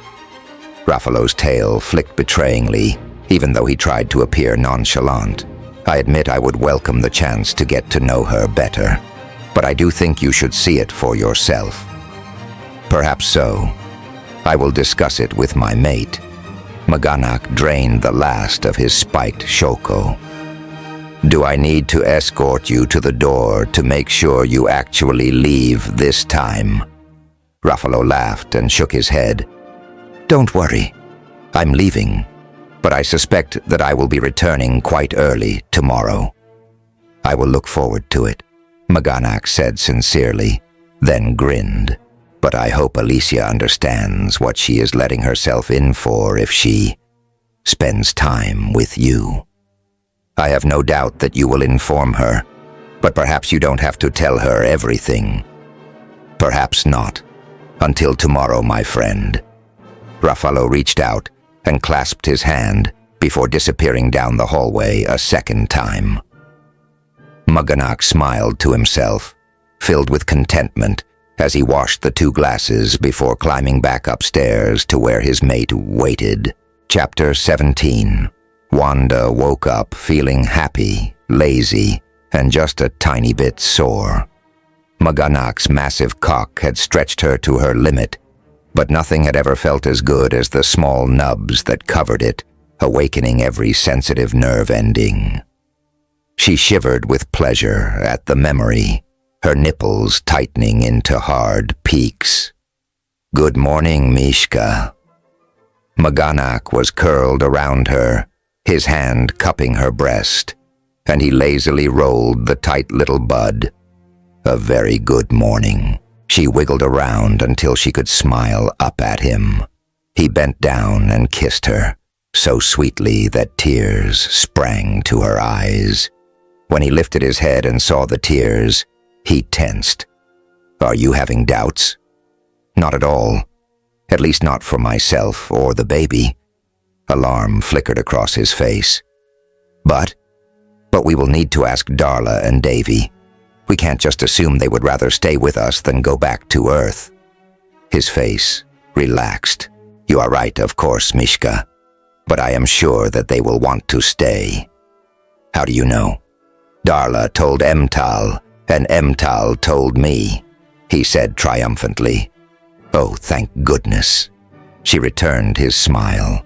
Then there's only one last thing to worry about. And what is that, my mate?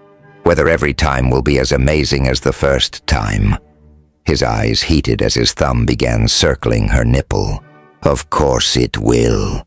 And he proceeded to prove it. The second time she awoke, Maganek was no longer beside her, but she was far too happy and content to worry about it. She stretched lazily, then made her way to the shower, walking a little gingerly as she crossed the room.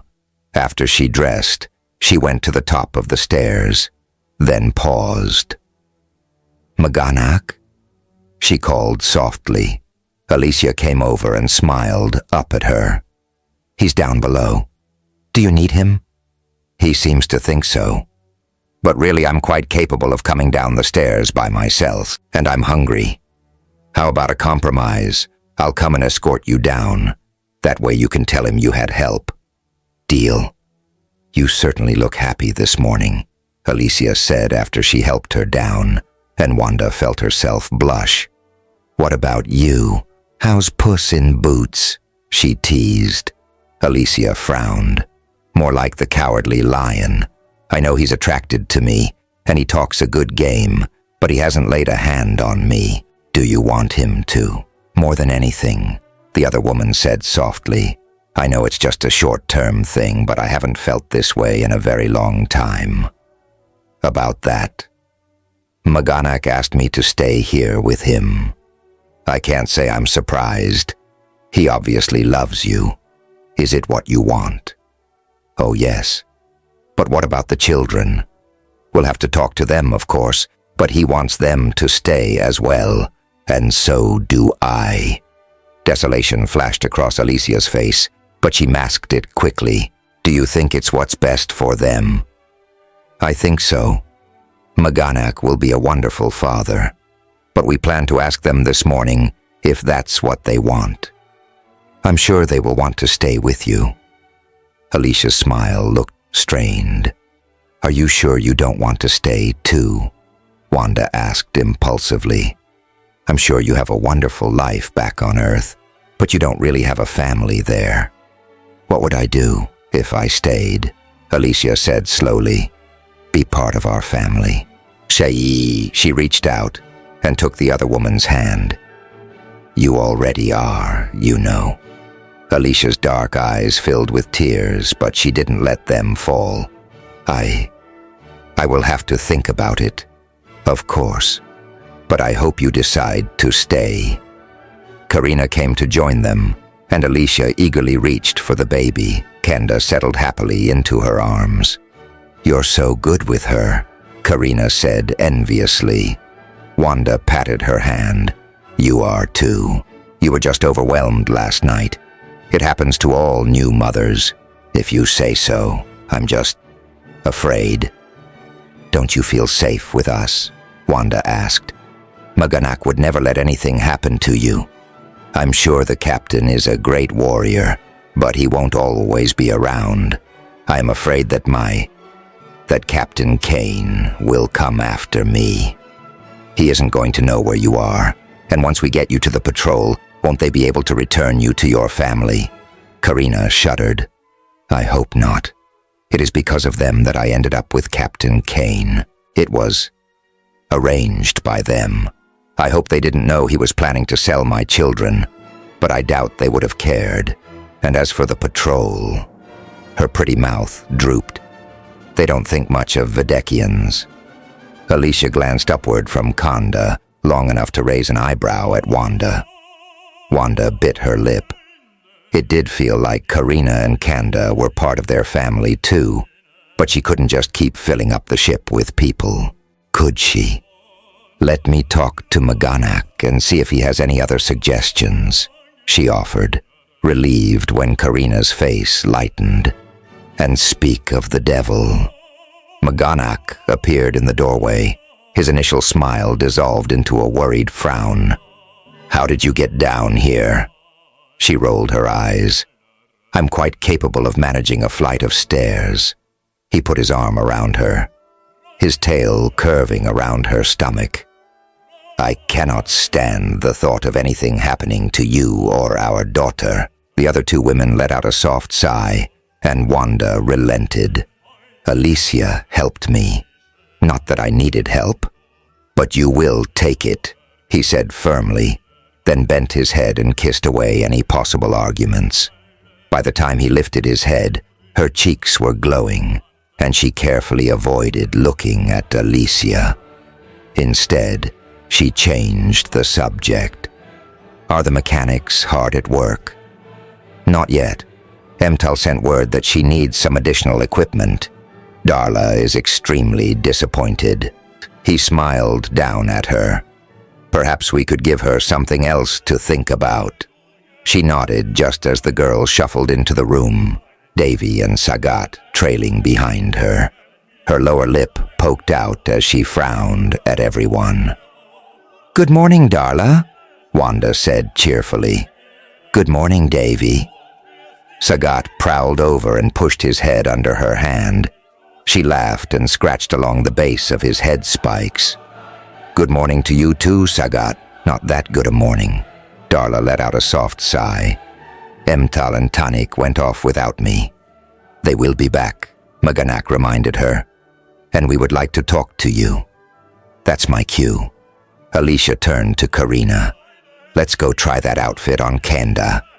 Karina cast a speculative glance at the four of them, but nodded agreeably and went with Alicia. What's wrong? Darla burst out. Nothing, sweetheart. We just wanted to talk to you and Davy.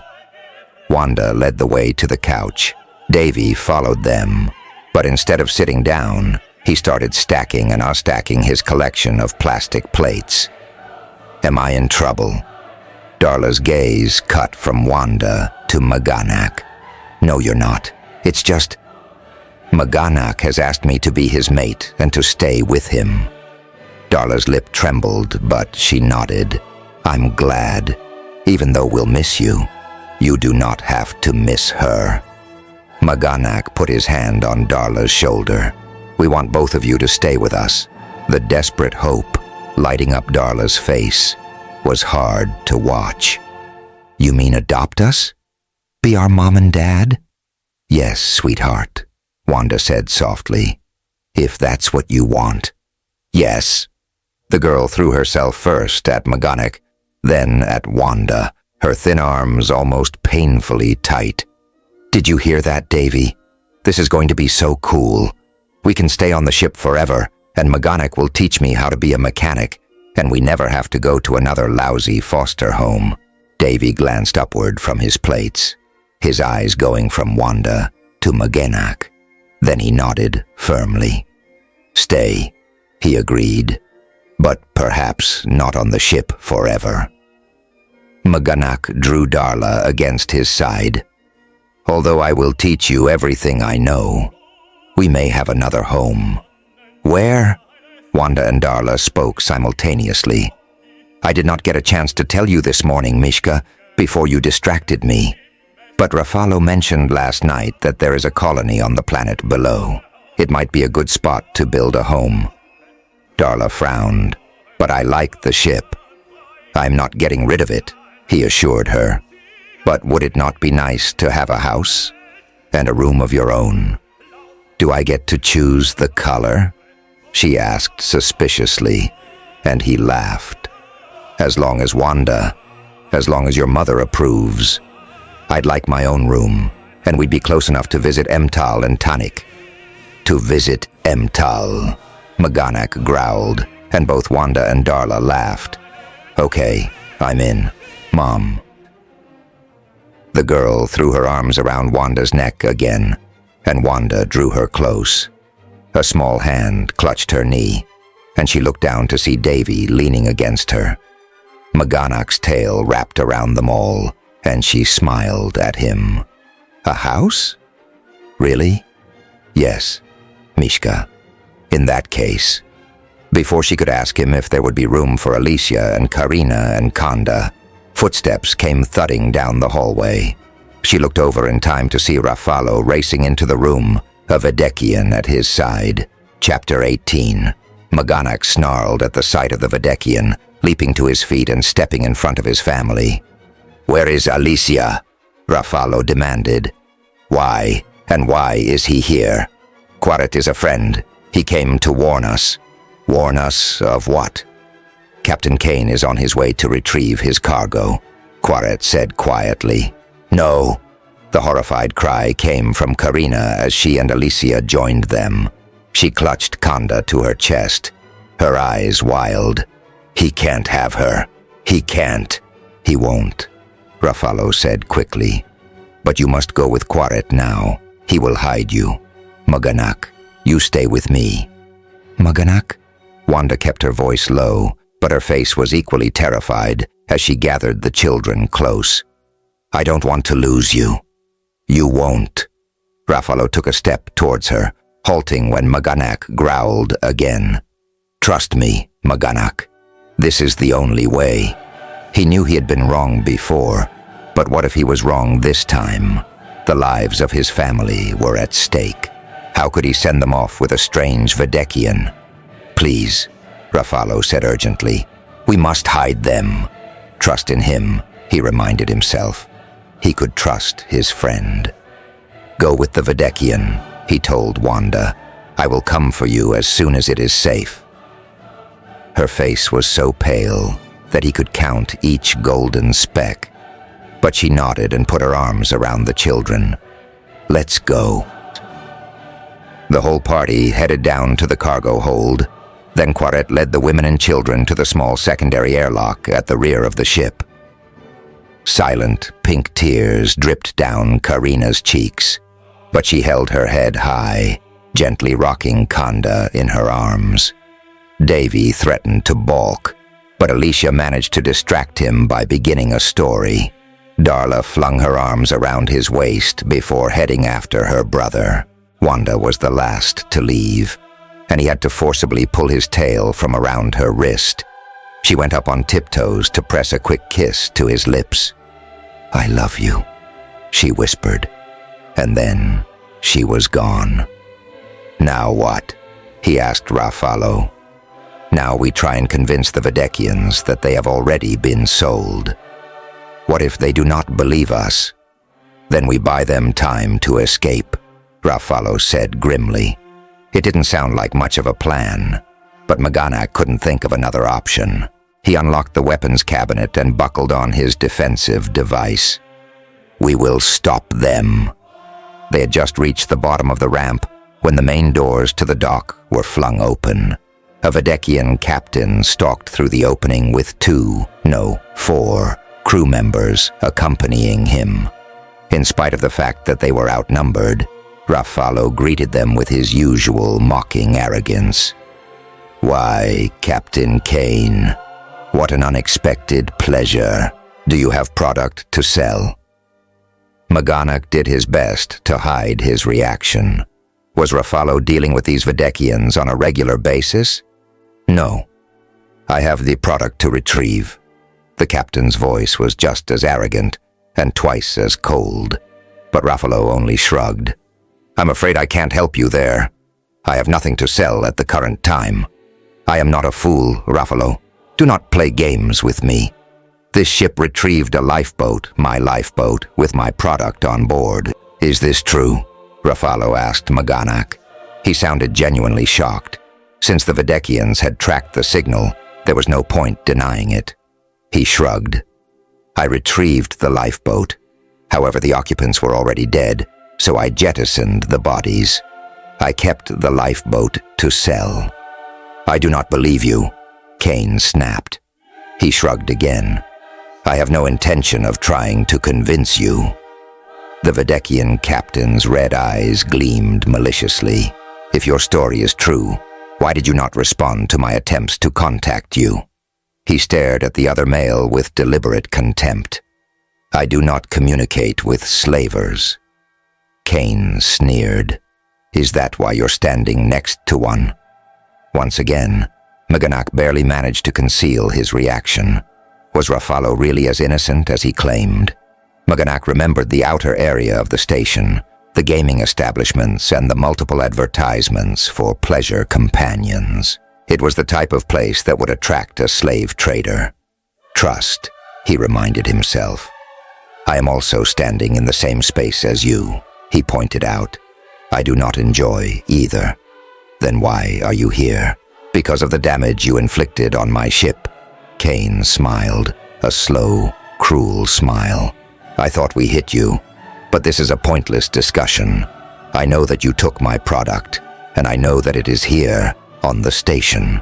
"I'm shocked that you would make such a baseless allegation," Raffalo said. "Are you accusing me of lying?" He sounded genuinely outraged. "Yes." Kane pulled out a small device with a blinking red light. "I always tag my property." "Your property?" Maganak growled, anger roaring through him at the idea that this despicable male had dared to plant a tracker on his mate. "My property. How fortunate that I sent her off with the product." Kane gave them a mocking grin. "Now I can retrieve all of them at once." "I have no idea what you're talking about." Raffalo let out a soft sigh, sounding completely bored. "Property? Product? Just what exactly are you missing?" "Both. My mate is my property." Kane flashed the device again, and Maganak stiffened. "Karina. It had to be her." "Your mate?" "Yes. It appears that she did not learn her lesson when I put her with the other slaves." Kane's smile was so cold that a chill ran down Maganak's spine. "I will have to find a more effective lesson, but that is a personal matter. I am more interested in the very expensive product that you have stolen from me. If it is not returned immediately, I will make sure that no more of these profitable deals make their way to your station, Rafalo." "You're right." Rafalo's voice turned so hard that Maganak barely recognized it. "Product theft cannot be allowed." He heard the distinctive hum of a defensive device charging and turned to find Rafalo pointing his weapon at him. The pain of the other males betrayed, and he studied the other male more closely. Rafalo's left hand, the hand hidden from the Vedekians, was tapping against his thigh with first one finger, then another. He was counting. Maganak met Rafalo's eyes and saw the flash of relief when Rafalo realized he'd gotten the message. Maganak was a good shot and Rafalo even better, but they were outnumbered. Even if each of them was lucky enough to take out 2 Vedekians, at least one would remain. The odds of their survival did not look good, but if it would buy Wanda and the children a chance to escape, it would be worth it. His hand still hovering over his weapon, he nodded. Rafalo tapped his fingers again, counting down, and as the final digit met his thigh, he whirled and fired at the Vedekians. Maganak was only seconds behind him. He aimed first at the tracking device, smiling with grim satisfaction when it exploded in Kane's hand. Blood spurted from the wounded hand, but Maganak had already turned his weapon to the next male. The Vedekian collapsed, but as Maganak aimed at the next, he knew that he would not be fast enough. To his shock, before the Vedekian could fire, a small hole appeared between his eyes, and the male fell silently to the ground. All of the Vedekians were down, and Maganak searched frantically for the source of the shot, for another enemy. "You'd better not shoot me, boy." Emtal's familiar cackle sounded before she stepped out from behind one of those loading machines. "Or me." Alicia came around the corner of the ship, her gun in her hand. And then Wanda was there, running towards him, and he forgot everything else. Wanda threw herself into Maganak's arms, tears streaming down her cheeks as he frantically checked her body for wounds. "What are you doing here?" he demanded. "You could have been caught in the crossfire. Don't worry." The tears were still falling, but she managed a tremulous smile. "I stayed way back until Alicia gave the all clear. You were supposed to be escaping, Mishka." "I know, and Quaret has the children safely hidden, but Alicia insisted on coming back and I couldn't let her go alone."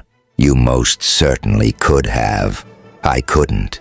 And I couldn't stand not knowing if you were safe." He let out a soft sigh heavily.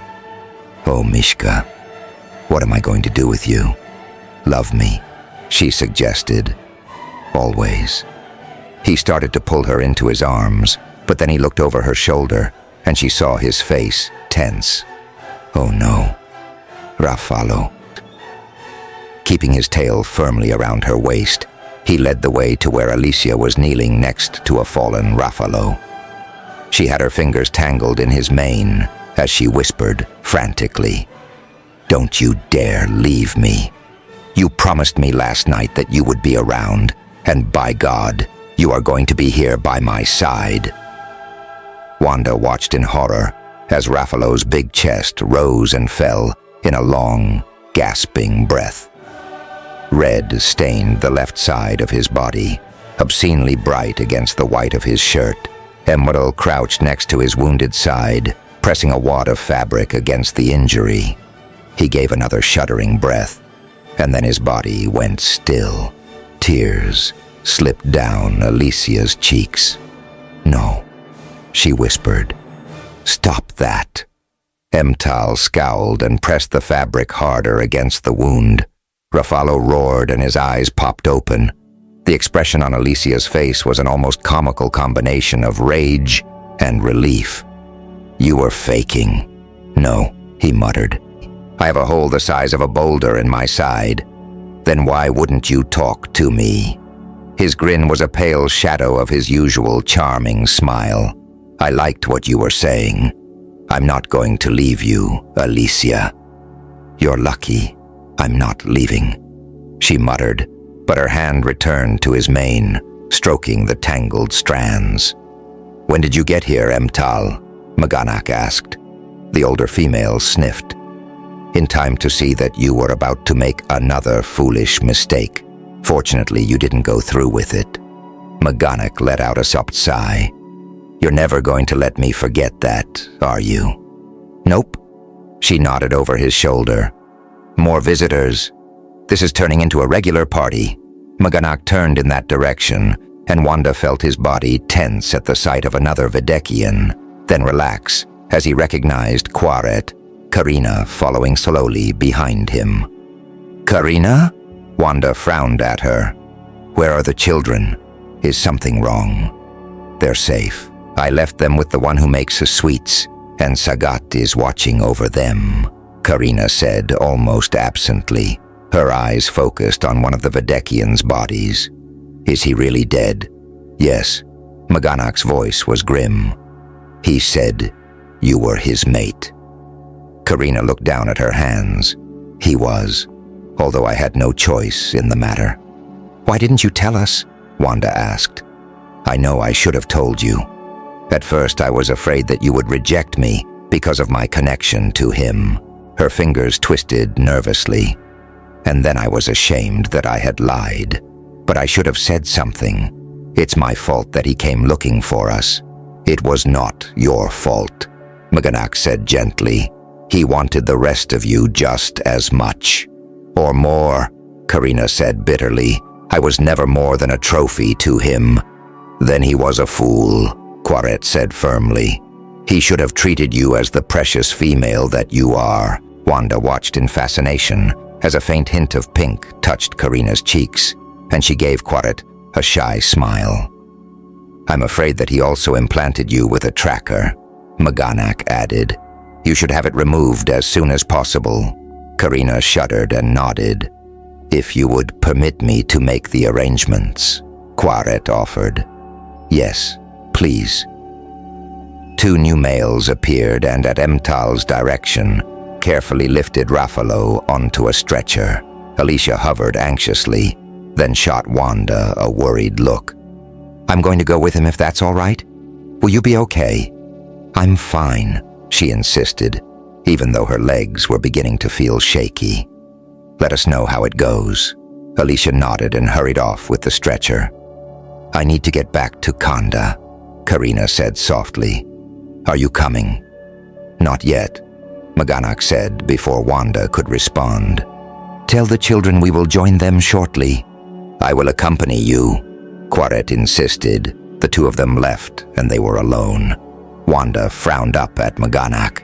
"Why did you want to wait?" "Because now you are mine," he growled and swooped her up in his arms. Chapter 19. Wanda clung to Maganak as he stalked into the ship with her.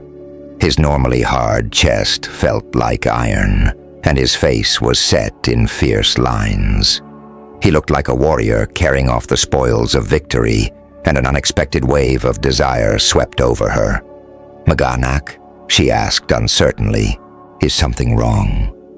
I thought I was going to die, and then to find out that you had been so close to the battle." He shuddered. "I need you, Mishka." As soon as they were inside the ship, he placed her on her feet and yanked her dress up over her head. She shivered, but not from cold. The hunger in his eyes as he surveyed her naked body sent sparks of excitement straight to her core. Being completely naked, while he was still fully dressed, only added to the erotic thrill. "So beautiful," he muttered, and then he was on her. To her dazed mind, it seemed as if he was everywhere. His mouth, his hands, his tail. He licked and caressed and plucked hungrily at every sensitive inch of her body. But it didn't seem to be enough for him. He growled impatiently, then turned her to face one of the mesh cages. "Hold on," he ordered. and just as her fingers closed around the bars, he surged into her with one long, hard thrust. Despite her excitement, she wasn't quite ready, and her body struggled to take him as he filled her completely. But then his hand curved around and found her aching clit, and the stretching pressure exploded into pleasure. He groaned approvingly as her body dampened, the slickness easing his way. His fingers worked feverishly at her clit, while his other hand came up to tease her breasts. A fast, hard climax swept over her, but he didn't even pause. His tail slid through the increasing wetness between her legs, then circled around to probe at her back entrance. No one had ever touched her there, but the slippery intrusion only heightened her pleasure in the moment. He felt even larger now, but she wanted more, trying to push back and meet his thrusts even as he held her easily in place. His hand left her breasts and came up to trace her lips. She licked the thick digit, then sucked his finger into her mouth. He surrounded her completely, filled her completely, and she soared into a seemingly endless orgasm, wave after wave of pleasure rolling through her body as she felt him thrust deep and hold, the base of his cock expanding, locking them together in mutual ecstasy. Carefully supporting her, he sank to the floor with an exhausted sigh. He cradled her against him and dropped kisses along the sensitive curve of her neck and shoulder. "Do you feel better now?" she asked when she was capable of talking. "Much," he mumbled into her neck. "Do not ever scare me like that again." "That goes both ways. No more gunfights." "Agreed. We will have a peaceful life from now on." "I'm not sure that it's possible with 3 children," she said dryly. "Can we go and get Darla and Davy now?" "As soon as my body releases," he promised. "I love you, Mishka. I love you too." She let out a soft sigh happily and nestled into his arms as she waited for their bodies to unlock so they could rejoin their family. Alicia glanced upward and smiled when they entered Raffalo's room the next morning. She came over and hugged Wanda, then whispered in her ear, "Thank goodness you're here. He's the worst patient ever." "I most certainly am not," Raffalo growled, and Alicia jumped guiltily. "I just see no reason to remain in this bed. I keep forgetting how well you can hear." "But you're the one who said you had a hole the size of a boulder in your side," Alicia reminded him, "while you were pretending that you were dying." Despite the calm tone, Wanda saw the flicker of remembered fear on Alicia's face. Raffalo must have seen it too, because he held out his hand to her. "I will try to do better, my lady." "You'd better," she muttered, but she returned to her post at his side and took his hand. Raffalo grinned at Maganak. "I assume you have questions." "You know I do." Maganak scowled at his friend, and Wanda gave his tail a soothing pat. Even though the battle had been successful, she knew that he was still troubled by Raffalo's apparent familiarity with the Vedekian slave traders. He had speculated about it for a good portion of the previous evening, until she finally took his hand and took him off to bed. At least, that had put an end to his questions. "Why did you know those males?" Maganak burst out. "I told you that I had decided to exert more control over my circumstances, but that didn't mean I wanted to stop helping slaves escape. I'm still working with the patrol." Raffalo shrugged. "You've seen the outer part of the station. It's a perfect front. Sometimes I arrange to purchase the slaves directly and then free them. Other times I advise the patrol, and they will pick up the ship after it leaves." Maganak let out a soft sigh and sat in the visitor's chair, pulling Wanda down on his lap. "You could have told me. I had every intention of doing so, but the situation escalated before I had a chance." "And what about Quaret? Where does he fit in?" "He has been trying to help ever since." Ruffalo looked at Alicia and then at Wanda. He was part of the crew of one of the first Vedekian ships to travel to Earth. He became friends with one of the humans and decided to do what he could to help. A sick feeling swept over her, even though she wasn't entirely surprised. "You mean we weren't the first to be taken?" Ruffalo shook his head. "Quarit is aware of at least 3 other instances, but we suspect it could be many more." "What happened to those women?" Wanda asked, her stomach churning. "Assuming that they were women." "They were." Ruffalo frowned. "The Vedekians intended to sell them as breeders because of the shortage of females after the Red Death. But now it seems as if they have branched out. 2 of the guards were talking about that there could be a demand for different types of slaves." Maganak and Ruffalo exchanged glances before Ruffalo continued. "I am afraid the situation is only going to get worse. I have suggested that the patrol keep a closer watch on Earth. But if the word is out that it is an easy target..." It was a terrible thought. Wanda could only hope that the patrol was successful. "What happened to the other human women? The ones who were taken before?" Alicia asked. "Most of them ended up mated and chose to remain." Ruffalo's expression lightened, and he raised an eyebrow at Maganak. "It appears that human females are quite attracted to sirey males." "Not all of them," Alicia said tartly. Ruffalo's hand closed over hers. "And thank Hebra for that." Wanda replayed his words in her mind. "You said most of them. What about the others?" "The patrol returned them to Earth with their memories wiped." She recoiled in horror. It would have been terrible not to be able to remember the time she had spent with Maganak and with the others. Thank goodness she was staying. "Why would they do that?" Alicia asked.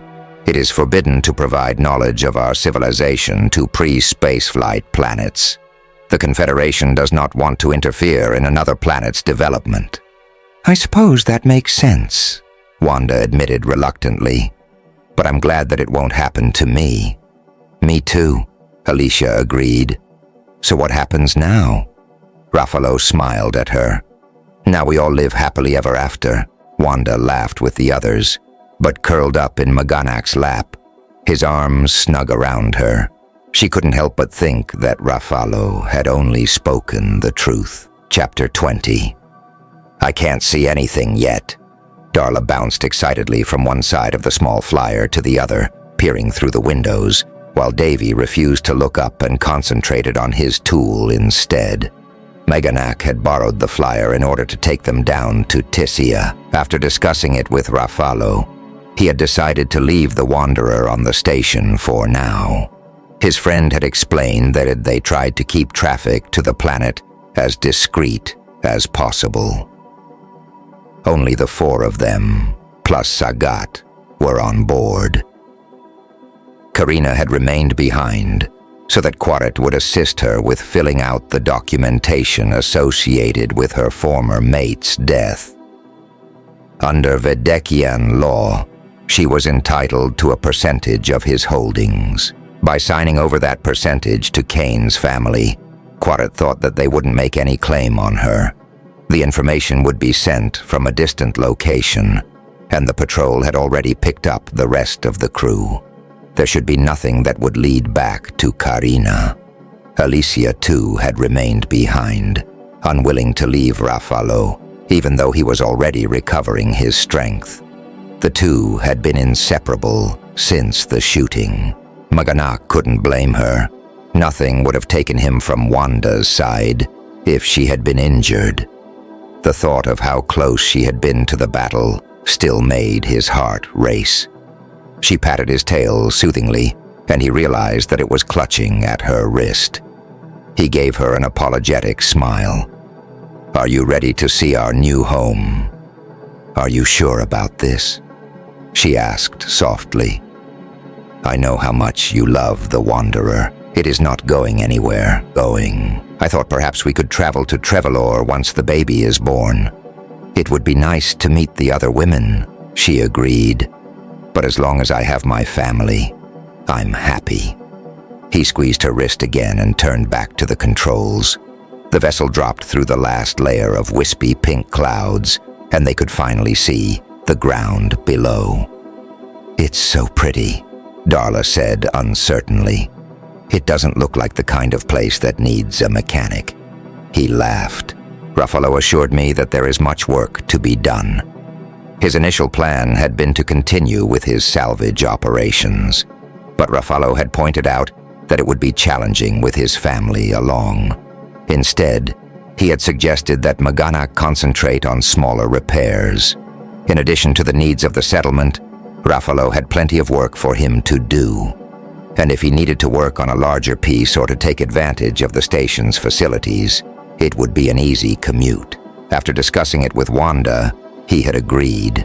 Darla had not been as easy to convince. "It is pretty," Wanda agreed. Gently rolling hills were lush with plant life in colors ranging from green to gold to blue, and he realized that the planet must have been the source for Ruffalo's park. A meandering purple river ran along the base of the hills, and he followed it until a small town came into sight. "Chillin' up ahead," he announced, and Darla came to peer over his shoulder and look at the town. Even Davy abandoned his tool and joined them. A neat grid of streets comprised the center of the town, but as the streets extended out past the town boundaries, they began to curve and follow the landscape instead. Ruffalo had arranged for them to take over a larger house at the edge of town. The farmer who had occupied it previously moved to another village in pursuit of a female. Ruffalo had purchased the house and land from him before deciding that he did not want to leave the station. "If you like it, I'll sell it to you for a very reasonable price," Ruffalo had said, his eyes twinkling. "I am sure you will. What is wrong with it?" "Not a thing." When Maganak raised a skeptical brow, Ruffalo laughed and shrugged. "It's structurally sound, but has not been lived in for several years. It could use some maintenance." Now, as the flyer descended towards the property, Maganak realized that Ruffalo had understated the matter. Built from blocks of white stones, the house must have been quite impressive at one time. A wing extended on each side of a central courtyard that at one time had contained a fountain. The structure still remained, but the basin was choked with weeds. More weeds sprang from the roof of the house and poked out of numerous cracks in the facade. Ruffalo said it needed work. He didn't say how much. He gave Wanda an apologetic look, but to his surprise, she didn't look disappointed. "I don't think it's as bad as it looks," she said cheerfully. "It's certainly big enough, and look at all those windows. Based on how tall they are, the ceilings must be high as well." He had to admit that the house had a certain faded elegance. It was also located on a beautiful piece of property, and he saw several outbuildings that would be perfect for his workshops. He brought the flyer to a landing just outside the courtyard and lifted her out. The children jumped down and immediately raced off to explore, Sagat in tow. In spite of his doubts about the house, they looked so happy he knew he was going to be making that excellent deal with Ruffalo. Wanda tugged him eagerly through the house, throwing open windows and exclaiming with delight. "I was right. Look how big these rooms are, and the tile floors are gorgeous. Really?" He frowned at the dusty surfaces. "They just need to be cleaned, and the peeling paper stripped from the walls and the windows repaired." He let out a soft sigh heavily. At least the few items of furniture that remained, massive wooden pieces, were in good condition underneath the dirt. Wanda kept trying to dart ahead of him, and once he realized that the structure was basically sound, he stopped trying to restrain her. She danced eagerly from room to room, calling out her finds as she went. He followed more slowly, adding new items to the ever-increasing list of work which needed to be done. "Maganak!" she cried suddenly, and he raced after her. "What is it? What's wrong?" "Nothing's wrong.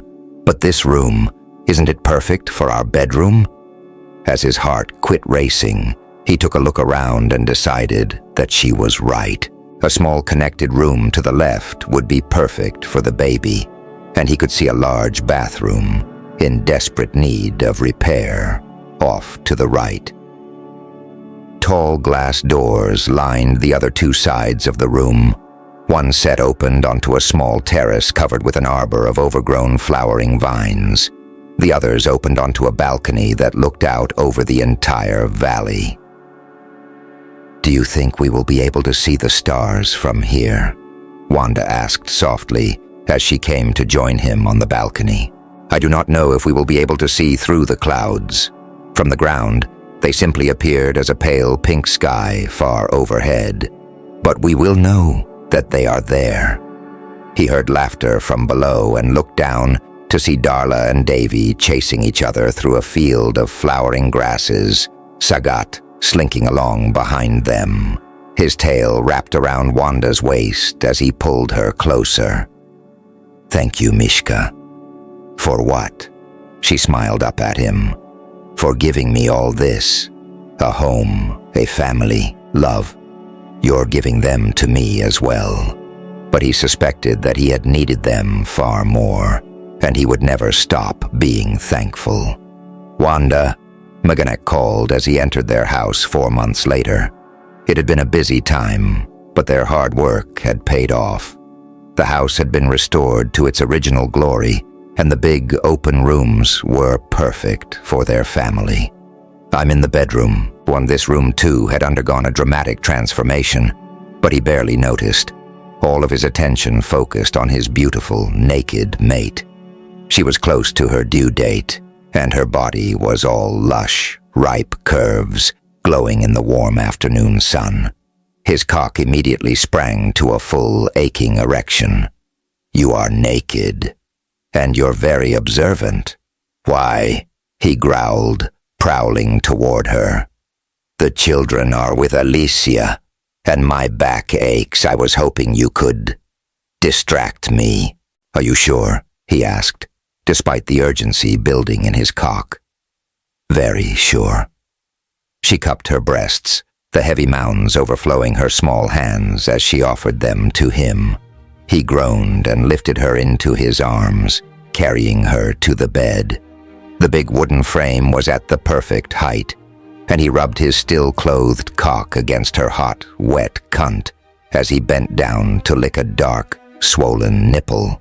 A drop of milk beaded on the tip, and he sucked eagerly as she pressed against him. He could feel her getting hotter, wetter, and he impatiently freed his erection.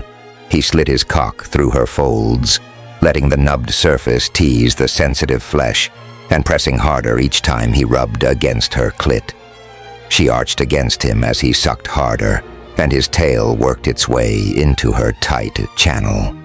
He felt her fluttering around him as she came, calling out his name. "How does your back feel now?" he murmured, ready for more. He laughed and gave her what she wanted.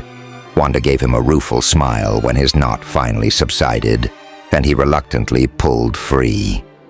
"I can't wait until we don't have all of this between us." Her hand curved over her stomach, and he covered it with his own. "It makes no difference to me," he said. "This is just a visible reminder that you have made me part of a family again. You say the sweetest things." Her eyes filled with the tears that came all too readily these days. "I love you, Maganak. I love you too, Mishka. Now wait here while I fetch a cleansing cloth. I'm pretty sure I'm not going anywhere without help." "Or a crane," she muttered, but she was smiling again. After he attended to her, he helped her sit up, then dropped a loose gown over her head before carefully lifting her to her feet, steadying her with his tail until she adjusted. She put a hand on her back and winced. "You made me forget about my backache for a little while, but it's returned with a vengeance." Is there anything I can do to assist? Not unless you can carry this baby, but maybe a little exercise will help. Do you want to walk me around the garden? Of course. He suspected they wouldn't get any further than the comfortable chairs he had paused beneath the flowering arbor, but he would do whatever he could to accommodate her. Barig, the local midwife, had warned them that the baby could arrive at any time, and he was not going to leave her side. They only made it 3 steps before she froze and clutched his arm. What is wrong? A splash of liquid hit his calf, and he looked down to see a spreading puddle beneath her. I think my water just broke. Her voice sounded oddly calm, but panic and guilt immediately raced through him. By Granthar, what had he done? He should never have given in to her sweet pleas, no matter how tempted he was by her luscious. He shook his head. This was not the time for recrimination. I need to call Barig and ask Alicia to look after the children. And why don't you take me back to bed first?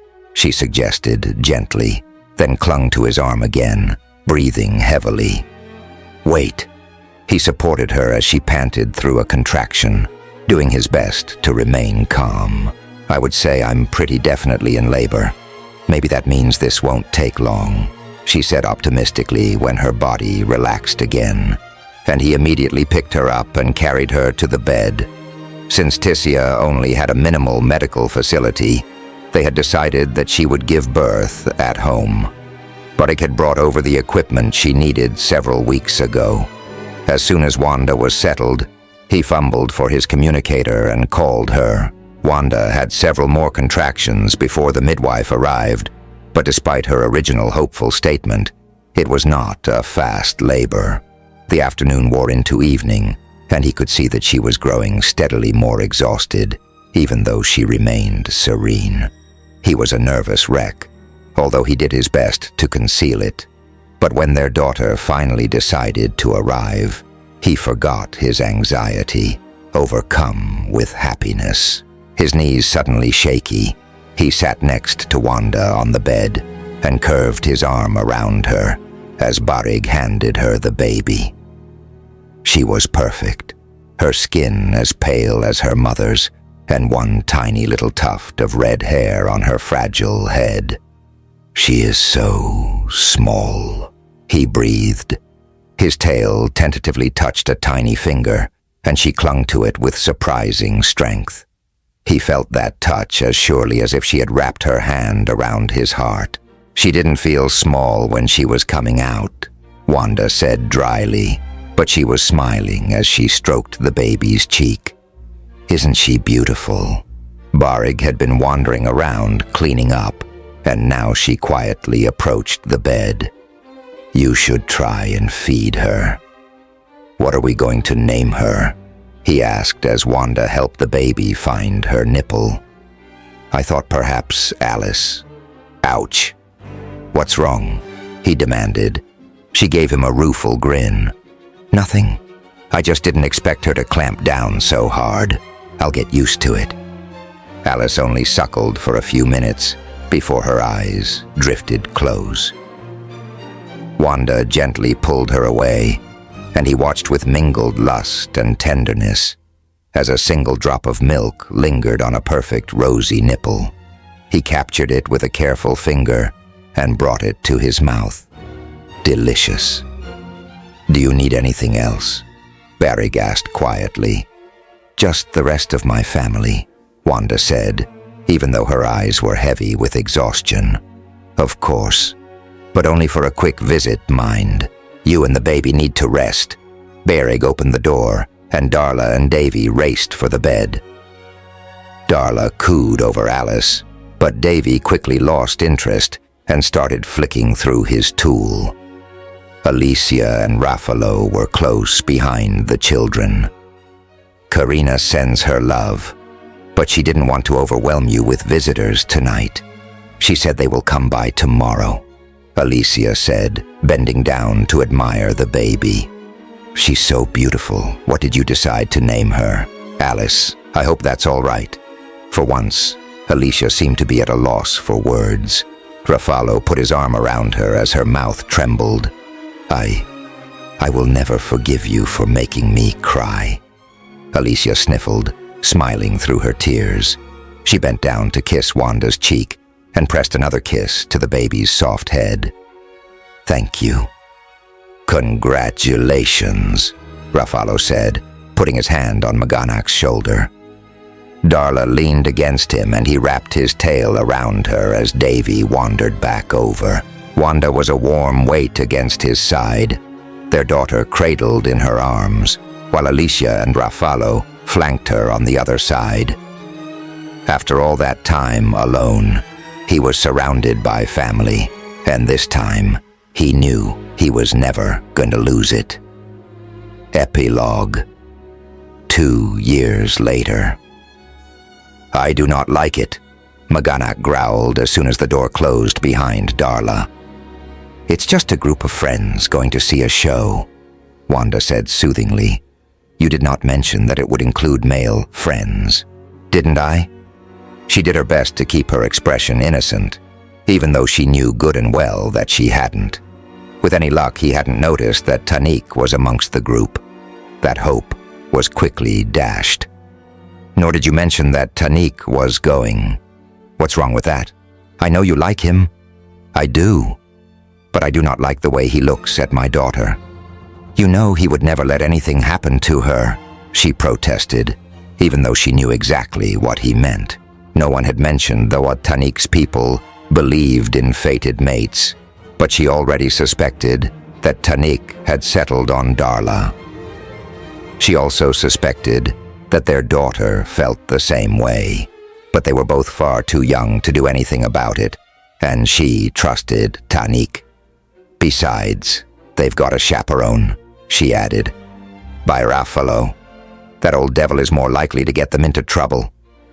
Despite the protest, his tone was affectionate. Ruffalo had continued with his rescue efforts, but he had begun to spend more time on Tissia, no doubt because Alicia preferred being there. Alicia is with them too, she reminded him. You can't think she'd encourage any type of misbehavior. No, I suppose not, he agreed grumpily, still staring out the window after the group of children. Darla had taken to her new environment with amazing ease and had no trouble making friends, although she still preferred spending much of her free time working with Maganak on his various projects. Davy had not found it as easy, although they had eventually found a routine that worked for all of them. He spent some time with Maganak, some time with her, and some time in guided social situations. Sagat was his constant companion and had an instinctive ability to help calm the boy when he began to feel overwhelmed. Davy was never going to be exactly like the other children, but as long as he was happy, she didn't care. Walking over to Maganak, she put her arm around him, loving the way his tail immediately encircled her waist. Are you going to be this bad when Alice starts going out? He looked horrified. She is only a baby now, but she'll grow up just like Darla is growing up. I do not want her to, he admitted. We were going to work on that purifier tonight. Maybe tomorrow night. She hugged him. Maganak and Darla had a special bond, and despite her teasing, she knew it was hard for him to think of his little girl growing up. But right now you're stuck with me. Whatever will we do? She made her eyes wide and innocent as his immediately heated in response. His tail slipped down from her waist to tease the sensitive area between her buttocks. What about Davy and Alice? He asked, even as his hand dropped to her breast. Her nipple beaded in response and she leaned into his touch. They're both with Karina. We have a good hour before they're home. Do you think that's enough time? Barely, but I will make the best of it, he promised as he lifted her into his arms. And his best was very good indeed. Wanda was half asleep when she heard the front door open and Karina call out to them. I will go, Maganak said. You need your rest. You seem tired lately." He was gone before she could respond, but a slow smile curved her lips. She couldn't wait to tell him the reason for her exhaustion. Pulling her gown back over her head, she sat up against the head of the bed just as Davy ran into the room and jumped up next to her. Sagat followed him, jumping up on the other side, and she stroked his head as he purred heavily. Davy put his head on her shoulder and snuggled against her, and her heart melted. He still preferred to be the one who initiated contact, but he was frequently affectionate. "Hi, Mom," he murmured. "Hi, sweetheart. Did you have a nice time with Karina?" "I played Baduka with Quaret." He frowned. "He had a new strategy. I'm sure you will find the right counter moves," Maganak said from the doorway. Alice was curled in his arms, her eyes heavy as she sucked sleepily on her thumb. "I think this little one is ready for bed. I will start the evening meal." She rolled her eyes. He usually insisted on preparing their meals, even though her cooking wasn't that bad. "I can help." "No," Davy said firmly as he pushed free. "You should." He frowned again, then poked her stomach. "You're getting fat. Your mother is perfect the way she is," Maganak said immediately, but she saw his gaze travel across her stomach, then up to her breasts. He had commented earlier about how responsive they were, and she knew he was remembering that now. When he finally reached her face, she couldn't hide her smile, and saw his face light up. "Mishka, I was going to wait and tell the whole family together, but yes, we're having a baby." After she weaned Alice a year ago, they had discussed having another child, but nothing had happened. Even though she was a little disappointed, they already had a wonderful family, and she had put it out of her mind. She hadn't even noticed at first that she felt more tired, and that her clothes seemed tighter. But the light had finally dawned. Berig had confirmed it that morning. Maganak was still standing at the door, his face shocked. "You are sure?" "I'm sure." She had thought he would be just as excited, but he still hadn't moved. "Aren't you happy?" "Happy." He crossed the room in 2 steps, scooping her and Davy up in his other arm, his tail encircling all of them. "I never thought to be so blessed." Davy wiggled free. "Make it a boy," he demanded as he headed for the door. Alice cooed happily as Maganak bent over and kissed Wanda, his mouth reverent. "I love you, Mishka." "I love you too." Much later that night, Maganak heard the door close and slipped out of bed. Wanda had fallen asleep, but he couldn't relax until their daughter was home. He found Darla wandering through the living room, a thoughtful look on her face. "Hello, sweetheart. Did you have a good time?" "I had a wonderful time." She smiled and hugged him, but she still seemed distracted. "Is something wrong?" "No. Just thinking. Where's Mom?" "Asleep."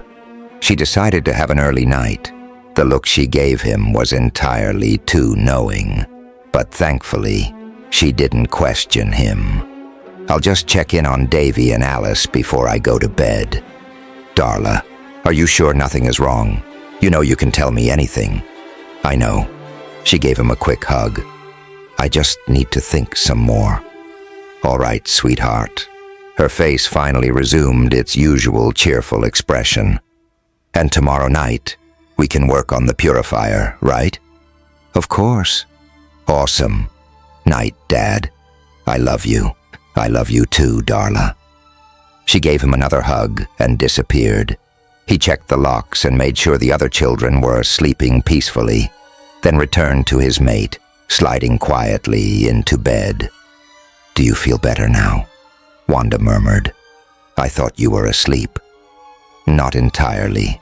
She smiled up at him, her eyes warm and loving. "Did you tell her?" "No. I thought you would want to be the one to give her the news. You should have joined us." "We can tell her tomorrow." Tonight I thought I'd give the two of you some time alone. You needed to see she's still your little girl. He couldn't prevent his sigh. Not for much longer, I am afraid. Maybe not, but she'll always be our daughter. How did I get lucky enough to have such a wise mate? By salvaging what others were willing to discard. She drew him down for a kiss, and he happily obliged, his tail curving protectively over her stomach. His family